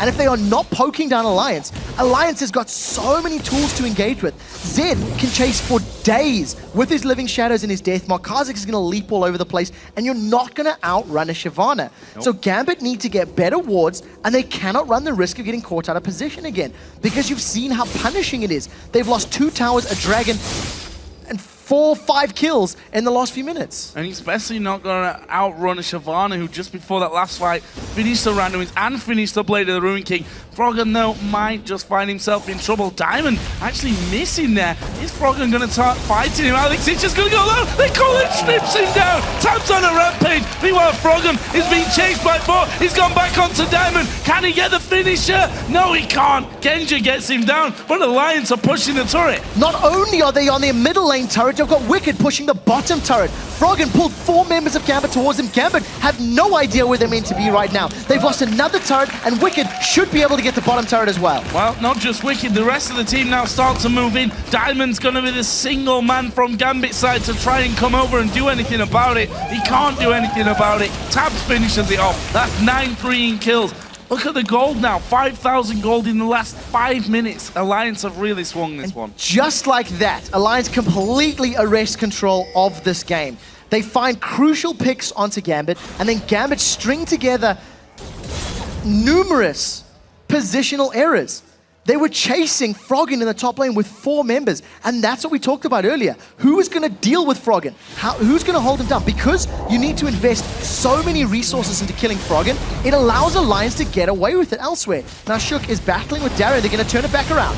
This was possibly a little silly. There's another bubble landing onto Darien. He takes a lantern home, and well, Diamond could have just followed him with the safeguard if need be. Didn't need to in the end, though.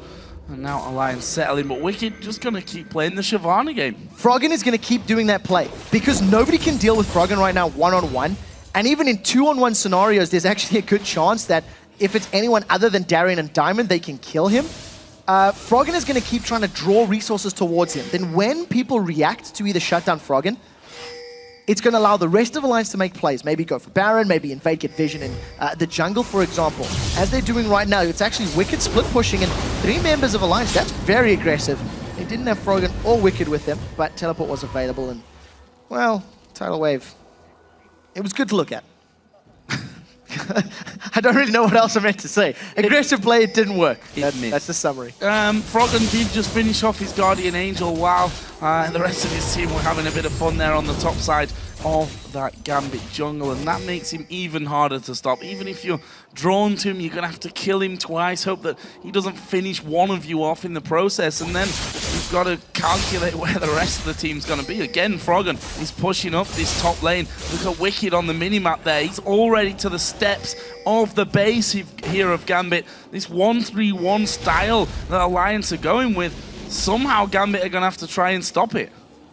They can't yet. That's the problem. I mean, because Froggen is so difficult to deal with, even though there are tools, there are ways to negate his death mark, it's going to take multiple people to do that. And as long as Alliance can keep this map control and keep forcing Gambit to react to them, they can just wait for the objective to present itself and then go for the kill. I do feel that if Alliance don't get a convincing number of kills, though, it's going to be quite difficult to break through the inhibitor turrets, because Gambit have got pretty good wave clear with Caitlyn, with Ziggs. And if they get caught up by a death sentence, then they will actually go down. But we'll see how they play it. As it stands, Alliance have got a little bit more time in this top lane. You'll notice 4 members are grouped up. Alex hasn't made a gesture just yet, now slowly responding. But, you know, at the end of the day, Alliance are going to get caught up. Here goes Darien. Oh, he is so far away from the rest of the team. This is not good. Darien, oh, that was almost a cool flash. Failed flash, I'd call it, by the end of it. As there's the jump in. Alex going to use his Zonyas, but surely they can mop up the rest of them. Alex does go down. Did some damage on the way. There is Diamond, and Shook picks up another one. That's an ace for Alliance. And look at those spawn timers. 50 seconds across the board. They can win it. And that is exactly what we said. In order for Alliance to get through the inhibitor turrets, they need to get a convincing team fight. They need to get multiple members of Gambit down, and they do it. All 5 of them, the on their inhibitor.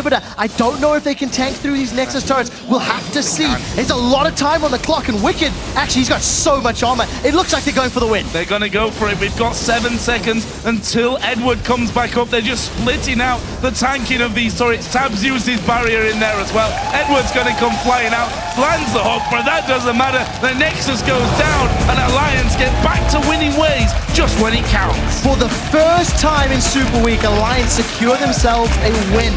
They are now 3-1 over Gambit over the course of the spring split. And it was hairy. It was hairy. I think Gambit definitely had a stronger early game, but some misplays were punished brutally by Alliance. And that allowed them to get back into the matchup and secure the win. Overall performance there, top-notch from Alliance. I want to point out Wicked here, 4-0-4 with that Shyvana. Did brilliantly in the lane. I mean, if you look at his farm compared to that of Darien, 100 CS more Wicked had at this point in the game. Got himself that Randuin's, that Blade of the Week just before they had that big fight that completely swung the game around for them. Yeah, I think, you know, the game plan from Alliance was very solid. They wanted to play the map. They wanted to split push. And they struggled to get it going, but then once they did, there was never any problems. And you also have to give praise to Nif.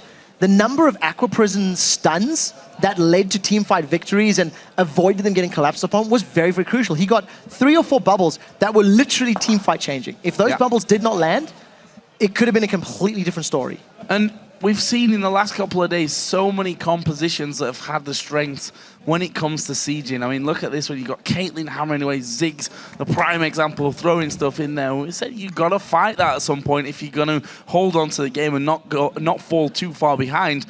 And that's exactly what started. He throw out that Aqua Prison, get himself 2, if we think about the one on the inner turret there. Yeah. Real great double bubble. And then we saw the tidal wave going out as well. And I think we can also say that Gambit played it a little bit messy. The fight around Dragon, where there were 2 or 3 kills, Dragon went down, and then all of a sudden Gambit were back with the respawns, and then they lost another couple of guys. And I feel that Gambit's head just was maybe not in the right place this weekend. They got a little shook up, I think is the best way to describe it, because the early game did go in their favor. They were sieging pretty well. They lost that first team fight in the mid lane after the double bubble landed. Yeah. And all of a sudden, they were scrambling to regain control. And because they didn't have complete map control anymore, they were out of position. Previously, they were able to run around like that. Previously in the game, they were not punished for moving around individually in their own jungle. But now all of a sudden, because that area of the map had been opened up, there were no more towers, and we were later in the matchup, Alliance's composition did come into fruition. I also think that there was no clear answer for Zed. The only tool that Gambit had in that matchup was to siege. And the moment nobody could deal with Zed, he pulled so much control from the rest of the team. The question is, where does this all leave us in our grand scheme of things? We've got so many different outcomes. I mean, you've got a piece of paper here that's full of all different colors and all different possibilities. So there's a number of opportunities, number of possibilities. And if I'm reading this correctly, there's only one outcome right now that has no tiebreakers. And the remaining 5 or 6 options do have tiebreakers. We will be confirming those in just a little bit of time. But yeah, I mean, I think we're on course. Well, let's be honest. We all thought it was going to happen. I actually thought that we could have had a much bigger tie than what is actually possible here. But I have to say, if we're going to have more games, then so be it, because that's what we're all here for. I completely agree with you. I'm definitely looking forward to it. We will be checking out those numbers in just a moment or two. But I think positive win for Alliance. Gambit continue their losing streak. They're 1-3 on the weekend. Yeah. And I don't think they have been... I don't think they've been playing at their best. I think that is the best way to describe it. Their game against Rocket was flawless. They played that siege composition perfectly. And then every other comp that they've played so far, there has been so many things you can question, you can talk about. Was it a misplay? I mean, you've also got to give credit to Alliance. They punished each of those positional outplays. You know, they made sure they made it count. They didn't mess around there either. I mean, a lot of teams would have said, we've gone low. I mean, Shook had to flash away from the inhibitor turret after tanking it up there. A lot of teams would have said, no, it's too risky. We can't do this. If we do it too slow, they're going to respawn. We're all dead. Then how much are we going to lose after that? But they made that call and they stuck to it, and they did really well to close out the game. They had a lot of very, very decisive moves throughout that game, and that's just a positive and a testament to Alliance. I mean, before the, let's call it, horrible start to the Super Week, losing to Fnatic, losing to Millennium, they had 8 games without a single loss. And they do have one more game today. So it's going to be between Alliance and Copenhagen Wolves as the final match of the day to determine how this table is going to end up. And I think we'll have to see who comes into the game with more confidence, because both Copenhagen Wolves and Alliance have had very good moments today and this week. So we'll see how it works out. Well, Shox and Deficio are standing by with Wicked's Alliance. Oh, wait a minute. Alliance is Wicked, that's right. So let's check in with them. Thank you very much, Joe. Yeah, Wicked, 0-4, almost a dream, but you didn't because you won today. Oh, sorry. I had to say it. Anyway, very good game from you guys today, but I wanted to start by maybe asking you about that, because you were on such a good winning streak, and then coming in here, the Fnatic loss, maybe it was expected somewhere, but then the Millennium loss out of nowhere. How did you kind of react to that?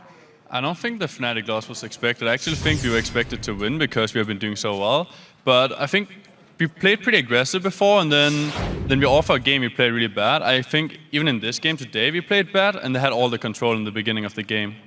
Yeah, they had the control, and Gambit also got the objectives in the game here. Yet it never really seemed to me like you guys were too far behind, or it seemed like you always were in control. How come? Well, the game's main problem is they had all the control, but the rotations were really bad. We had pushed their creeps up on the side lanes, so they'd be losing creeps, and then pushed all the way back to us while they were just standing mid, so they got levels behind. Like, Renekton was a level up on me in the beginning, And then because of that, he was 2 levels behind at level 14. We actually thought when we were watching Champ Select that the preconceived plan would be to split push, but you didn't even have to do that much. Tell me when you know, okay, we can just team fight actually and win it. Well, our main goal wasn't really to just split push. We just wanted to farm up and get to late game, because once we got to late game, we believed that we would have the control. I'd actually like to know from you, personally, what do you think the best thing about Alliance is? What are you guys so good at that the other teams are, not on the same level at? I think the strongest thing about our team is we always stay positive. We don't really get super mad at each other over time. We don't hold grudges. We'll always just focus on our one dream and goal, and that's to win. If you look at now your team in general, and obviously you've made changes, the teammates you've played with last year, you haven't done it. Do you feel that is necessary, that you couldn't have ever performed that way if that hadn't happened? I think changes are necessary. Like, people always get worse over time or better, and you will need to make changes once in a while. That's the same in sports and everywhere else in the world. Do you maybe think that after seeing Gambit that they have been dominating in the past, but right now it doesn't seem to be going so well, is that something they should think of as you know them so well? I think Gambit as a team is kind of weird compared to other teams because they got a family, two of them got a wife, I think, and one got a kid, so they can't practice as much. Plus they're traveling a lot because they're always in Russia, so they don't have as much time as other teams, and I think that's mainly hurting them. I don't think it's the individual player's skill. Coming into playoffs then, a lot of people are going to expect Alliance to go to the semifinal or even the final here. For you, is there any team you don't want to face, and how far can you guys take it? Well, I'm not sure if we expected to win it or something like that. I don't think so, at least. We're going to do our best, and I don't really care who we face, because to reach our dream, we will need to beat everyone. All right, well, thank you very much. Congratulations. You, of course, have another game coming up later. Good luck in that one as well. As for us, it's time to take a caster cool down, but when we return, Fnatic will be rumbling against Roccat on the Rift. Don't touch that browser.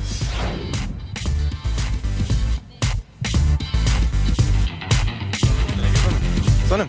I'm coming with homeward. I can ulti him. No, back. No, I can do it. Okay, you zone him. Good job. You do trick. Good job. Can we go for them here? I can go in them. Yeah, go on 6. 6 no hourglass yet. Really good job. Smash. Edward. Really good job, guys. Really good job. Take the blue. I'll base power. There's still 20 seconds here. We could go Nash even. Let me have this in. We can go Nash. Go straight. Nash. I can go Nash. Good job, brother.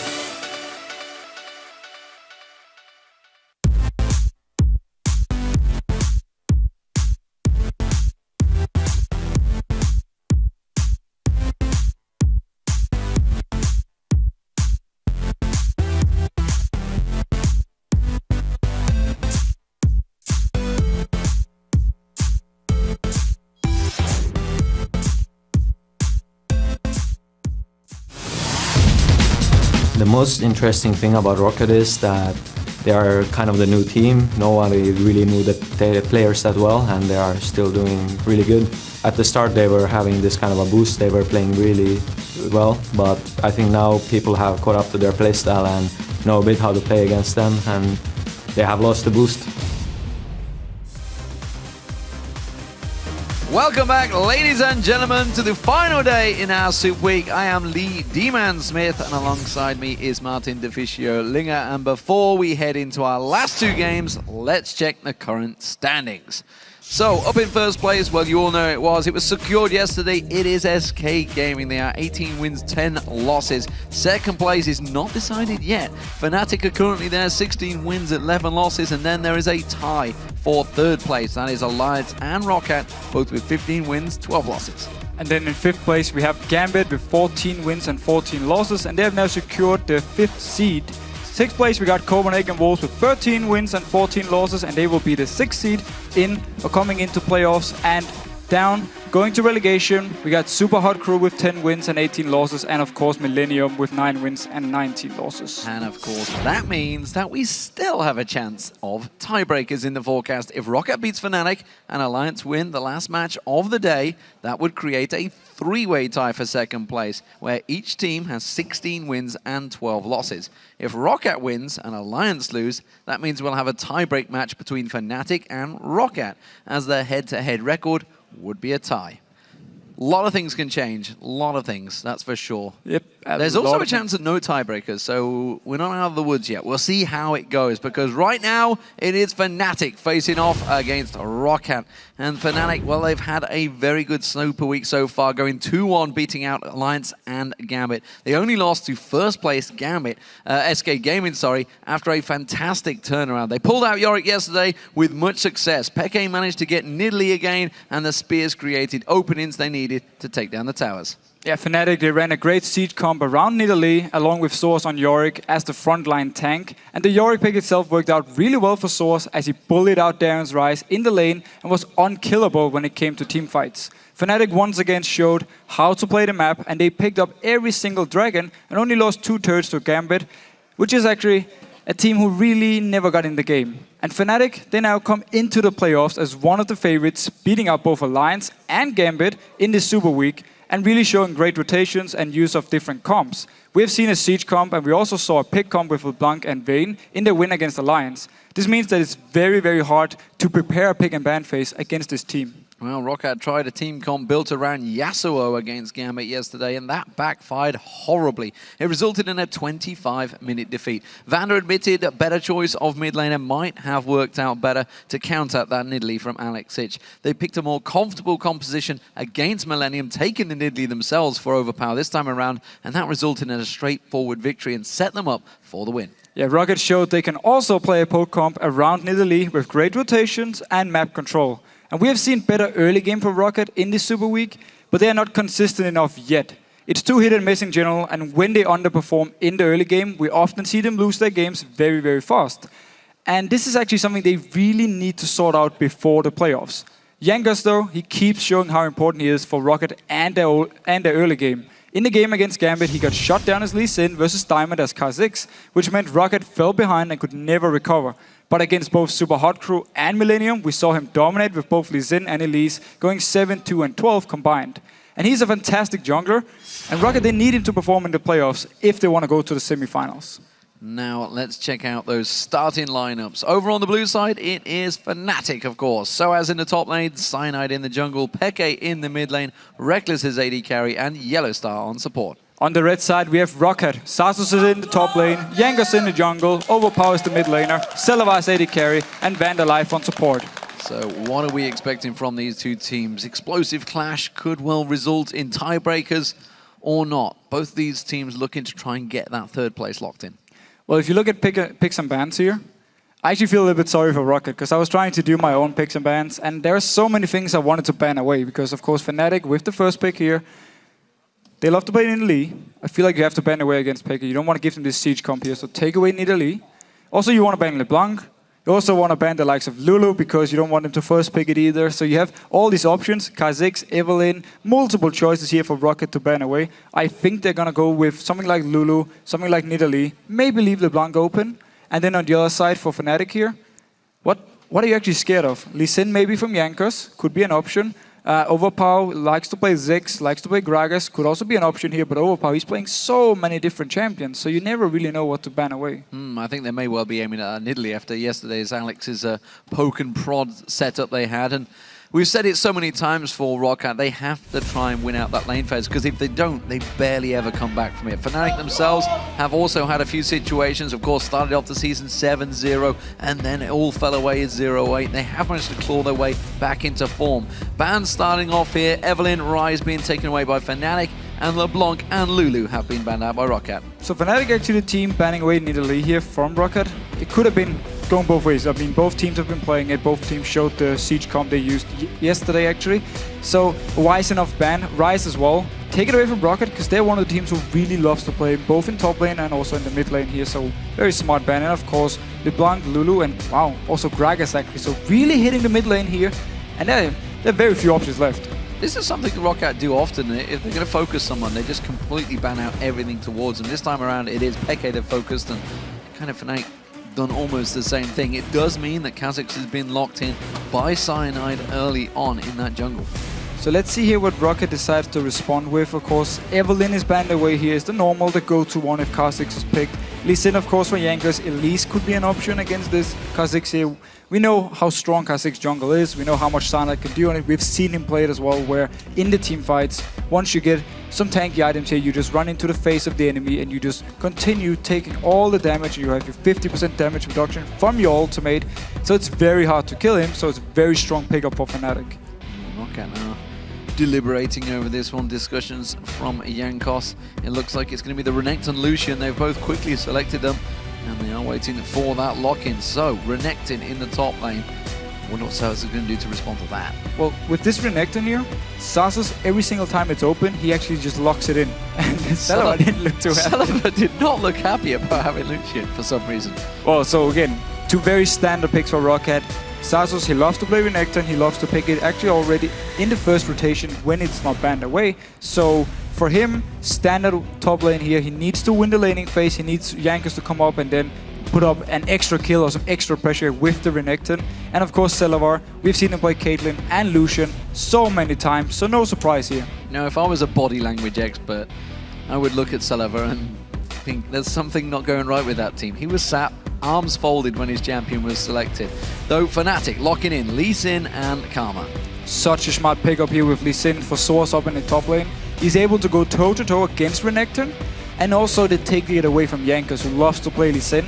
So they're getting actually two very good things from just picking one champion here. And Karma support, well, we've seen a lot of different supports from Vander. Not always with the same success, so he should be locking in at Thresh here, but it's going to make his laning phase hard actually, because Karma is going to have some very good poke onto him in the laning phase, but I expect him to pick up the Thresh or maybe Leona if they want some more engage. So we'll see whether that isn't going to be a top lane. I mean, we've seen Soaz playing it in top lane before. Yeah. It was against Alliance yesterday or first day, not too sure. It was in Super Week. It was the first day, first game of the Super Week, I believe. Fantastic turnaround, and that kick really turned the game around. Stunned many people up with the teleport. As the thing, in the late game, while your damage is not going to be the best, same goes actually for Renekton, you have more big play potential here. You can land your Sonic Wave, set something up with your kick. Early game wise, both Renekton and Lee Sin are very, very strong, so we're going to see a head-to-head fight up there. Elise was locked in alongside Leona for Roccat, so that will be Jankos on Elise, and of course Vander on Leona with Lucian. So again, for Rocket's side here, going very, very standard with the picks. Leona, Lucian, it's a strong dual lane. At level 6, you got some good kill potential here, of course, with your calling, some good burst you can bring in, combine these two champions together. Elise, of course, with Lee Sin gone, with Kha'Zix gone, with Evelynn gone. You're kind of dropping down the list a little bit, and that's where Elise, of course, comes in, and it gives some good objective control, but not as good now. We are in 4.4 when the Q is of course nerfed, but still very solid pick, still very good damage, and late game wise with your 2-second cocoon now, it's actually very strong. Well, it's interesting to see the Leona selected when Thresh was available, that hard engage instead of the hook that Vander has played so many times. Big MVP, of course, many weeks ago. But look at this, Vayne and Ziggs locked in for Peke and Reckless. So Fnatic here is going to have a great option to start split pushing if they do well in the early game. You put Vayne in one lane, you keep Source up in another lane with teleport on Lee Sin, build a Tiamat on him so he can really push the waves out fast. And then you keep, of course, the Ziggs and the Karma in the mid lane. Great wave clear, good rotations around the map. So Fnatic here, if they get a good start in the game, if they get ahead early on, they can just start split pushing around, and Rocket is going to have a very hard time responding. But that's where, luckily for them, the Leona pick actually comes in very handy, because if they want to start a fight, which is what they need to do when Fnatic is split up, that's where the Leona pick will shine. Well, remember, Vayne was played last by Reckless against Alliance. Katarina being thought about, but Talon getting locked in for Overpower. So Talon against Ziggs here. First few levels, he needs to be careful he doesn't take too much poke from the Ziggs, but at level 6, he's gonna have a lot of kill potential onto someone like Ziggs here. Really expect Peke to run barrier, however, making it harder for Overpower to kill him, but expect a lot of action around his mid lane. Well, he switched to go to Exhaust. I think that's why maybe was going to stick with. We did just see Alex running the same thing on Ziggs himself, but we'll see how that works out, because from Overpower and Talon, we've seen some fantastic talents in the LCS over the years, Nuke being the main one that I can think of for the Lemon Dogs last season. We've also seen Talon picks go horribly wrong. Millennium played it as a counter pick to Kassadin early in the season. Yes. While the laning phase was okay, once you got to team fights, they never managed to do anything with it. So Talon here as a pick needs to make sure he's not getting shut down early, because then he's going to do pretty much nothing. But if he gets a good start going, get some early armor penetration, he's going to be deadly in the team fights. Yeah, I think everybody realized you can't counter Kassadin. It's why he got changed. We are ready to kick things off, and let's check out your votes. According to LOLesports.com, you've picked Fnatic by 72%. The Fnatic army is strong, still in force, and hoping that they do grab that top spot. At the moment, they are in second place and looking to try and secure that one. A win here would be vital for them. Yeah, a win here, and they are 100% sure of the second place. They have a bye, so they're going straight into the semifinals. Don't have to go through all this quarterfinal here, which Rocket, of course, will be dropping down to. Well, remember, this is their title to defend, if anything. They were the Spring and Summer champions of 2013. They want to continue that trend here in 2014. Currently, SK Gaming had challenged them, that's for sure. Here we go, though, ladies and gentlemen. Fnatic facing off against Rocket. It is a big, important matchup here. Could decide whether or not there's going to be tiebreakers. We are about to get things underway. Starting out as the blue team, it is Fnatic, and for Rocket, it is the red team playing from top to bottom. So this exhaust here on Peke is actually very smart, because whenever Overpower jumps towards him, he can just exhaust him and stop a lot of his burst here. So of course, very smart pickup. Could have gone with the barrier, but either works. Just he needs a defensive summoner to survive here, and then he just needs to land a lot of poke early on when Talon is not level 6, because at level 6, that's where Talon really can start making plays, not only in the mid lane, but also everywhere else on the map. And now when it comes to split pushing, simply due to the last pick here for Rocket, they will have some response at least. If Overpower gets ahead early on, he can walk down to Reckless and just blow him up. Well, we'll see whether he's able to do that, because of course if Reckless does manage to take this longer, he'll be doing this reverse back on towards Overpower. At the moment though, it may well be a late invade from Fnatic. You can see these three members set up in the top lane. Zaz is in defensive duties. We also see Cyanide being pinged in that bush area down the river. He's going to be up against Jankos, doesn't want to go and show themselves, but there is a heavy presence from Fnatic in the top half of the jungle. And Fnatic here might actually expect Rocket to lane swap themselves. That's why they moved both the Karma and Vayne up here, but laning-wise for both of them, I mean, yeah, Vayne is weaker early on than the Lucian, but then the supports kind of make up for it, because Karma is going to be stronger than Leona when it comes to the early game laning phase. So both their dual lanes here should be going fairly even up against each other. Of course, there should be more kill potential onto the Rocket side if they manage to land a stun. So I was going to lead the charge here, actually finding out on towards Zazas, lands the Sonic Wave and follows through, and it's not going to get too much more damage other than some basic attacks, and almost, more importantly, pulling a minion towards him, so it gives him some vision. But that's the red buff invade. Rocket are countering the same thing. So 4 members of Fnatic in the top. Meanwhile, we do see 3 members of Rocket. That's going to be going across towards Jankos. And so as well, he has that teleport, let's not forget, but he's going to go the long way and maybe look and see if he can make a play on Overpower in the mid lane as he passes by. Yeah, try and put some early pressure. He's not actually getting any XP because he's moved away from the wave. Oh, actually moved back in here. Okay, so he was just waiting to Sonic Wave in.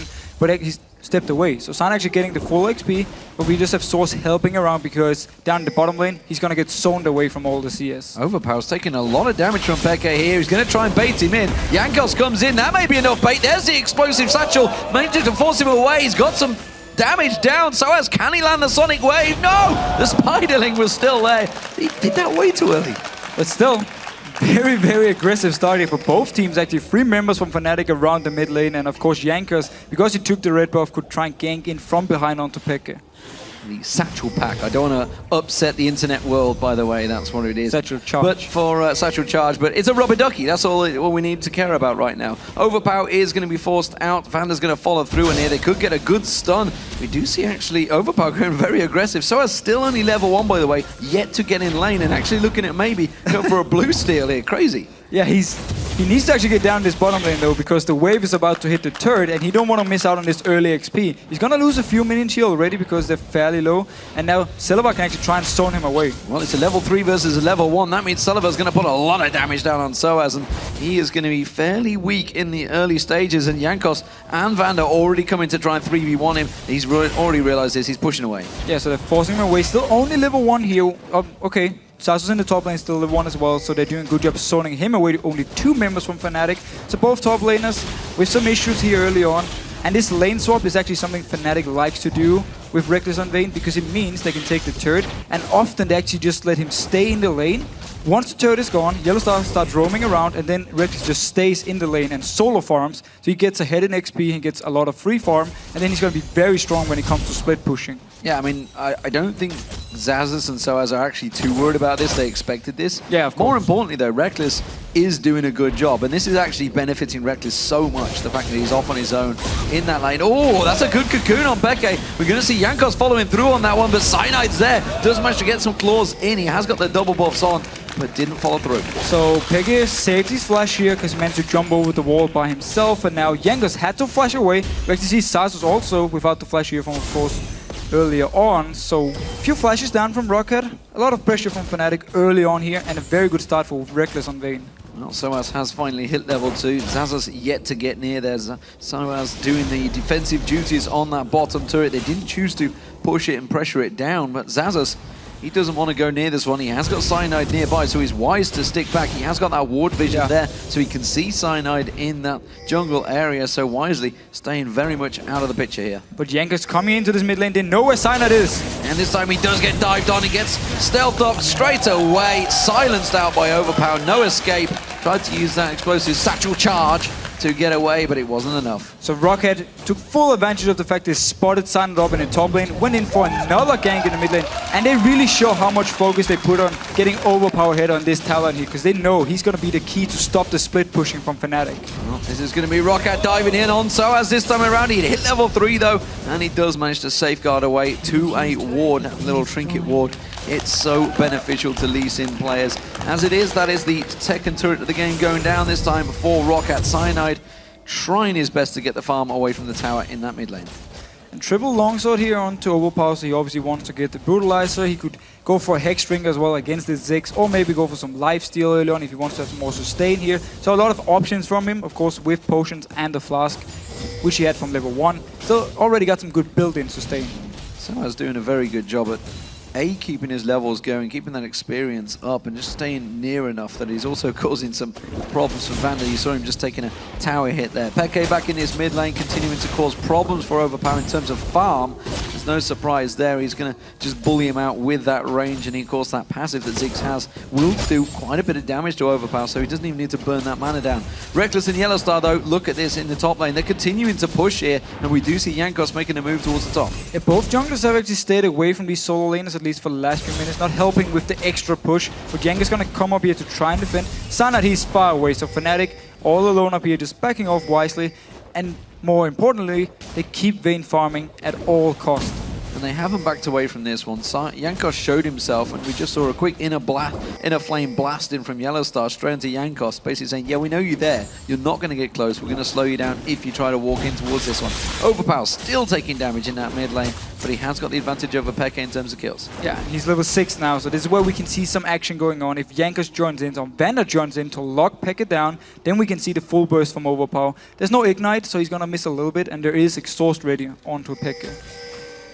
Whether he goes for it. Cyanide's close by, but look at this. Vander off at the side. If he can land that Zenith Blade, or maybe even hasn't got the Solar Flare available, only level 4, stood on top of a ward as well, more importantly. But he's going to try and run around the side here, and the Yellow Star straight away reacting to this one. They may try and turn this into a kill of their own here. Peke didn't really react to that one. Cyanide still over that red buff. And Cyanide actually moved down to the golems when the fight started, so Fnatic clearly didn't want to go for anything here. Just wanted to force Vander away. He's going to return down to the bottom lane here. Peke is still there, and they're actually doing the same thing where they keep Reckless up in the top lane, just farming by himself, and Yellowstar now roaming around the map. Overpower using his ultimate to clear the way there, and he's going to back off quickly. It's a fairly fast cooldown so far. They are keeping the AD carries and top laners against each other. It does give Reckless that level advantage over Zazas, who has managed to claw his way back up to 4. But Soaz, you can see down the bottom, still at level 5, managing to keep up, whereas Celavar has got his ultimate available now, that culling. Yellowstar face checking in towards Zazas around those golems.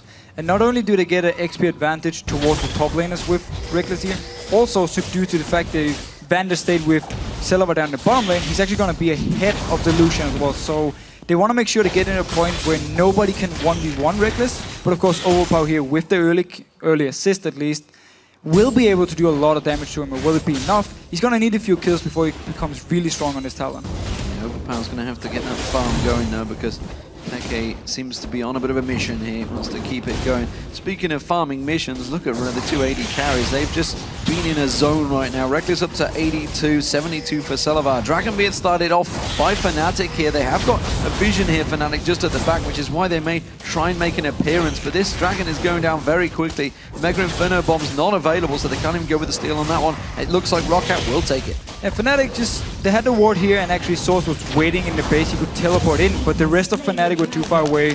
Sana was moving all the way from the Wolf camp, so he was too far away, and they simply give up the first Dragon here. But still, for them, we've actually seen them do this again before when they play Vayne. They don't care about the early game too much. They just want to make sure he can always farm.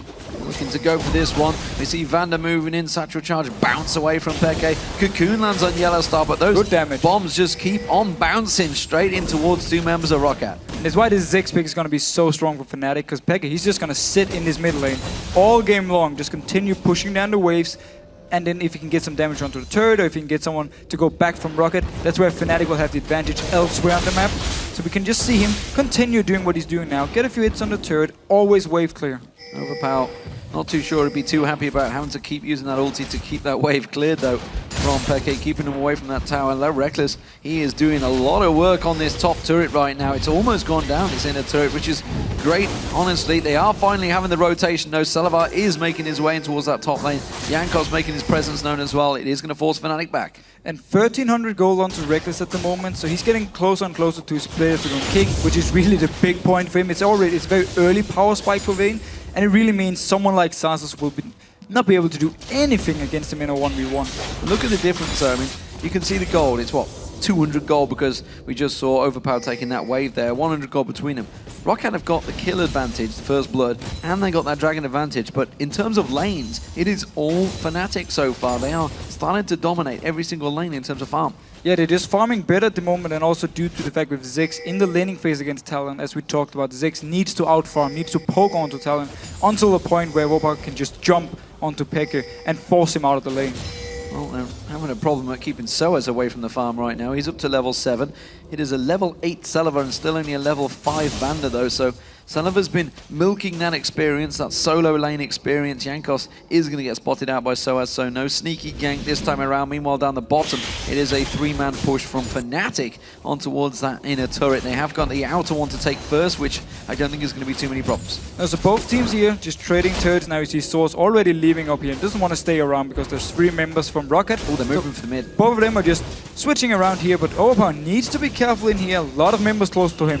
Well, the Mega Inferno bomb comes out. They're going to force Vander to tank this one away. They should have enough to tank it down and take that damage, but that is going to be the bottom turret for Fnatic. There's the top one for Rocket. The mid one is the focus. Cyanide waiting off at the side there, ready to pounce. And if they kill him here, they can take the mid turret. It would be a big win for Fnatic. Oh, Soaz didn't land his Sonic Wave. He is still going to force Overpower away from this one. Cyanide also trying to jump in. It forces Overpower's ultimate on towards that tower, and the rest of Fnatic all rotate around. 4 members of Fnatic now in this mid lane continue pushing. They have the turret advantage, but Selavar is not done yet. He's still pushing that top. Finally, he's going to back off, so I was teleporting there. Yeah, and a very good move by Fnatic, using the fact that Peg had pushed the lane all the way up to the turret here, and just moving in with Sanad and Source, who already abandoned the top lane. Sasos, he went back to base. He didn't want to go into the mid lane and try and help because he didn't actually expect Fnatic to make the move here. So they took full advantage of the fact that Pegu was controlling the lane.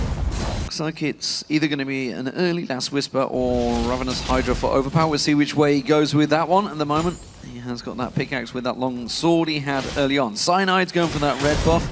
And of course, Peke returning to that mid lane with his Athene's Unholy Grail will continue the farming session that he's starting to put on in this mid lane. And with all the auto turrets gone from Rocket's side here, it's very good for Fnatic once they actually start split pushing, because as we already see on the minimap here, a lot of good wards from Fnatic in the jungle of Rocket. So they're gonna get vision of them moving around the lanes, and that's what you want to do when you split push. You always want to make sure that they don't come with multiple members to gank you, and you don't get something elsewhere on the map. So if they can spot 2 or 3 members from Rocket moving to bot lane to kill Reckless, that's where they can push the mid lane or push the top lane instead. So they need this vision here, and it's very good for them that all the auto turrets are gone. Rocket trying to make some moves here, making a play, heading in and covering off. Dragon is a good 1.5 minutes away from this one, so they are making an early invade. They seem to think they have the timers, where they're just setting up for a red buff here and then an eventual Dragon.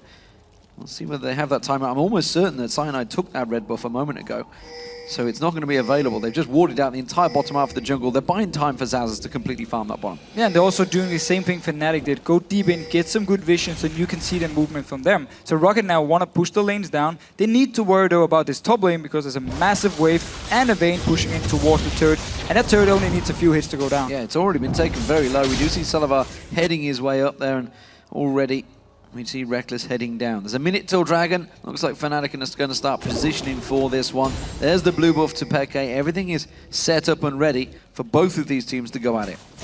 Reckless is actually coming in towards the mid lane. He's already level 9 onto this lane, so a lot of solo XP from him, a lot of farm. Blade Rune King is completed, so he's going to be very strong in the 1v1s here. Let's see for the team fight though, because Rocket with Overpower here, with Zazus, with Leona, a lot of potential to dive onto Reckless and just blow him up. They have some crazy single target, and Yellowstar flashing out of that solar flare from Vander, so that didn't land. That ultimate, that's a big ulti dot to have when this team fight starts. Yeah, it's a very big ultimate. It's actually the whole engage from Rockety, unless they want Overpower to go in first, which is very risky for him. He wants to follow up when the rest of the team is already in. Okay, clearing, sweeping the wards. Bombs continue to bounce, catching onto Vander.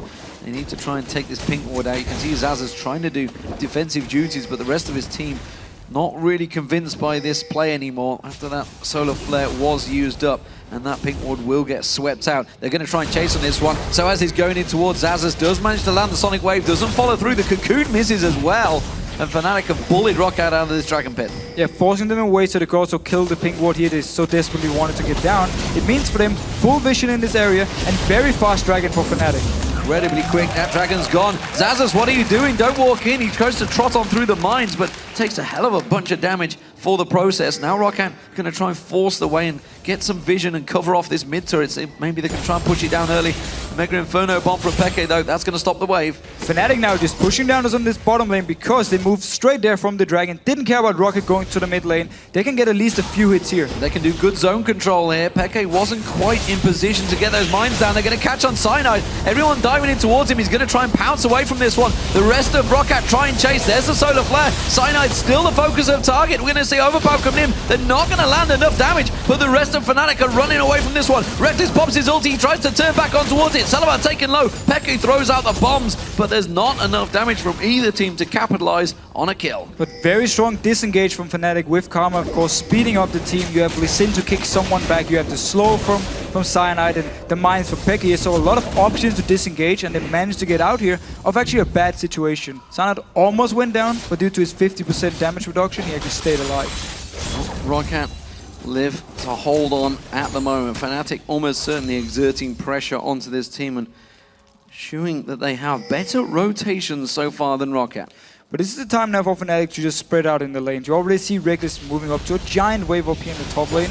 And with his players Rune King, and also actually both Summoners ready, he's going to be very, very strong. And let's see if he decides to stay in the lane and push it all the way up, and then have Source go down to the bottom lane and do the same, and then try and force Rocket into some skirmish duels here. Because the Dragon is gone, so it's going to be all about now the laning phase or the split pushing the next few minutes. So satisfying as any character to see that much farm and collect it all. Mega Inferno Bomb clears out that wave once again, and that Ziggs is doing a grand job at defending those turrets, completely stopping the Rock Ant attack on towards that mid turret. That's all you need to do so far. Until somebody can tank up that turret for a long period of time, they're not going to get close. Exactly, like for the next 10-15 minutes, Peku can just wave clear all the time and force Rocket to just back off from the turrets and then worry about the side lanes. And we see now both Reckless and Source in the side lanes here, but they're very far down, and Reckless is actually moving away from the wave because you want to kill the big wraith before he goes up there. So more focus on farm for him now than just directly split pushing. Use of that ward, but here's the trinket ward I believe he put down as well, so free for 69 gold in exchange. We are on 4.4, remember, here, not on 4.5, which has just gone live over on the server, so we're going to stick on 4.4 for the next week or two. While Jankos in his top lane on Elise. Elise is a champion that many had questioned would be successful in 4.4, but as of yet, we haven't seen too many people sway away from her. Now, what we can say about Elise is she's not going to be the first jungler you just lock in every time you have the choice. It's like Kha'Zix or Evelynn now, so she dropped a little bit down the list, but she's still a very strong pick, and that's why we see people still picking her up here, because again, she brings everything you want from a jungler. And ooh, Rocket wanted to try and go aggressive here, but Yellow Star just speeding away. Well, they saw the Satchel Charge and mines go down from Peku. They knew there was no defensive capabilities from him, so Yellow Star just playing it safe and going defensive, popping that speed boost on them. So as in this bottom lane area at the moment, up against Zazas, it's been a lane they haven't really faced off against each other too much, but he has a big farm advantage over him so far. Oh, Solar Flare on towards Peku. There's going to be the barrier quickly used. Sorry, the shield coming out from Yellow Star, quickly defending and blocking up the entire damage. Mega Inferno Bomb flashed away by Vander. That would have been a kill. Yeah, nice flash by Vander here, dodging out. You also saw the exhaust and the shield from Yellow Star onto Overpower, so Peku only dropped down to 50%, and then Rocket had to back off here and use a very nice flash to actually escape. And again, everything used, and that tower completely defended, and Rocket yet to get close to it. They used all their abilities they had in their disposal, but it wasn't quite enough. The exhaust, of course, was burned from Peku, and that's kind of what made Overpower just back away straight off. But one thing we also see from Fnatic here is in the side lanes, they play very careful here. They push their wave up, and then they just back off a little bit, because they don't actually want to duel Rocket yet. They want to get further ahead, so they've just been farming up with the Dragon coming in 1 minute and 30 seconds. It's going to be the next thing for them, because that's why they're just farming now, getting some key items. Don't really want to push the split pushing too much. Well, they're powering ahead in farm as well. I mean, obviously, every time that Mega Inferno Bomb's available, it's being used to clear those waves, and you can see in terms of farm against Overpower, he's started to pile ahead of him. The AD carries, we are staying Reckless, slightly tipping ahead. Not too far. Salavar shows himself in that top lane, which has been pinged out by Fnatic because they know that Dragon is available in a minute's time. But that's plenty of time for Salavar to cover the ground. Fnatic actually already got the good vision control here. Vander, he's going to spot out the pink ward though. Will he actually try and go for it? No, backs away here. So Fnatic already with the better vision around the Dragon, so they're definitely ready to fight for it. And you see Swords up in the top lane with Teleport. You see Cyanide. He's still got a lot of time before he needs to move down here. Rocket though, already ready, especially with Overpower. They want to try and catch out someone like Yellow Star if he moves into clear ward, and then he can jump him and kill him. Well, Sohan's got those Sorcerer's Boots, and alongside that needlessly large run of the Athene's and Holy Grail, he's going to be doing a lot of damage in this next fight, but let's not discount Overpower's damage with that last Whisper now completed alongside the Brutalizer, if he can get on someone. The problem is, Lee Sin is there. If he's involved in the team fight, he's not going to be stealthy. No, but it would actually require Soaz then to stay with his backline to defend him, and then Fnatic needs to kite around, so they won't really be able to go to the backline of Rocket, where Celabar then will be doing a lot of damage. That was good damage from Jankos on Peke there. Unfortunately, he didn't have any follow-up, but he managed to put a good burst down on it, took a good chunk off Peke, and if they go into this fight, Peke is not going to be at full health. No, but Rocket is completely out of position here. The AD carries up in the top lane. The support is coming from base. They're going to give up this dragon here because they're not in a position to fight at all. Too slow again, and this time around, Inner Flame, Zaza's caught out. Mega Inferno Bomb wipes out that mid wave again, and Zaza's taking some serious damage from Yellowstar and Peke. And it's a big issue for Rocket because their composition were actually supposed to get the early objectives. They were supposed to get the dragons with all this mid-game power, with the Renekton and with the last Whisper on to overpower, and of course Celabar and Lucian doing a lot of damage here in the mid-game. There's so many options to start the fights and actually force Fnatic out or just kill them straight up. So it's a big issue for them. They give up these early objectives because it means Fnatic then can start split pushing with this gold lead. Vander trying to clear out the ward and almost got baited in as this combo of Yellowstar and Peke keeps trying to pick on people. Inner Flame does not land this time around, but Peke and Reckless wipe out that wave. They have grouped together this time around. Cyanide caught off at the side there, has evolved his wings, now will just leap away. Cyanide actually going very tanky here from the start, so he wants to be in the front line with Soaz, or they want to swap it around a little bit, so Cyanide goes in onto Celabar, trying to force him away, while Soaz backs off together with Reckless and helps him out when Overpower jumps, and of course, as you said yourself, he can get him out of this stealth, or at least spot him in the stealth so they can do some damage. But Soaz, well, he's just baiting here. Here we go, Condemn on the wall. Reckless goes for this one. Jankos is going down, no doubt about that one. An easy kill for him. Now he's going on towards Zazas. Zazas has to pop that Dominus. He was kicked away by Soaz. And well, Fnatic get their first kill of the game in the 23rd minute. Also look at how much damage we got from Reckless already onto Jankos here. He went down so fast. So easy kill for Reckless and also forced away the flash from Zazas. So very nice for Fnatic. So 5,000 gold advantage built up by Fnatic in this farming session, or farmingville, I'm not sure what it is.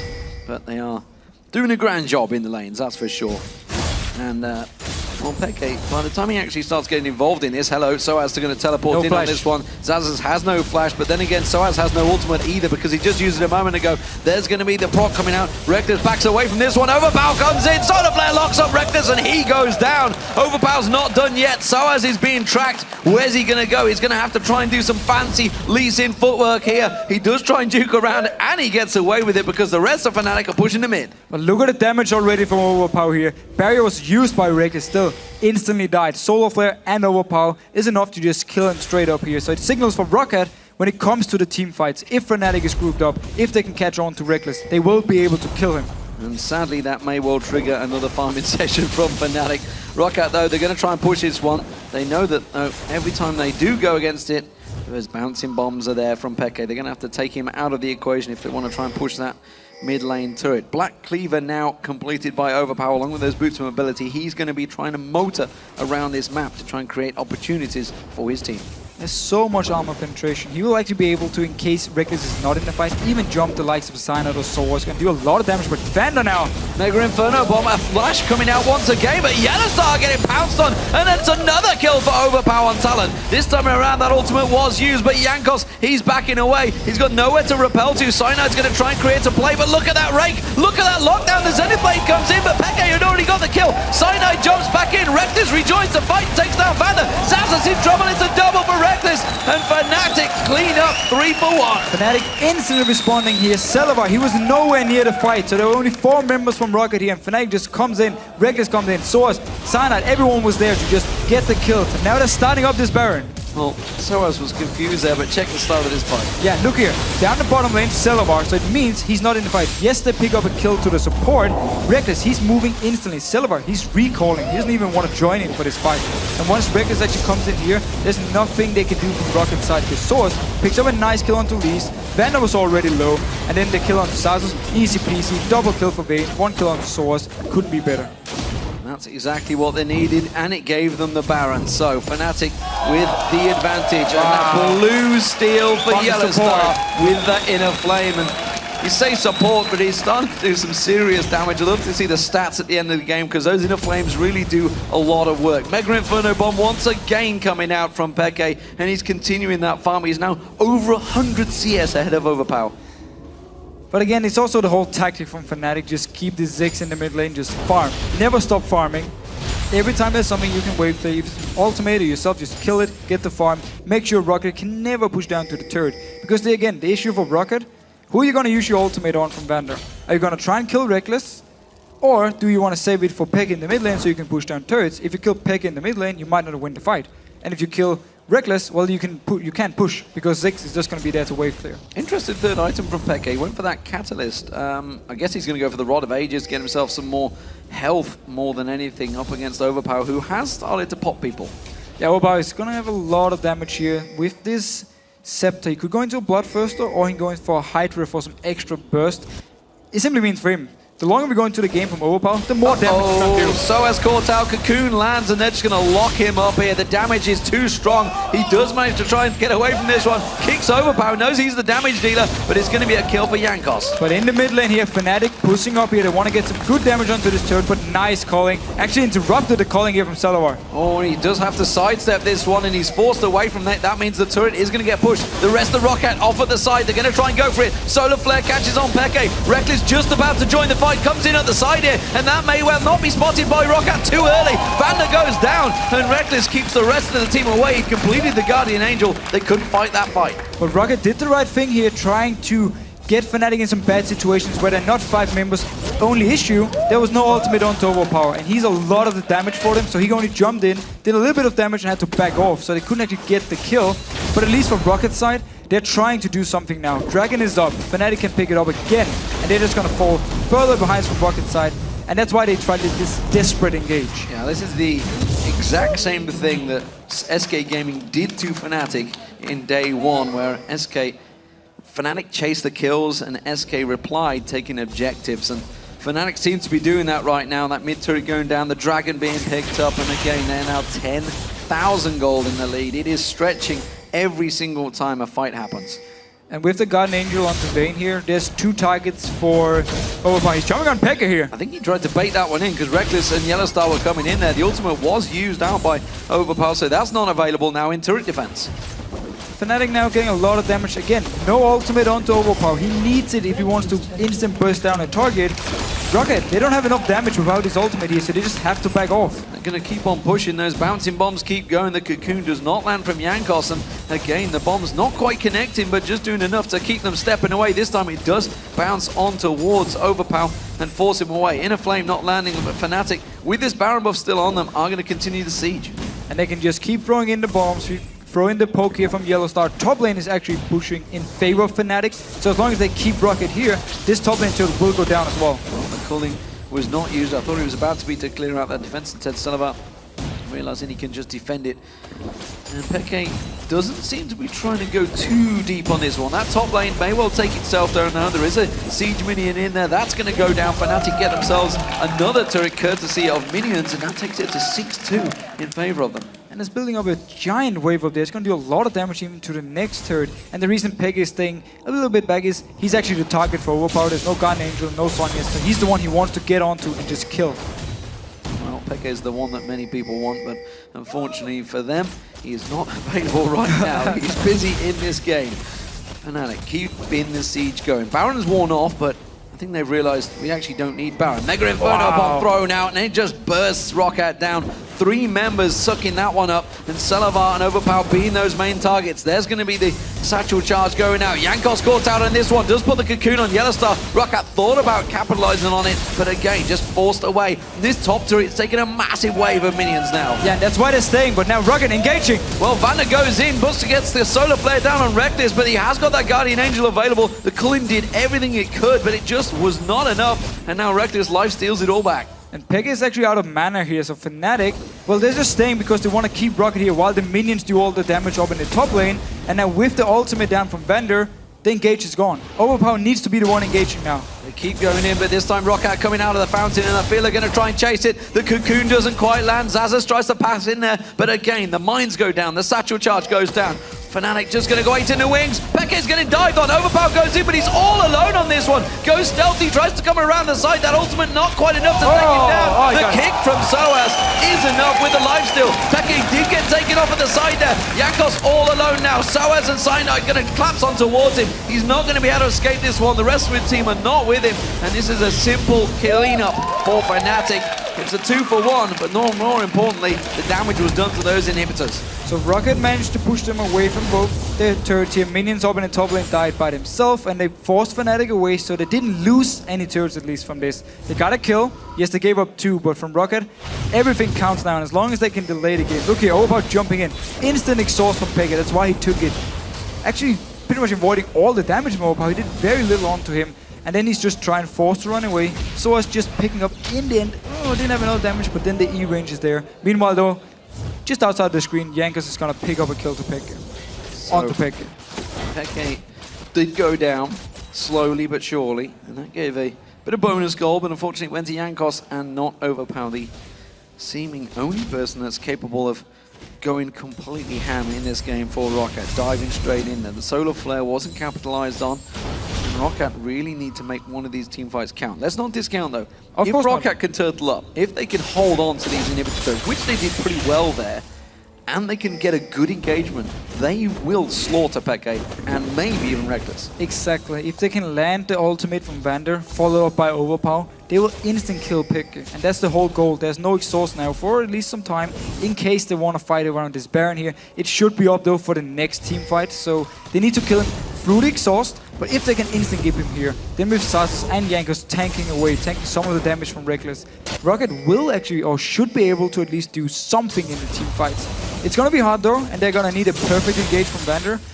And his ultimate so far, been a little bit lackluster. Not actually stunning people, he's been hitting them and slowing them, but we haven't seen like the straight up stuns. Mega Inferno Bomb used in the top wave, Soaz pushing the bottom wave. Fnatic doing Baron by the numbers. Push every wave out and then start to take the Baron. This time around we're only going to see Vander coming in. There is a ward ready and waiting to spot him. Peke is lying in wait. And yeah, they choose not even to get close to that one. They figured this one was already gone before they got there. Yeah, no vision. Didn't want to ult close because there was a chance Fnatic would just jump onto them and kill them. Sazas though, he did push out the bottom lane, so Fnatic rotating top means actually they're going to have mid lane and top lane pushing with them. But the bottom lane, at least for Rocket, should be safe. Soaz stood on a ward. He was the only one that's left in that jungle. Rocket trying to get some sort of coverage. Ooh, Vander trying to set up a play here. Peke actually kind of separated a bit, and Yellowstar does throw out that inner flame and cause the rest of Rocket to back away. Reckless was doing a solo job in that mid lane, pushing it away. He's actually up against Overpower in the mid on his own right now, while the rest of Fnatic pushes top. But with the Guardian Angel onto Reckless, it's going to be very hard for Overpower to actually 1v1 him. That's why he's just going to stay back and farm, and why Reckless feels safe just pushing down the mid lane by himself. Now, Fnatic in the top lane, same thing as we saw earlier on. They can just stand here, throwing the bombs on Peke with the blue buff as well, and just always get some damage onto the turret, back out a little bit, go in with the next wave, get a few hits, and while it's slow, it still works. Yep, slowly chip it down, that's what it's going to work. And that is enough for them. Overpower taking a couple of hits there from Reckless. We do see Soaz going in on towards him. Has to use that ultimate to get the stealth and back away from that one, but he's already taken down the half hit points. That means Reckless is going to be powering away on this turret. Inhibitor damage is enough, and they are going to move in as a team to take that turret down. Top lane turret also taking damage. Peke in there. Peke almost done enough down towards that top turret. That Sonic Wave does not quite land on the Zazas, but it's another inhibitor exposed. And again, as soon as the ultimate is gone from Overpower, Fnatic just feels safe, moves straight in, picks up 2 turrets here, because they know there's nothing Rocket can do in a straight-up fight without this ultimate. Soaz taking down the Banshee's Veil of Jankos. Inhibitor in top and mid, both taken down by Fnatic as they move in and play League of Legends by the numbers. They rotate around to the final inhibitor turret. Soaz is like, guys, I can tank it. You want to take it? No. Reckless is saying, I want all the farm. I'm not happy with Peke having bigger numbers than me. So he's gonna push the wave up here. The rest of Fnatic is waiting for them to come up, and honestly, this is the time for Rocket where they just need the perfect engage, win the team fight, completely ace Fnatic, get a lot of kills onto both Overpower and Selvar, and then do it 2 or 3 times more while defending the base. The problem is they're what, 15,000 behind and a Baron buff. I'm not saying it's gonna be easy. For Fnatic tells me chances are they probably don't have the damage or the regen to take it down. Inhibitor number 3 going down for Fnatic. That is everything down now. Jankos, explosive satchel pod charge, whatever you want to call it. It's a big rubber ducky, and it bounced him in towards them. The Nexus turrets are being drilled down by Fnatic. They are tanking up everything Roccat can throw at them. Well, they needed the perfect engage, and they're just not going to get it. Selavar separated off there. Now we see Cyanide jumping in. Doesn't want to get the kill instead. They're waiting for the Super Minions to roll on in this top wave. There they are in the mid. This is going to be the third Nexus turret. They've spawned another one. The second Nexus turret going down. The Nexus will follow, and this is a straightforward farm session by Fnatic to take the win, but more importantly, to secure the number 2 spot in the spring split and get themselves that semi-final spot. There were so many people saying early in the season when Fnatic went on their losing streak, are they even going to go to the playoffs? Are they favorites anymore? And they're really showing here now how strong of a team they are, getting straight into the semi-final. They're going to be one of the favorites when it comes to taking the title and going to Paris. Going 3-1 in the Superweek this time around, Fnatic. The only loss, well, it was to the number 1 team, SK Gaming, and I think even in that game they were looking very good at the start. They were simply outplayed in the rotations, which doesn't often happen. Nevertheless, a fantastic performance from Fnatic overall, and honestly, they dominated that game throughout. Yeah, they never gave Roccat much of a chance. The whole Roccat combo was built around Talon getting ahead early on. That's why we saw Jankos gank mid lane 3 or 4 times. Before level 6 even, he just kept going into the mid lane, wanted to get overpower head. But it was never enough, because once you start giving up dragons to a combo, to a composition which is not supposed to actually win the early mid-game team fights, then it really goes wrong. Because Fnatic took the dragons, kept extending the goal lead, and then when you have this combo with Vayne, Ziggs, of course, when it comes to the late game here, there was nothing Roccat could actually do. They just fell too far behind. Whenever they tried to engage, it was never on point. Like, we never really saw the Solar Flare just straight in the face and then instant pop a target here with Overpower. And often, Fnatic managed to force away the ultimate from Overpower before the fight even started, so Roccat could just stand back and wait. Yeah, and more importantly for every team involved and the production as well, it does eliminate the case there can be no 3-way tie anymore. The only tie now that could happen is Roccat versus Alliance if Copenhagen Wolves beat Alliance, which is the next game, of course. So overall, 3-way ties out the bag. Everybody sighs relief, as well as the teams included, because they were talking about it in the previous feature, how it's great for everyone watching, not so great for the teams, because it is a nerve-wracking moment. You went through it yourself and almost got thrown into relegation alongside Alternate. The whole tiebreaker thing is just because you don't expect the game, so you don't prepare anything for it. You don't think, oh, we actually might have to meet Roccat today. So you prepare for the games you play. You think, we're done, we're into the playoffs, everything is all right. And all of a sudden you're like, hey, you need to play 2 or 3 more matches because of the tiebreaker, and you're like, oh, you have to get the focus back, you have to get the energy back, because you're staying so late, you're playing so late. And it's just very, very hard. It was a long, hard summer, that's for sure. But nevertheless, these guys get paid to play games, so you guys at home don't care about that, really, do you? It was a fantastic game by Fnatic, though. Looking solid going into the semi-finals, which will be happening in a couple of weeks' time. They're going to be facing off against the 3rd or the 6th place team that will come through from that quarterfinals. And honestly, Fnatic and SK are both teams that I think right now in a best of 3 could beat anyone. I 100% agree. That's, again, for me, Fnatic going into playoffs are going to be one of the favorites because of the way they're playing now. If you see the games, it's not like they make these big flashy plays and just get 30 or 40 kills every game. They play this very solid, very consistent, and very safe. They just out-rotate you, and then they start split pushing, or they run a combo with like Nidalee and start sieging you down once they get ahead. And it's what they've been doing all week here, so whenever you fall behind early game to this Fnatic team, they're just going to move around the map, get all objectives, and just force you out. So if they play like this in the playoffs, I'm not sure who's actually going to beat them or at least have an easy time against them. We'll see who it is. We've got another game to go, but right now we're going to go across towards Peke, who is on deck and ready to talk to Shox and Quickshot. Let's check in. Thank you very much, D-Man. Indeed joined by Peke as Fnatic locks in 2nd place. Very important win for you guys. Tell me about this game, because in picks and bans, a lot of mid laners banned out, and then all of a sudden you got to go up against Talon. Yeah, Talon is the last pick I expected. It doesn't... I don't think he's that great of a hero if he doesn't snowball. If he get a few kills, he can be annoying, but if he doesn't, you see him, he doesn't have enough damage because his base damage is not that high, so you just get a bit of HP and he cannot burst you, even if he has full armor pen or anything. And yeah, that's pretty much, Talk to me a little bit about the Lee Sin pick. We've seen Soaz running it now. That's 2 games in Super Week. You seem to be working quite well with it. Where did the inspiration come from? Why now do you pull it out?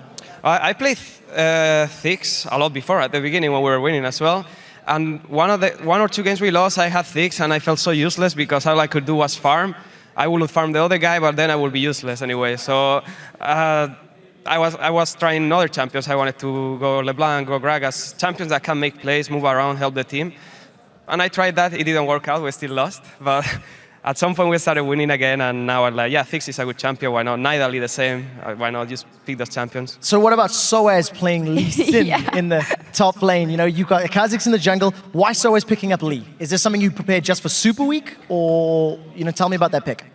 He likes Lee Sin. Jankos plays a lot of Lee Sin, and we were like, we have Kha'Zix, they haven't picked Lee Sin. If we pick him, he's not going to have one of the champions he's been playing, so why not? And Lee Sin is super good top lane. He's fine versus every champion, he has engaged, he's a tank, and he deals a lot of damage. Stepping away from the game for a moment, of course, so important for you guys, locking in that second place. The same as in the summer split, actually, after Lemon Dogs. This time, after SK Gaming in first place. Is that the team that you expected to be up there and beat you guys for that first spot?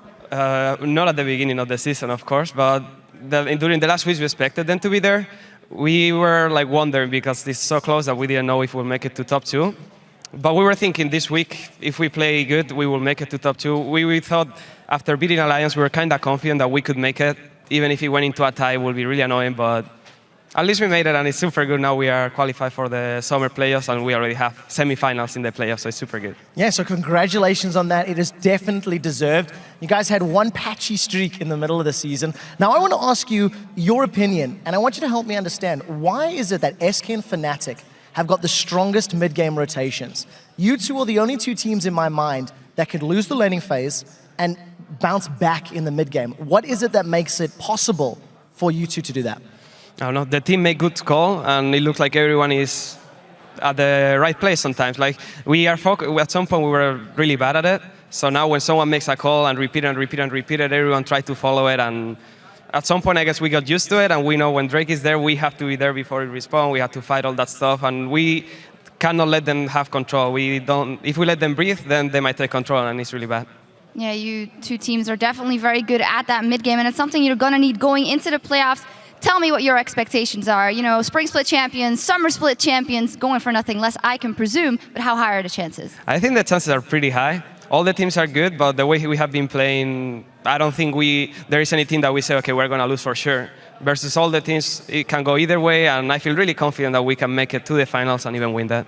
So I've got a quick question now. How do you guys prepare for the playoffs, knowing that we are very realistically going to be on the new patch? 4.5 just came out today. We're probably going to see that on Tournament Realm. Playoffs are about 2 weeks away. How does Fnatic prepare for a Tournament Realm patch update, knowing there's such a long time between now and the next time you play? It sucks a bit, no more Gragas, so that's out of the way. I have no idea. We will probably play solo queue at first because that's the best place to try random stuff and learn.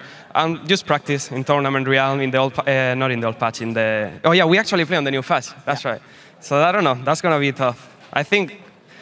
Solo queue the most important? Solo queue is going to be important at first. We're going to have to play a bit of it to know what's good and then just practice as a team and fail sometimes with new stuff and then buy new items and see how it works.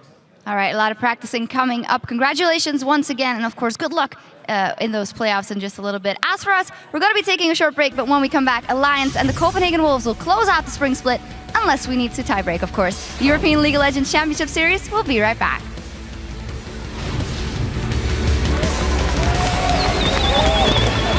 Cyanide going to try and create a play, but look at that rake. Look at that lockdown as Zenithblade comes in, but Peke had already got the kill. Cyanide jumps back in, Reckless rejoins the fight, takes down Vander. Zazza's in trouble, it's a double for Reckless, and Fnatic clean up 3 for 1.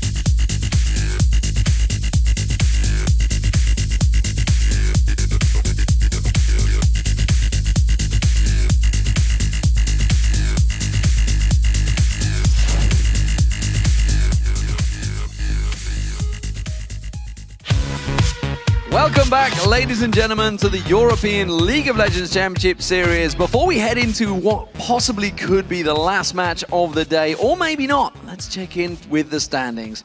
First place, we all know who it is. It's SK Gaming. They went 18 wins, 10 losses, and now locked in 17 wins, 11 losses is Fnatic. Currently lying in third place is Alliance with 15 wins, 12 losses, and Roccat in fourth with 15 wins, 13 losses. Yeah, in fifth place we have Gambit, 14 wins and 14 losses. Sixth place we got Copenhagen Wolves, 13 wins and 14 losses.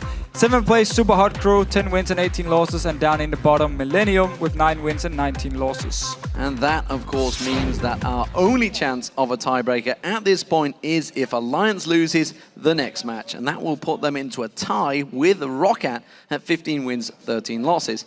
We could also have one-game tiebreaker matches, which is all it will be. But that all depends on our next game. So let's get right into it. Coming up now, it is the final, potentially, game. It is Alliance versus Copenhagen Wolves. That means, of course, Alliance, they are currently 15 and 12 right now after, get this right now in Super Week, after losing to Fnatic earlier. And, of course, in the midweek, they beat Gambit. It's been earlier today. It's been a crazy day, ladies and gentlemen, a long one. They looked great against Fnatic before faltering in a team fight, and then they met Millennium, who are playing without fear, and got hooked one too many times. Yeah, and the loss against Millennium was actually a very unexpected one, and it showed some weakness in the Alliance play and champion select. For instance, giving Kha'Zix to Cotnex was a big mistake, as he could always jump onto taps without anyone from Alliance able to help. And Nif, he was often caught out by the hooks from Jiri, and as a result, Alliance teamfights were very weak and uncoordinated. And their win against Gambit, it was a fairly one-sided one. Froggen was too strong on Zed for anyone on Gambit to actually take on a 1v1, and he went 4-2-2 as Zed.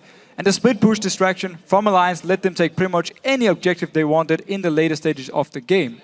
And while Alliance are in the playoffs, and have been fantastic the last few weeks, then they need to make sure they don't repeat some of the mistakes they had this Super Week. Well, Copenhagen Wolves started off strong against Gambit with a surprise Heimerdinger pick that worked wonders in that top lane. Then yesterday they faced an unstoppable SK Gaming. They started out okay, but things quickly went south in that lane phase and snowballed out of control.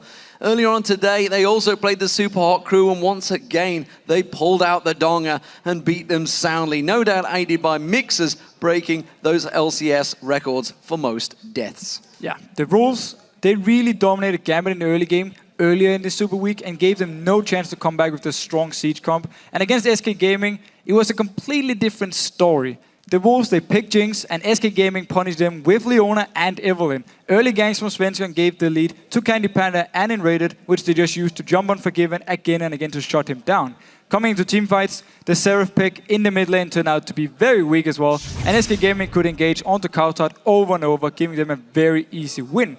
Against Super Hot Crew, the Copenhagen Wolves showed again some different comps behind Youngbug on Heimerdinger, because they locked in Varus, and then they just shut down Super Hot Crew by dictating the pace of the game through vision and these siege fights. And Forgiven's Varus was extremely accurate with his skill shots, and he went 7, 2, and 10.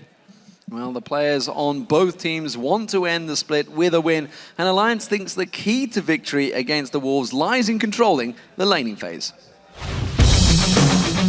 The Copenhagen Wolves game is very important because the final match, it could mean, if you get first, second, third, it can mean everything because it's the last match of the split. Getting the last win of the entire season would, of course, be a great way to end it for us. I know 3 of their players because I used to be in a team with them, and I know how they perform, and I think we can take them on. It definitely won't be an easy match. I really hope we can prepare for it well so we can face them, and we'll see what we can do. But they're really strong opponents, so we can't underestimate them. Many of our players, like Froggen or Wicked, are experienced. They have at least double or triple my experience from season 1 or season 2 or whatever season. To beat Copenhagen Wolves, you need to beat them in laning phase. The laning phase, except for bot lane, is really weak, and you should be able to beat them in lanes and then snowball it. If they miss position once, I'll just take their boss, or if they make an obvious gank in the lane, I'll just counter gank it and we'll come out ahead. So they want to shut down Forgiven, basically, is what they're saying. Just like SK Gaming did, completely removed them from the map, and Copenhagen Wolves had nothing to respond with. We'll see how it works out for them. Let's check out those starting lineups. Over on the blue side, it is Alliance, and that means in the top lane, it is Wicked, Shook in the jungle, Froggen in the mid lane, Tabs as AD carry, and Nif on support. On the red side, we have Copenhagen Wolves. Youngbuck is in the top lane, Amazing is the jungle, Kauta is the mid laner, Forgiven on AD carry, and Unlimited is, of course, the support. Well, let's see if Youngbuck pulls his donger out once again for this final match of the season. Of course, they are locked into 6th place playoff. It does mean that they will be playing potentially, right now, Alliance in that. So this could be already a glimpse in towards that quarterfinal. Yeah, and I'm not sure if Copenhagen Wolves are happy about it. They talked about how they wanted to face Rocket.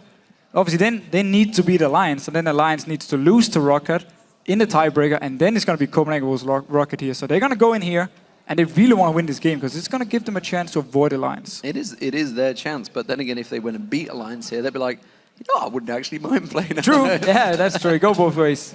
It goes either way. We'll see how it goes because Picks and Bans, potentially the last game of the spring split, no regular season, about to get underway. Here we go.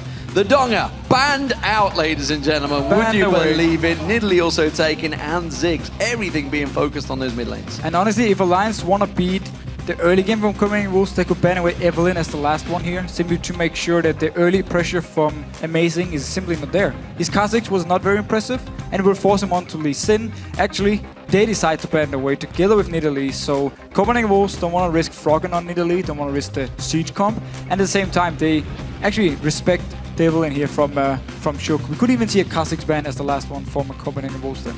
Zed's still available. Lulu has been banned out, taken away from Coutard. We'll see whether that gets locked in. But remember, Coutard's played Kayle quite a lot, so that would actually be a fairly decent counter to Zed. Yeah, and they have last pick as well here, so they can just wait with their mid lane pick in case there should be a Zed here from Froggen's side. But Kha'Zix is open. Instantly the one Alliance actually want to log in. Very smart, very obvious. Copenhagen Wolves, they knew it, and that's why now they have 2 picks prepared for them. Gragas is one of them. Very important pick here for Coutard. He loves to play Gragas. He loves these farm champions. And with 6... Sorry, I'm dying, man. It looks pretty good. Anyhow, the Gragas, Ziggs being banned away. Go-to champion is, of course, the Gragas for him. Long-range poke, long-range siege, and, of course, you have so much wave clear and farm potential in the mid lane here. And Lucian for Forgiven, very standard. Always, if it's open for him, he always locks in the Lucian. Well, I like to keep you talking, frankly, because my voice just gave out on me there. I'm not too sure what happened, but Thresh looks like it may get locked in for Alliance this time around. That would take it away. Don't want to get that Thresh-Lucian combo. But Gragas, interesting champion being locked in there because in 4.5 he's had some changes. In 4.5, yes. Well, we, of course, are playing on 4.4 here, where he is very strong, and we've seen Youngbuck actually play him up in the top lane as well. So Copenhagen Wolves not giving too much away. And this fresh pick up for Alliance, I don't think they actually mind because Unlimited, he doesn't actually play it. He normally falls back on like Karma or Leona if he wants to be engaged here. So it's a very annoying lane to deal with because Alliance with Thresh and Caitlyn here. So it's going to be a very hard lane to deal with from Copenhagen Wolves, especially if they lock in Leona. Then if they lock in Leona here, we should expect a lane swap from them. So, it is going to be Caitlyn and Thresh locked in alongside that. Remember, Zed's still available, could get locked in here by Alliance, but right now we do see also Lee Sin and Karma being picked up by Copenhagen Wolves. So, Karma simply to do well in this laning phase against Thresh because, yeah, Leona 2 vs 2 against Caitlyn and Thresh, nope, not gonna happen here. So, Karma pick, strong laning phase, good utility to the team. Also, with Lee Sin, you have shield from Lee Sin, you have shield from Karma, in case there should be a Zed locked in from Froggen here, so they can put some good shields onto whoever he's gonna target with his ultimate and try and make sure this person actually survives. And also, of course, Lee Sin for Amazing. We've seen it so many times, and it's the reason they didn't mind giving Kha'Zix over to Alliance. Zed is being hovered over. Of course, we saw Froggen playing this very well earlier on in the day and could pull it out again. Had some fantastic games last week on it as well. Aurelia also being hovered over. Will this be Wicked's final game on Aurelia?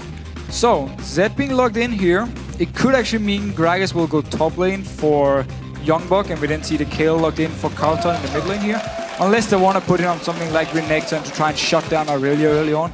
Possibly even putting on something like Jax, where he can duel this Aurelia and outscale her as well and force out of the lane. So let's see what they actually decide to pick and where this Gragas will go. If it's going to be Gragas in the top lane against Wicked, it just shows once again Copenhagen Wolves can lane swap easily. would it be, Poppy? Unlimited hovering over it at the moment. Not too sure. I mean, let's not discount. This Gragas could be Youngbuck in that top lane. He has played it before, and he may well be this time around. And it could mean that Rise goes in that mid lane. Or again, of course, it could mean Rise goes up in the top lane against this Aurelia. And early on, Aurelia got some mana issues, so it's hard for it to be too aggressive in the early stages of the game. That's where Rise can just farm up, get the early tier, get a catalyst, and he's gonna start being very strong, can actually duel this Aurelia here. So the pick would make a lot of sense. Also, of course, scaling into the late game, we know how strong Rise is. So the whole combo from Copenhagen Wolves, if they do log in this Rise, and they do, is very focused around, of course, the magic damage from both from the Karma and then both the solo laners, but also good wave clear and good scaling into the late game. And we'll see where this Rise goes, whether it goes into that mid lane. And you know, we actually haven't seen Amazing's Lee Sin for quite some weeks now because he's been banned away from this. It's probably the first time he's been let through in about 3 weeks, I'd say.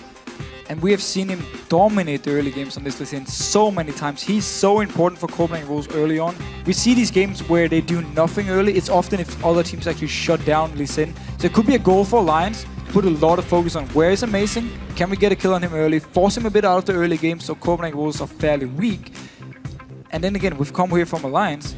Much like the game early on for them where they played Zed, it's the same kind of deal. You have Caitlyn standing in the mid lane when it comes to mid game or late game, wave clear. You have Zed split pushing one lane, you have Aurelia split pushing another lane, and it simply means the same thing. If you get ahead early game, so that Copenhagen Wolves can respond to your 1v1, they can't beat you 1v1, they cannot stop you from split pushing. That's where you can do like Fnatic did, simply just take the whole map, take control of the whole map, and just split push everywhere up and win the small fights. One thing's for sure, both of these teams are on comfort champions. Everybody has played these champions before. So the players have made their picks and bans, so let's check in the votes over at lolesports.com. It looks like you've chosen Alliance by 76%. No surprises there. They had a great couple of weeks coming into the Super Week. Of course, they look very, very strong. Yes, there were some shaky games for them during the Super Week, but as long as they can fix it going into the playoffs, they will come in again as a very, very strong team. And of course, one team we need to we should expect go towards the semi-final. And of course, if they lose this game, not only does it create that obviously tiebreaker with Roccat, it would mean they've gone 1-3 in the Super Week, which would be a bad performance after a 4-0 back in week 8. Also, if they go to the tiebreaker, lose to Roccat, then they're gonna face Gambit Gaming in the quarterfinals. And if it goes between facing Copenhagen Wolves or Gambit Gaming, I personally would choose Copenhagen Wolves. Absolutely. So here we go, ladies and gentlemen.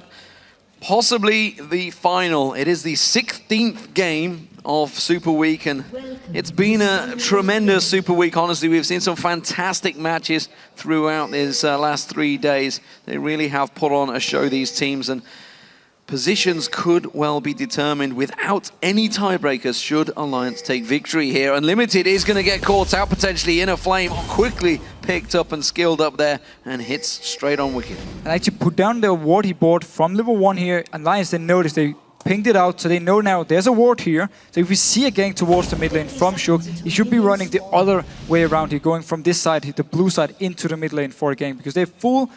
They know where the ward is from Copenhagen Wolves, and now they're actually moving up here. Want to try and set something up. And notice what Copenhagen Wolves did? Double teleport. So that's how they're going to defend this split push. They're going to have Rise and Youngbuck standing in different lanes, clearing out the waves, and then if they can try and set something up, they can always teleport in to join the fights. Well, the Wolves are one of the teams that tend to rotate the most, and at the moment they haven't chosen to go that way in these opening levels. It looks like Unlimited and Forgiven are going to be sticking around. They're waiting in that death push down the bottom. It's going to be a late invade and a possible 4-man invade from the Wolves here in towards this red buff. Yeah, and with the teleport onto Youngbuck, he can always just teleport up in the lane here so he can stay with the team. So they're going to be 4 and only 3 members from Alliance. That's why they feel safe enough walking in here without any vision. And they're actually going to go in and spot out Shook. He's waiting in the bush. Oh, he's just stepped away. I think he'd got vision of that one and goes at the right time. Goes as safely, and wisely so, but as long as he doesn't try and get too greedy and try and sneak in the smite, which he's trying to do. Good pilt over there. Amazing, taking very low on this one, tanking it out. Oh, that death sentence will have landed. Could well have been enough. The Ignite burning. Another shot comes out there. Maybe we're going to see Froggen. Will he fancy it? It's not going to get close enough, but Amazing, that's going to slow his jungle path down. Yeah, at least going to make him very low, so it means once he actually picked up the double buff, he might have to recall back to base instead of going for an early gank here. So it also means for Nif, of course, with the Ignite gone, the early fights in the bottom lane, Copenhagen Wolves with Ignite is going to have a small advantage. So, bottom lane, we do see Nif and Tabs in there early. Of course, they just put a lot of damage back down on the Wolves. We'll mean that they should hit level 2 first off, and of course that is quite important in this bottom lane. Nif, of course, could go for that dead sentence. We already know he's leveled it up. Will he get for the pill, get the flay next, of course, and maybe try and make a play before they hit 2? And it's very rare we actually see Copenhagen Wolves sacrifice the bottom lane a little bit because they went for the red buff. It delayed them coming down here, and normally Copenhagen Wolves is a team who always make sure their bottom lane is in the lane at 155, pushing it up so they get the early level 2 and can poke down. So let's see how they handle actually being behind early on. Well, they still haven't hit level 2 yet, Copenhagen Wolves. We saw that dead sentence coming out the second Nif hit level 2. Already leveled up that flay, ready and waiting to go, but it was dodged out by the Wolves, and it seems that early pressure is going to be alleviated by the Wolves finally hitting 2 here. In this mid lane, well, Coutard and Froggen, they've been going at it a little bit here at the moment. Coutard has the CS advantage over Froggen, put some early pressure down on him. Yeah, Zed needs a few levels before he can really start harassing in. And of course, with level 6, he gets his all-in potential. So that's why Coutard with his rise, putting all the pressure onto actually hitting Froggen, trying to deny him some CS and get him low. Because as long as he keeps him away from, let's say, about 80% HP, then Froggen will never actually be able to go full in onto Coutard without the risk of him just turning it around and killing him. Well, let's take a look at this top lane. We haven't seen this one for a while, or if at all this season, honestly. Aurelia up against the Gragas. Wicked, of course, on that Aurelia that he loves so very much. Casting all the way back to Season 2 where he was not allowed. He was wishing during those World Finals that he could get his beloved Aurelia, but every team in the world knew he wanted it and they all banded out against him for him. Youngbuck, meanwhile, well, he's played Gragas to great success once in the LCS. We'll see whether he can do it again. Well, he's actually pushing Wicked up to the turret, but Wicked has not been losing a lot of CS, so he's actually getting slightly ahead here. Youngbuck staying in the lane. Remember, with Aurelia early on, your mana is very hard to control here, so you need to focus more on farming than straight up engaging, because with your ultimate, if you do your full combo at level 6, you actually afterwards. Well, Wicked has just backed off, got himself a Doran's shield along with that blade. And boots as well. So it goes straight away, puts pressure back onto Youngbuck. Already putting a lot of damage down onto him. That may well force him out of the wave for a moment. Amazing is coming up though, and there is no vision at all from Wicked here. Let's see if they can actually get the kill. There's no Ignite, of course, due to Teleport and Youngbuck, so they're gonna lack some damage at least. And with the flash onto Wicked, it's gonna be very hard to kill him. But in the mid lane, well, Froggen going in on Coutard. The Ignite being burnt out here. One more jump from Shook forces Coutard away. The Ignite is not gonna be enough. They need to back up on this one. Meanwhile, in the top lane, Wicked avoiding using that flash, and now they're gonna try and collapse in. Shook is the man that needs to close this down, but he's running towards that Tribus. Amazing is there. Coutard's caught out of position. Now they know where he is. Who's gonna take the kill? Oh. It will be Froggen. And perfect for Alliance to get the first blood onto Froggen here, because he's going to be the guy split pushing. He's going to be the guy where Copenhagen Wolves won't have an answer to kill him or avoid dying to him in the 1v1s later in the game here. So perfect for them. And Wicked putting on some very good damage onto Youngbuck again. He may get a kill here. He's going to keep on working him. There's the Blade Surge. It's not enough, but it forced the flash out of Youngbuck and Wicked. So Youngbuck actually decided to stay in the lane because his teleport wasn't ready when Wicked recalled back and then teleported into here. So he had to stay, and it meant he was very low on mana. It was very easy for Wicked to get some good damage. And yes, Amazing came up there, forced the flash out of... Oh, actually didn't force the flash, he just used it in his 1v1 here. But Amazing came up, put some pressure. It just wasn't enough, and Youngbuck, he stayed again in the laning phase without any mana. So easy for Wicked to just turn it around. It's one of those situations that every player faces that plays this game as when your opponent has backed away clearly to buy. You haven't quite got enough gold for that item you want, or you just stick around just that little bit too long. As it turns out, Youngbuck's gone and got himself the triple Doran's ring build. He did the same thing on Heimerdinger in the previous games. He's building this like full lane control build, just early game power. It's gonna delay his items later on in the game though, so his big power spike with Death Cap and Void Staff is gonna be delayed by this, but his early game, his lane presence is gonna be higher, and he obviously wants to try and shut down Wicked, but he's falling behind in CS, and he just needs to make sure now at least he doesn't fall further behind. Well, Unlimited's been putting some poke down on Nif there. You see that Inner Flame keeps blasting out from him. That's the Q skill, in case you're unaware, that obviously does the damage burst and a good slow. Shook in this mid lane, looking to try and pounce on towards Coutard. Doesn't have his ultimate available, can't stealth his way in there. And Coutard quick to dodge out of that one. But Coutard did pick up a fairly early tier here, so it's gonna stack up around the 24, 25 minute mark, should be fully stacked, and that's where he really hits his power spike on Ryze. And with this Ruby Crystal, getting at least some tankiness, but Froggen now taking control of the lane with the first blood and of course the early Cutlass from him.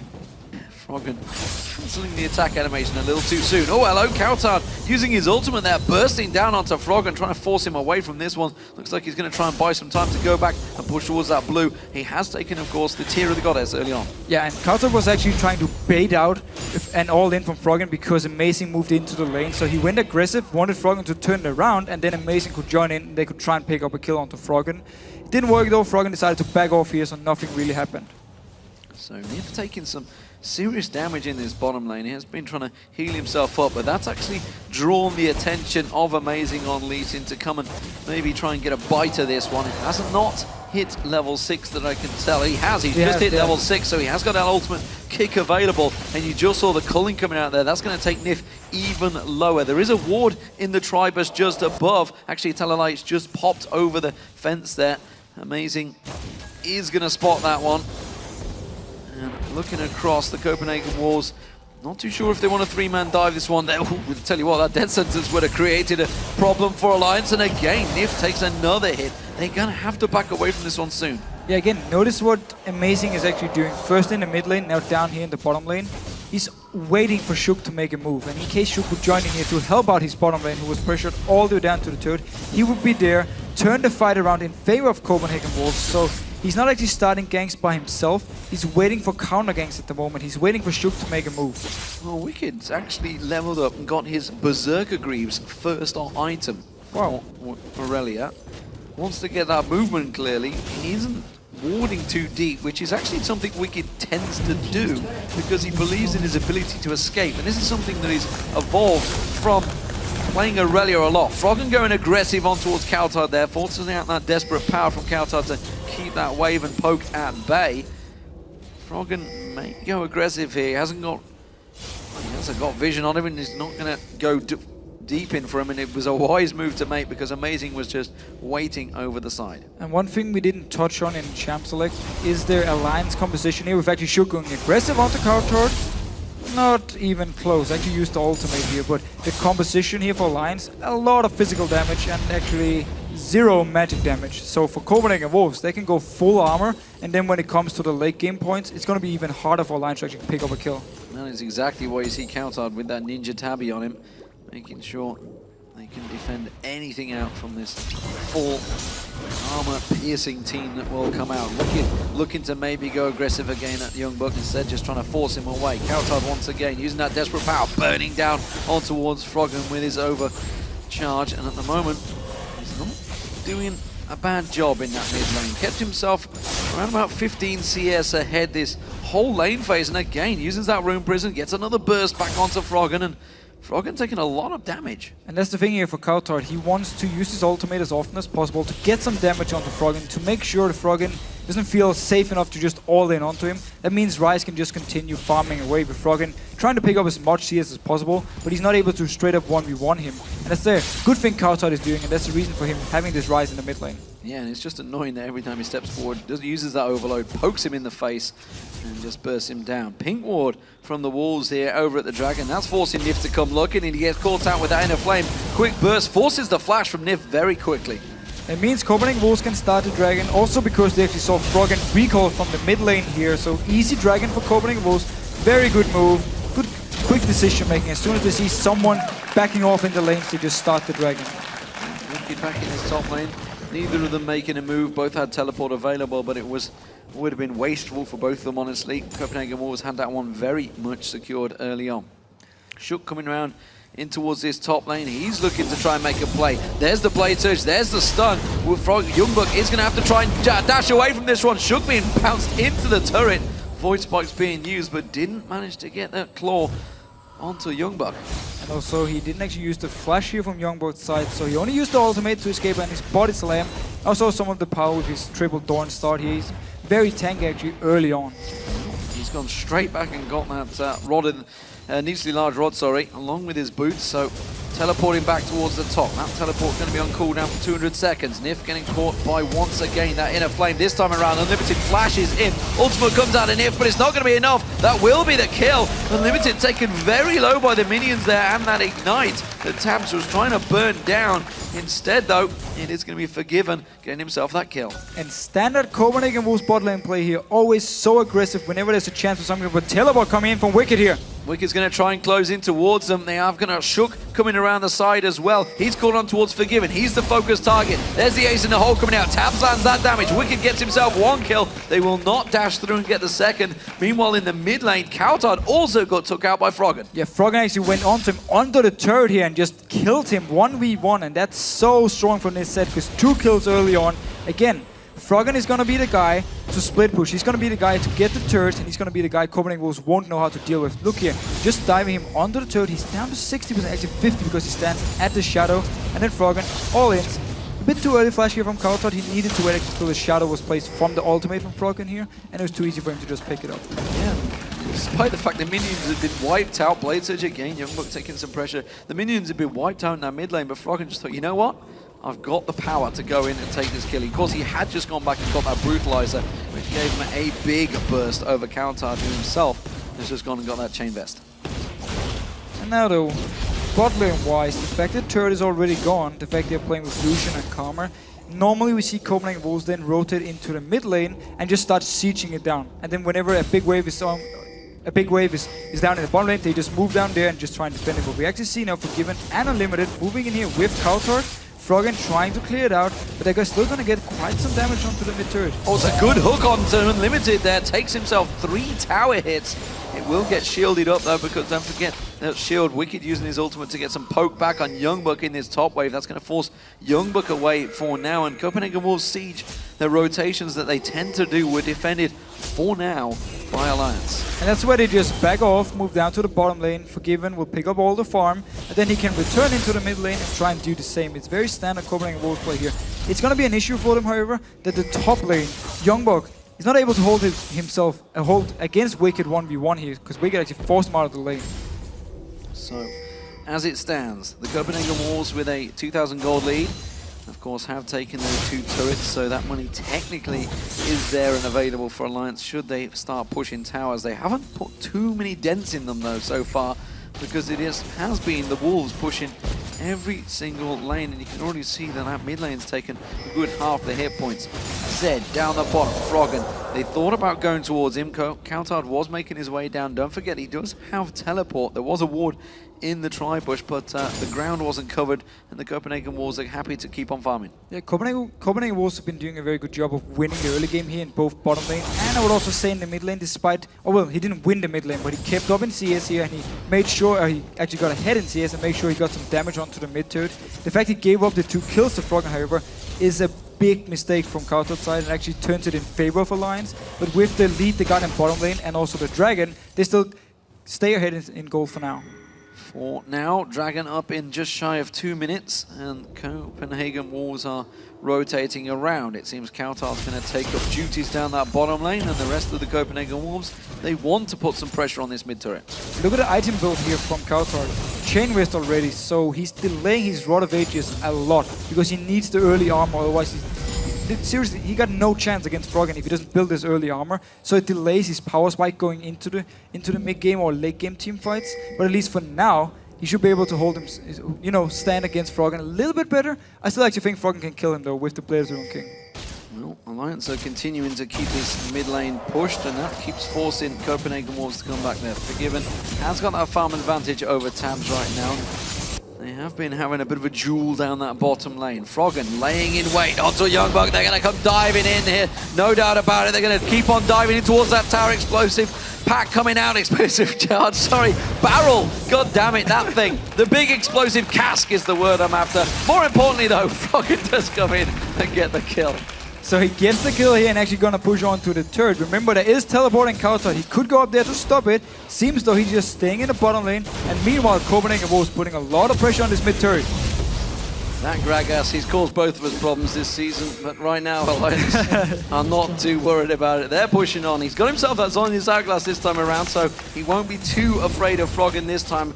And that is going to be another tower being pressured, but that's the first one of the game for Alliance. I have to question the fact that Kautot stayed in this bottom lane to get just like 15-20% damage onto the turret. He could have gone up top lane with his teleport and actually defended it, made sure Alliance couldn't get this very crucial outer turret, because again, in a split push combo, you want to get the outer turrets down so you get some deep wards, and then you start taking control of the map. So I think he should have gone up top lane with his teleport and actually defended. Dragon control very much in the hands of the Copenhagen Wolves as they secure that one once again without any problems, without any interference from Alliance. They simply don't have the timers on it right now. And there is a fairly large sum of gold on both Forgiven and Kautard right now, as well as Tabs, who's just gone back to Biotelai. He's not gone back, he's still in the mid lane, continuing the farm. 2k sat on your AD carry.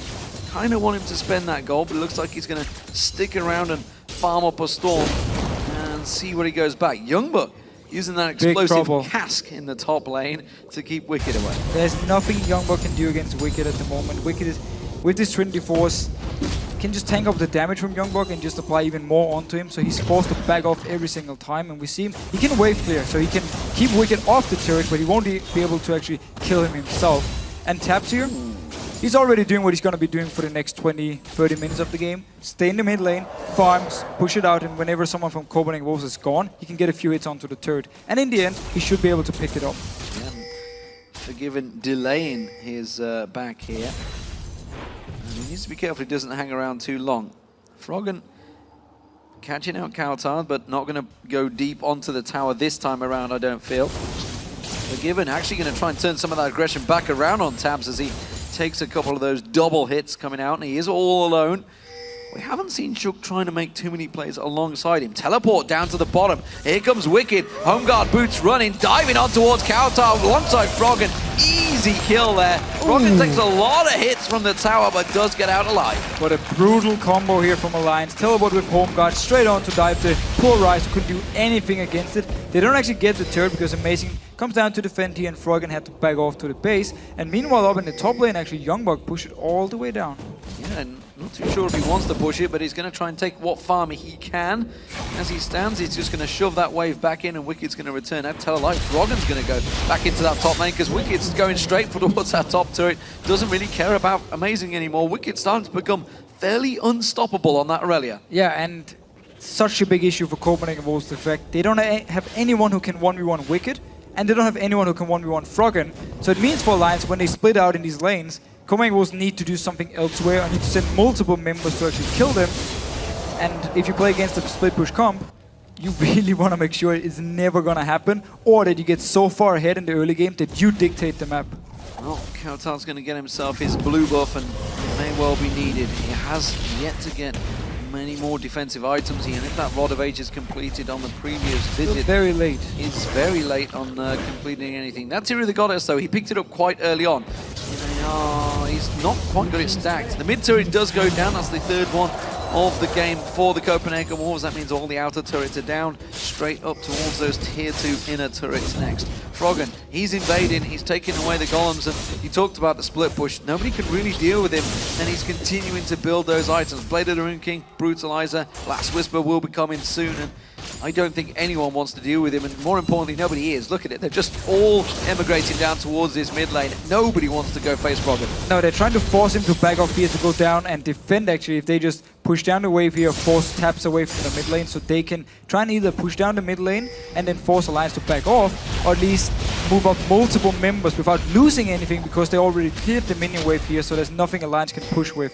But for now, not much is going to happen, because Kautard actually went up to clear it, and Froggen wise enough backed off because multiple members from Copenhagen Wolves were moving. And another issue for them, they don't actually have any hard engage. They need to teleport in behind them with Ryze, or they need to land a kick from Amazing to set something up with the ultimate from Youngbuck, but they're all very hard to actually pull off, and Alliance can just flash off them as well. So it's going to be hard for Copenhagen Wolves to straight up engage if they see an opportunity. There is no fear at all from Wicked anymore.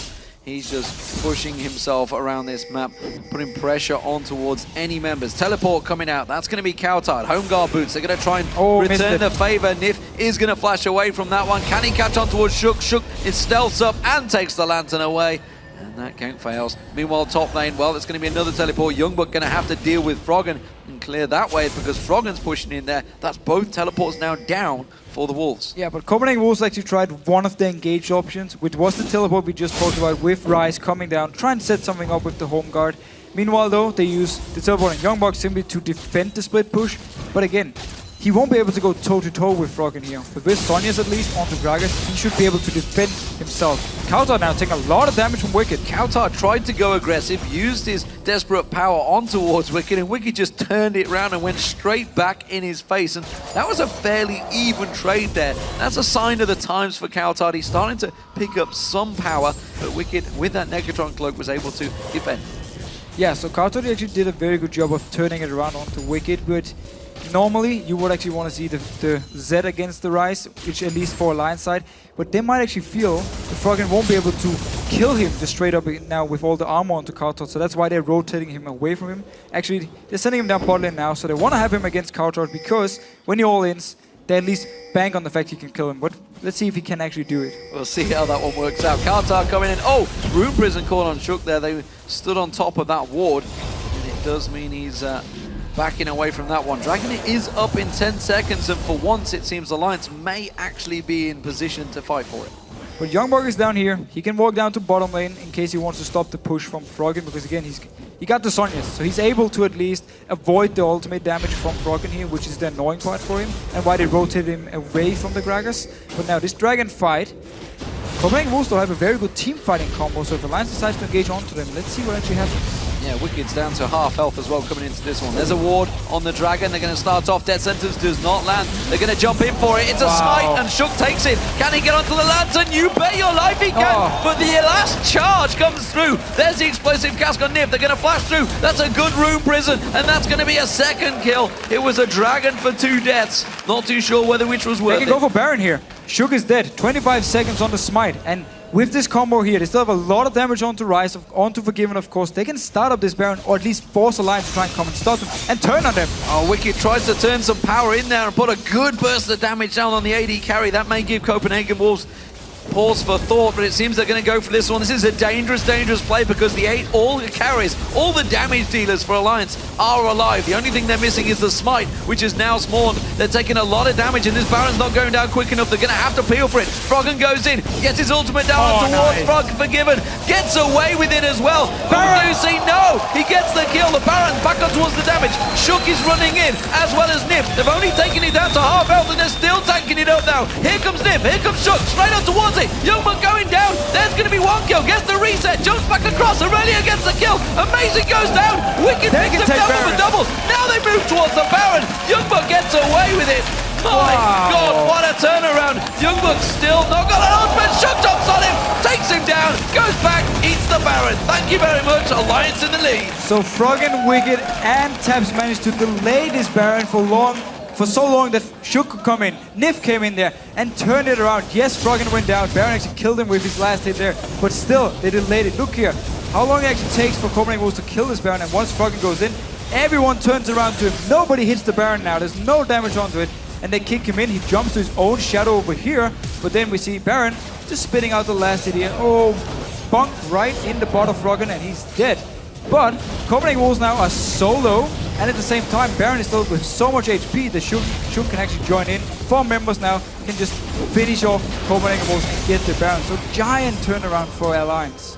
Wow, Copenhagen Wolves, it was a risky play, and the delayed fight they had really turned around to bite them in the backside, and now Alliance with the Baron. It's only on 3 members though, let's not forget, because both Froggen and Wicked were dead from that fight. However, it will create a situation where Alliance can start to put pressure onto the Copenhagen Wolves, and more importantly, they have that gold lead. They are equal in towers, and now they're starting to siege. And again, instantly they split up here in the lanes, and Froggen actually wanted to wait to see who was up here before he moved any further. And because the rest of Alliance is not in position to punish Copenhagen Wolves yet, he's just waiting a little bit. And now, once they push up this wave, that's where we can see him move up and start putting more pressure on the top lane. Because if multiple members from Copenhagen Wolves move up, then he can just, then the mid lane here can just be killed by Alliance. Big burst of damage on Shook. That's going to force him away. That's going to force Alliance to slow down. It's not going to slow Wicked and Froggen down. They're both keeping that tower push going. It's the 1-3-1 split push that we saw Rockan using so successfully in the early days of the spring split. And Alliance now going to try and make it their own and putting a lot of pressure on the Wolves. And again, notice Froggen always backs off whenever the wave is coming from Copenhagen Wolves here in the mid lane. He backs off because he knows his team is not in a position to get anything if he gets ganked up here, if he dies. Also, as soon as it pushed up, he moves forward, kills the wave, but Kautar is staying so far back that Froggen can actually he cannot all in him. They have good vision wards, and that's why Unlimited's coming in to try and clear them out himself. It was a ward actually on top of his own ward, which is why it looked confusing that he was shooting at his own one. We do see the continue to put pressure. Bottom turret has actually taken some hits from Wicked. He's continuing to be forcing on, but we all know how good the wave clear is of a Gragas, and now that he's got that Death Cap and Zhonya's Hourglass, he won't have any problems keeping that waves clear. Nope, and with the double teleport, as long as Copenhagen Wolves can continue to clear the waves here and not lose their turrets, they will be able to teleport in case a fight should break out somewhere or in case Alliance rotates around the map. So, as long as they can wave clear, they can hold out for now and hold out this Baron buff. Nif waiting off at the side, wants to land that death sentence. Kautar purposely taking and staying towards the top area of the map. Nif realizing that Unlimited's there, will rotate back around towards this middle turret. Raids being pulled in, Culling being used by Forgiven, everything from the Copenhagen Walls being used to keep this bound up Alliance away from the towers. And it's just overall very good play, because you don't want to fight in against this Baron up team, and at the same time, Kautar, he doesn't want to go 1v1 against him, and now Wicked is finally getting onto Youngbuck. Yeah, Youngbuck went a little bit too deep. He's going to have to use that Zhonya's. He may well. Wicked forces him away. Almost low on mana though, so he's not going to go too deep, but that's bought time in the top lane for Alliance to get themselves a position and take down the inner turret. So they finally get a turret up here, and down in the bottom lane, actually, Forgiven going very aggressive onto Wicked, forcing him away. Nothing really happens from it. But we saw what happened when Youngbuck moves away from his own turret. He found Wicked, and he could do nothing against him. He was forced to back off, and they were forced to send Forgiven, so Alliance instead could just take the top turret. Let's see if they set up a play here. Remember, there is teleport on Wicked. He will have those home guards available. We're seeing Froggen continuing to push. He's going to back off in that top lane, though he is stood right on top of ward, so they know how full information of that, and they realize that Alliance is stepping away, and that's why you see the Copenhagen Wolves quickly moving to try and push this mid lane. Yeah, they want to try and force Alliance to have all 5 members in the mid lane so they can't apply pressure on the side lanes, but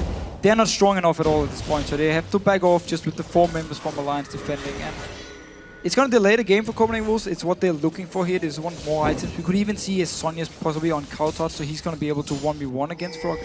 Kautar standing in the base. Will we see a teleport dash in here? Instead, no. He's going to use them home guards to just run on out. He wants to clear out that bottom wave. They are going to pounce on towards it. Youngbuck caught out here. Has got that Zhonya's. His mate was going to have to use it, but he didn't get time because the hook from Nif was good. So as soon as they find a member here, they just instantly pile onto him with 5 members, get the kill. A lot of the waves are now gone for Copenhagen Wolves Alliance. They want to push towards this one, and they can dive. They've got the Siege minion with them. They've got 5 melee champions, well, 4 melee champions and a Thresh. I'm not too sure what you count Thresh as really, but technically is a lashing champion. I'm not too sure. Nevertheless, they're pushing through the turret and the inner turret down, and now they're pushing on towards the inhibitor.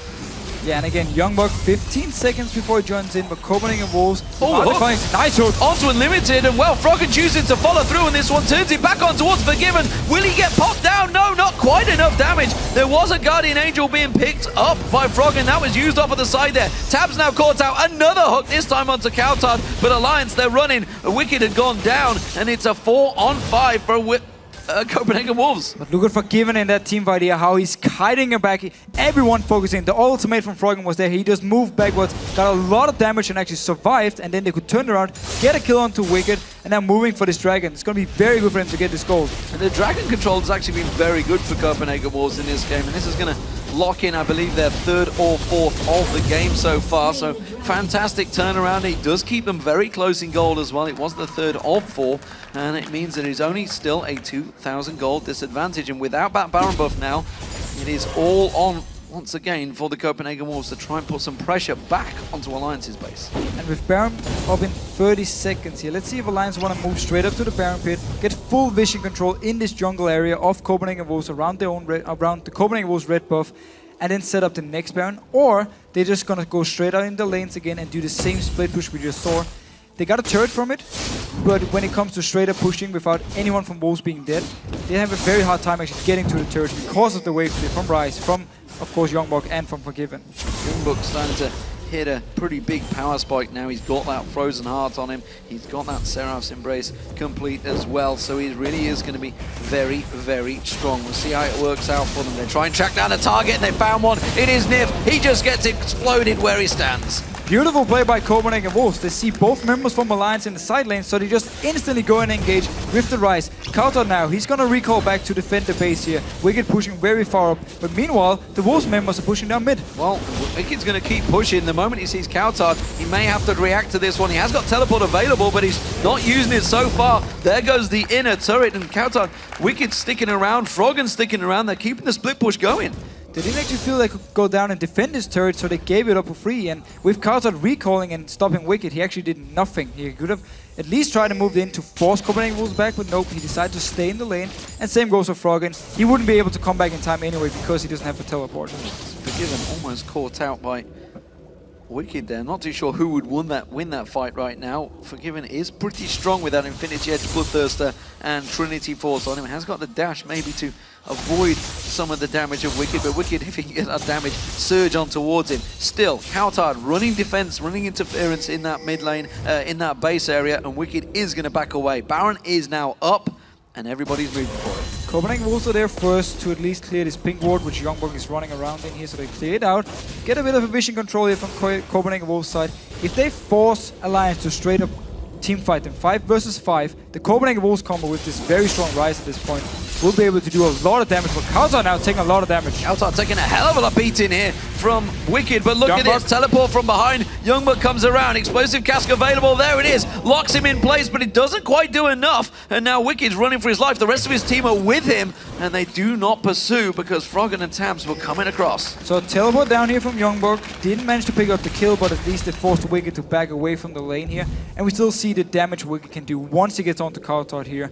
So it's the same reason we normally see Youngbok being the one to defend against Wicked, because he can just stand at the turret, wave clear, and Wicked doesn't have to wait for the next wave before he does anything. That may give Copenhagen Wolves pause for thought when they keep putting Coutard up against Wicked.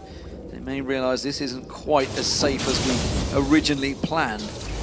Froggen tries to bait out some aggression from one of them as Shook waited off at the side as the rest of Alliance rotate and clear out all of the coverage that Copenhagen Wolves have put around that Baron pit area. Alliance not going for the Baron themselves. They want to make a pick before that happens. Try and take somebody down. Anyone will do. They're not too fussed on the target.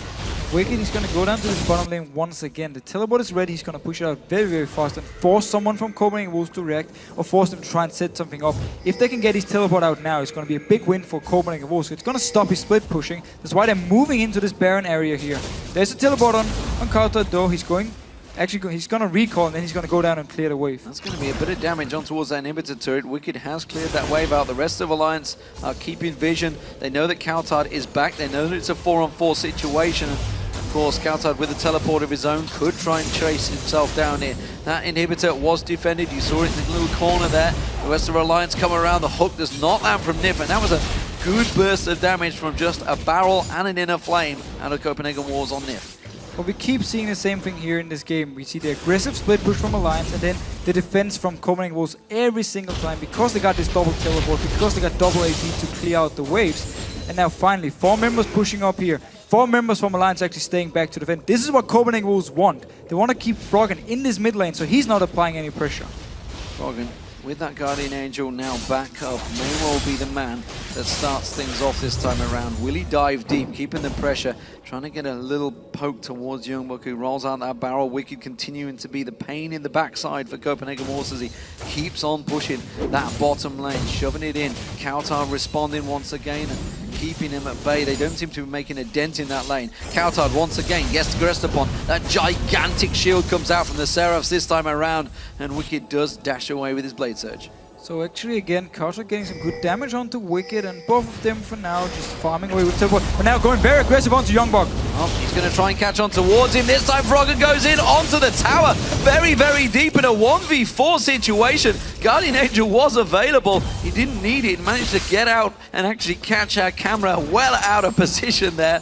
And managing to dash out of it with those shadows. So barrier going for Forgiven, but also the ultimate and the flash and the ignite for Froggen here. So he invested a lot into this one. Forgiven still with the flash for the next team fight. Youngbok did have to use his own flash though to get away, so he's gonna a little bit more insecure when he's gonna stand here and clear, or wave clear, but as long as he stays back with the Zhonya's, he shouldn't really be in danger of dying. Unless, of course, Copenhagen Wolves want to push out of their own base. Tams has got himself red buff. Everybody from the Alliance is stepping away for just a moment, and Copenhagen Wolves having to do the same.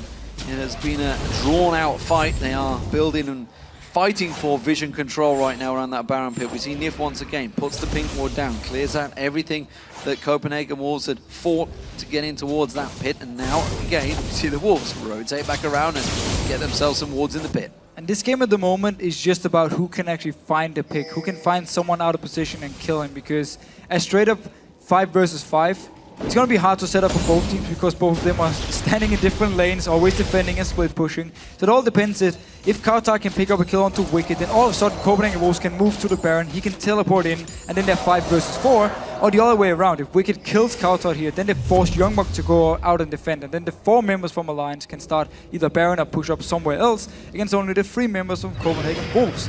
So it's going to be all about these 1v1s, 2v2s around the map, who can actually pick up the first kill.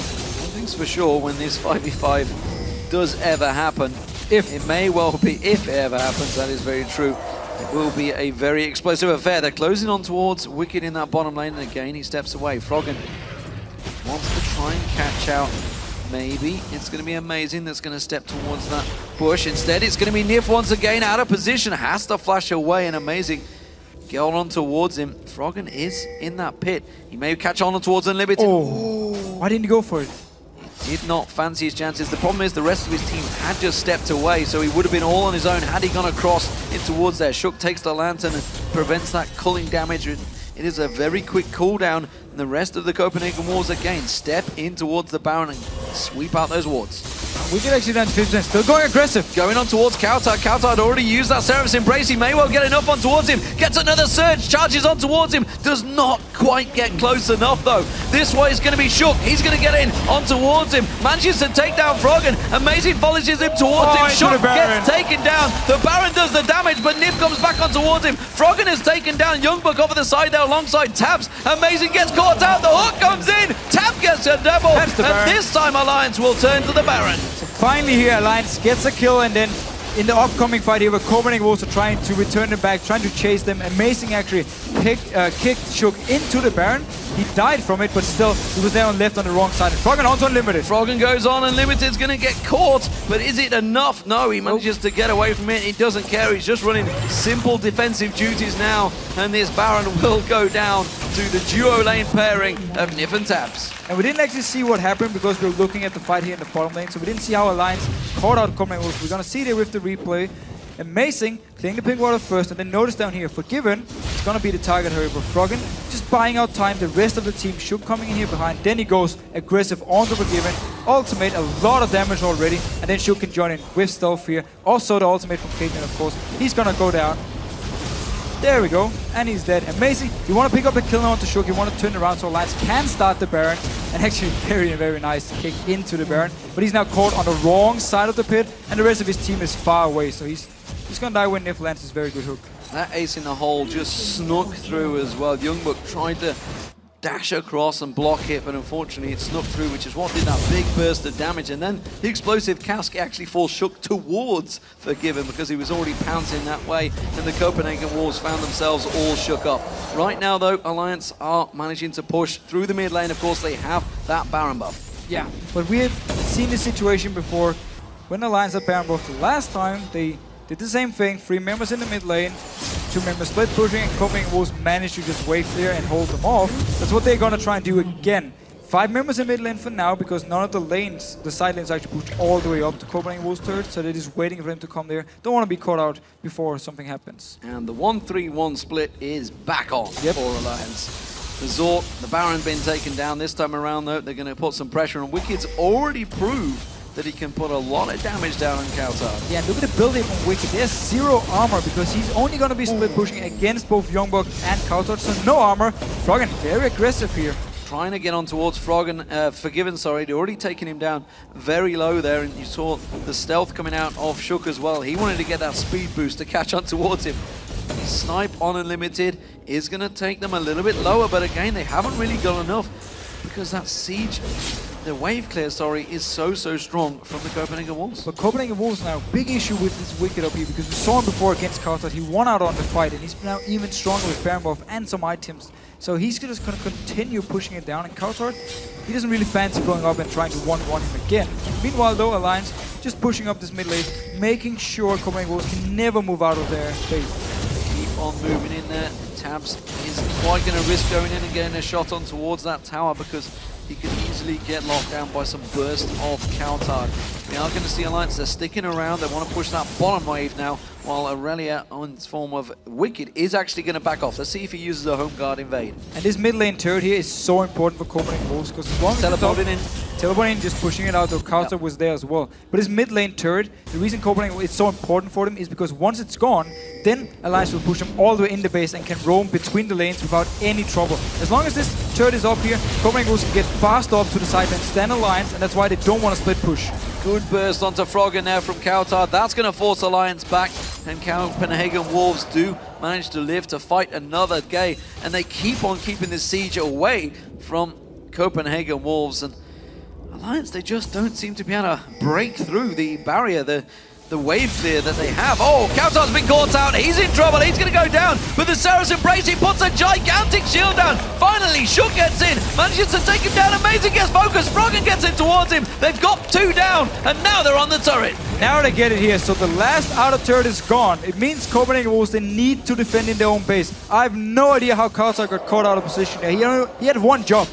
Don't be caught out and don't die. Just stand into your turret and defend. It was the only thing he needed to do. I think he thought he managed to catch someone out, went looking for that kill, and the rest of Alliance, well, they pounced on that one. They're not going to take an open invitation. Wow, Unlimited's down. He's going to go pop. And that is going to be another one as they jump on Forgiven. Zed gets himself a second. Forgiven going ham. Youngbuck, he's going to use that Zhonya's Hourglass. But this could be Alliance rushing on through their base. There is 20-second death timers on both Amazing and Kautar. And this could easily be enough time for Alliance to push on through for the win. There's no minion wave yet, so they're going to have to tank the turrets themselves. And Wicked up in the top lane is pushing here, but they're going on to the Nexus turrets. Well, they're going to run on through, and Alliance are going to take themselves 3rd place. Ironically, it means they will face the Copenhagen Wolves in the quarterfinals of the playoffs if they finish the game right now, which they're not going to. Kautar runs out, tries to get on towards Tabs. Tabs is doing what he can. Froggen round the backside. He's doing a Peke once again. He's going to take down the Nexus. Kautar tries to go take. Tabs is going to get dropped down, but it's Froggen that finishes the game. And Alliance take down the Copenhagen Wolves and finish 3rd place. It was a long thought out thing, that's for sure. 18-9 the overall kills count at 45 minutes. And Alliance get themselves another win, taking them 2-2 overall in Superweek. But that important position, it was the playoffs, and that means there is no tiebreakers, ladies and gentlemen. In the European Spring Split, everything is decided in the regular season. And while it was a bit of a long mid-game here from Alliance, they did the only thing they could actually do. Due to all the wave clear, due to the double teleport on the side of Copenhagen Wolves, they could just extend the game for so long. But once they found the key targets, once they actually found Copenhagen Wolves out of position, they could kill them, get the Baron, and then later on when they found Kautar, kill them, they could take the turret and the game. I'd love to know what Kautar was doing wandering around there, because they defensively, Alliance couldn't do anything. They couldn't break down the siege potential. The defensive wave clear that they had with Kautar and Youngbuck on Rise and Gragas was just so superior that Alliance had to get that pick to create a play. They had to get the turret, the last one standing for Copenhagen Wolves outside of the base, so Copenhagen Wolves could move around the side lanes. And also, yes, of course, they just had to find someone out of position, get the kill, and then they could move on. And So they proved twice with the Baron they couldn't break the defensive deadlock that the Copenhagen Wolves had. So maybe it was just a waiting game, but impatience seemed to have got the better of Copenhagen Wolves. yeah, I mean, it would have been just a matter of time before someone like Wicked would move down to the bottom lane and just start hitting the turret without the minions, back out and do it again and again and again. So with some time at least. I beg to differ. I've seen the guys of CLG EU and, of course. and Evil Geniuses before. They don't hit the goddamn tower, that's for sure. This time around, Tabs actually took it upon himself to get in there and start hitting it. They just stayed in the end with the Nexus as well. They tried to kill him and Froggen was behind, got the Nexus down, of course. So Copenhagen Wolves actually did what they could do with this combo here, and they wanted to try and get some team fights, but because they fell behind, or they actually didn't fall behind, but because Wicked got so strong, because Froggen got so strong with the early kills and Carter in the mid lane, even though Copenhagen Wolves were hitting gold, simply due to these two members being able to 1v1 everyone, at least for a long period of time in the game, meant the Alliance could get the split push going, and it meant that the game was long, and Copenhagen Wolves had to defend all the time, but at least whenever they had the chance to pick up a kill, they actually did. And it does show going ahead that actually the Copenhagen Wolves certainly can stand toe-to-toe with Alliance. Yes. They put up another great fight using the double AP comp, which hasn't been that successful so far in the LCS, in the European Spring Split. But Copenhagen Wolves played it very different because they focused so much on just straight up wave clearing, and then with double teleport, they were just, it was their response to the split pushing. It's not, we're not going to kill you. We're just going to make sure you're never going to hit the turret, and then we're just going to stand here for 50 minutes, and then when we have 6 items, we're going to turn around and just destroy you in a team fight. And that was the whole game plan for them, of course. Unless they got so far ahead early on, they would just force Alliance to group up as 5 to try and defend, and then they would have killed them. All about the Heimerdinger being banned. Ah, First the Donga ban coming out. MVP ban. Poor Youngbuck. Second ban, actually. The second ban, but I mean the first ban in the game was used. That's true. And didn't expect to see Heimerdinger bans, I've got to be honest, coming into the Super Week. And there's been some amazing games overall. You got to think, cast your mind back to the SK Fnatic match, the Alliance Fnatic match as well. There's been, really has been some fantastic matches throughout the Super Week. Of course, if you've missed any, get over to LLOLesports.com. They are all available on VOD over there, as well as all the match stats and fun facts, as well as the beginning of the North American Super Week that will be coming up shortly. Of course, 4th and 5th place, that's going to be Gambit and Roccat facing off against each other. Lots of matches going to be coming when the playoffs get underway, but for now, we want to hear what Alliance have to say. Shox and Quickshot are ready with Froggen from Alliance, so let's head over to them. Thank you very much, D-Man. First off, of course, congratulations, locking in 3rd place. The first 2 days, not there that much, Alliance, but playing good when it counts for you guys. Tell me about this matchup. One thing that caught my eye was like Gragas, Rise. Were you also wondering where it was going, and were you happy where they ended up? No, actually, since they locked it in first, we were pretty sure that it was actually going to be top. And we knew from week 10 that they played the Yasuo Gragas comp, and we thought they were actually going to go for that again, but they didn't. Talk to me a little bit about why this game was so difficult for you guys to close out. Initially, the Wolves got a lead early on. They had a few thousand gold on you. You guys were scrappy in the mid game, but it was very hard pressed for you to win. Why? I think Forgiven got really strong on Lucian. They had a lot of shields together with Lee Sin and the Fresh Lantern. Not Fresh Lantern, the Karma Shield, obviously, and then the Mika's Crucible as well. And on top of that, they have a Lee Sin kick. So if I ever go in on somebody in the mid game, they will just kick me away. So it's really hard to actually force team fights, and that's why we kept splitting all the time. And then Wicked obviously knows Aurelia well enough, so he just went a build where he could have one-on-one the Rise, and he kept forcing TPs. We didn't really play it perfectly, but it worked out in the end. One crucial moment for me was, I believe it was the very first Baron where they almost took it because they won a team fight, but then you guys still came back. I feel like that was a very important one. If you had lost it there, maybe talk me through that. It was very important. I also think it wasn't a good decision for them because I still had my ultimate and we were still 3 people alive with 2 people spawning, and it was early in the game. They don't really have the fastest Nashor if they have to focus all their power on it. And if they're doing that, they're going to take too much damage from the Nashor, and that's basically what happened. Maybe I went in a bit too early, but like I went in, sacrificed myself, right, and then they were all low, and we just cleaned up and took the Nashor afterwards. So I absolutely love your Zed play. I want to know why this week? Why did we pull it out more so than elsewhere? Why didn't we see it early in the split? Because earlier today, I was commenting in your game and saying how there's going to be a point where Zed may become less of an impact. I think we've seen it here a little bit. It was very difficult for you to get in because of the composition. So why is it working for you this week? In solo queue, I've just been spamming a lot of Zed. He is probably the most versatile champion in the game. You can pick him in every single setup. He can poke, he can all-in you. He's really good at team fights. He has AoE damage with the E and the Qs. And obviously with the Shadows dealing a lot of damage as well. So he's just incredible versatile champion. And I think he's good in almost every single setup, and I really love to play him. So I've just been practicing him a lot, and then I just go for it.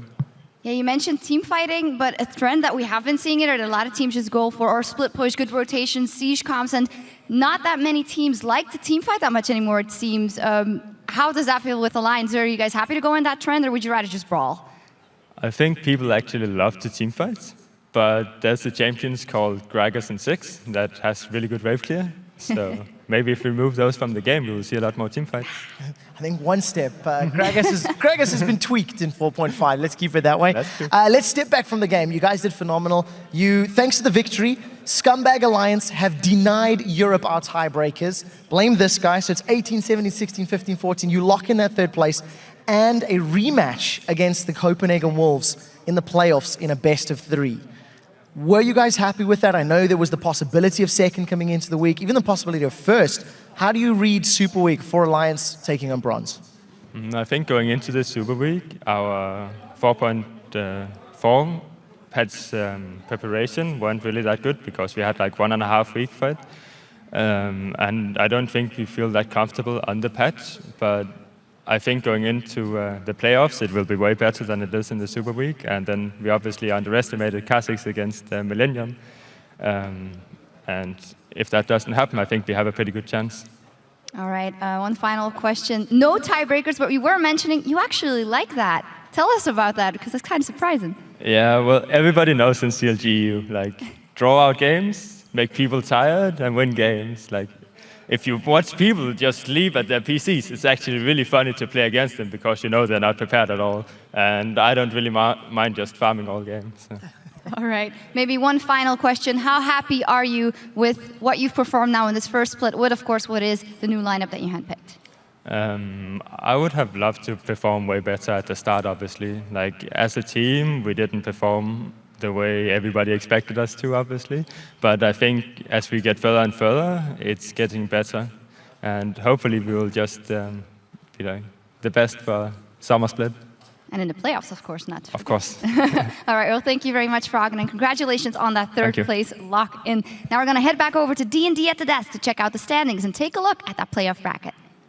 Thank you very much, Shox. With that match complete, we are ready to take a look at the final standings of the spring split. In first place, locked in yesterday, SK Gaming with 18 wins, 10 losses. Fnatic now, second place, secured. They're going to be in the semi-finals. Third place is Alliance after that victory and going 2-0 today and 2-2 overall. Roccat, fourth place with 15 wins and 13 losses. Then we have Gambit on 5th place with 14 wins and 14 losses, and just under them, Copenhagen Wolves in 6th place with 13 wins and 15 losses.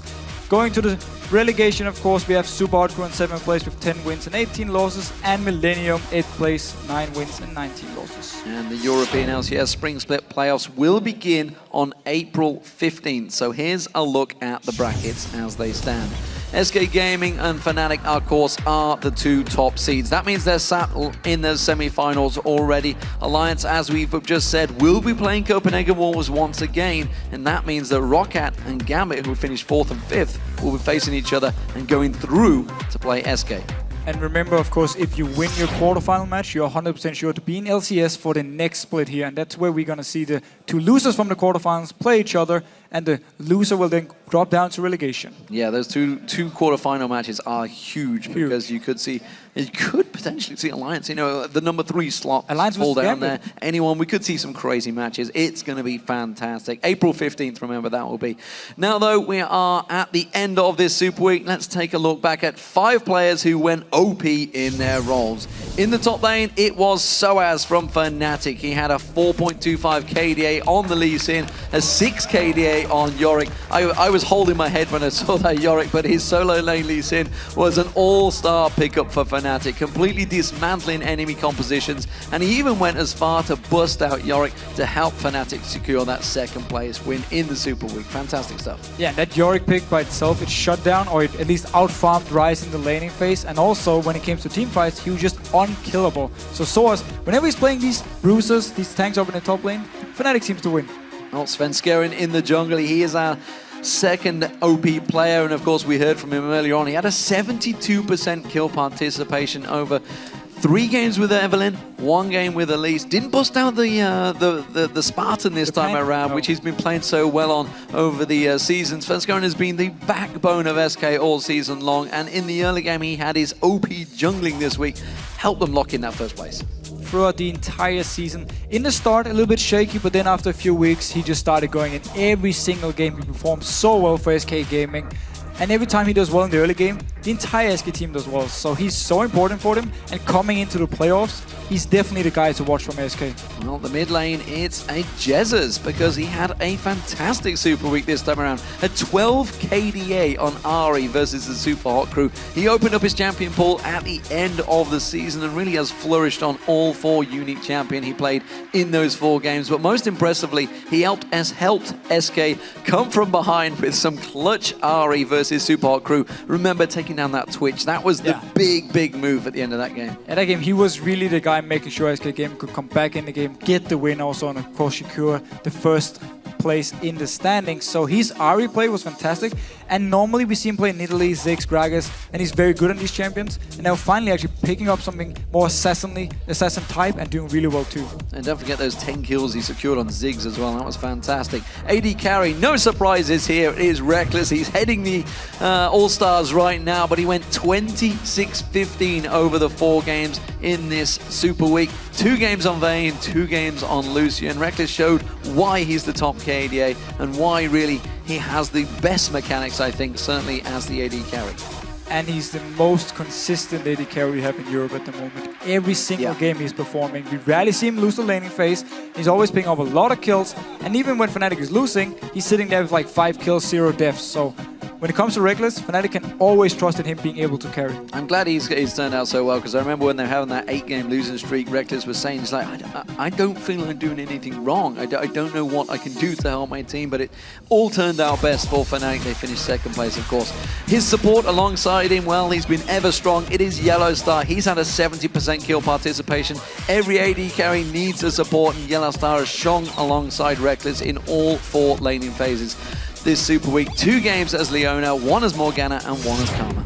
And he's really showing how many different champions, how many different styles he can play as a support. Morgana, of course, very defensive. Karma, a lot of utility. And then you have Leona if you want to do the engages. And the fact you have a support who works so well with your AD carry and can play all these different champions simply means Yellowstar is a very, very good player. And sticking on support for his spectacular performance this week, we are awarding the most valuable player title to SK Gaming support, N-rated. He had a 7.5 KDA. He played Leona twice and Karma overall. Fantastic performance by Chris overall. He's been brilliant this week.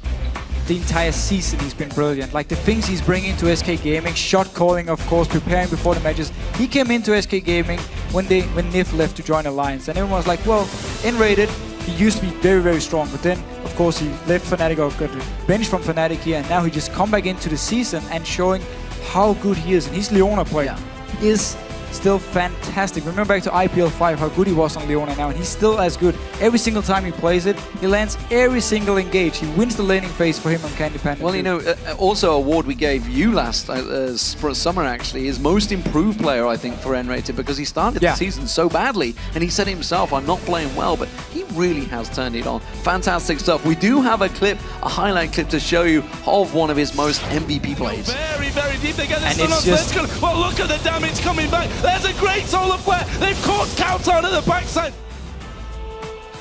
And this is just N-rated. I mean, every single team fight, whenever there's a chance for him to land his ultimate, land his CC onto a key target, he's gonna hit it. In the laning phase in that game against Copenhagen Wolves. Oh, Jinx, or Forgiven, of course. Are you overextended? Boom, engage, dead. every single time. He landed his ultimate straight in his face. There was never a chance for Forgiven to do anything. So in Rated, when you can play Leona like this, you're actually almost forcing a ban onto your support, and it's very rare we see Leona bans. Fantastic stuff. Remember that the North American LCS will be kicking off their Super Week starting on Friday with 5 big games. Up first, it is Cloud9 versus XDG. That will be followed by Coast versus Curse. And then followed by Counter Logic Gaming versus Cloud9. Then we have Dignitas taking on Curse, and Evil Geniuses will face Team Solo Mid. And those matches start on Friday at 9 p.m. Central European Summertime, 12 noon Pacific. Yes, because we are in the summer right now, yes, we are. Over in Europe, and the sun is shining.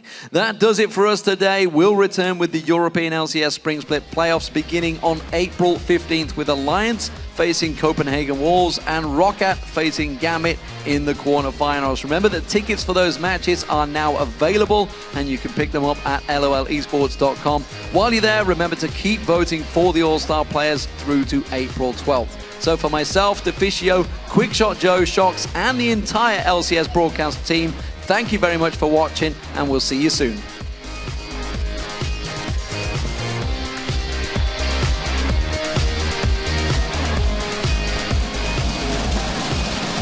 Panda here up to the side as well. The spray and pray going through. He's going to get a double kill. It's going to be a triple here for Candy Panda. The rat clearing up.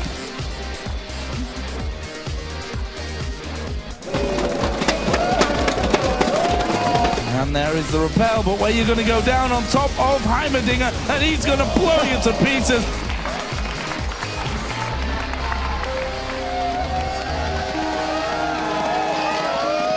Well, he's just baiting here. Here we go, Condemn on the wall. Reckless goes for this one. Jankos is going down, no doubt about that one. An easy kill for him.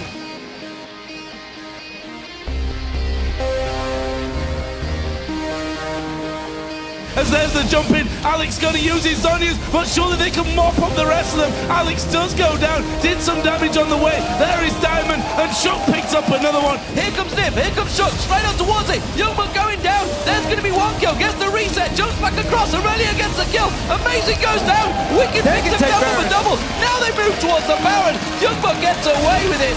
Oh my God, what a turnaround. Youngbuck still not got an ultimate, Shook jumps on him, takes him down, goes back, eats the Baron. Thank you very much, Alliance in the lead.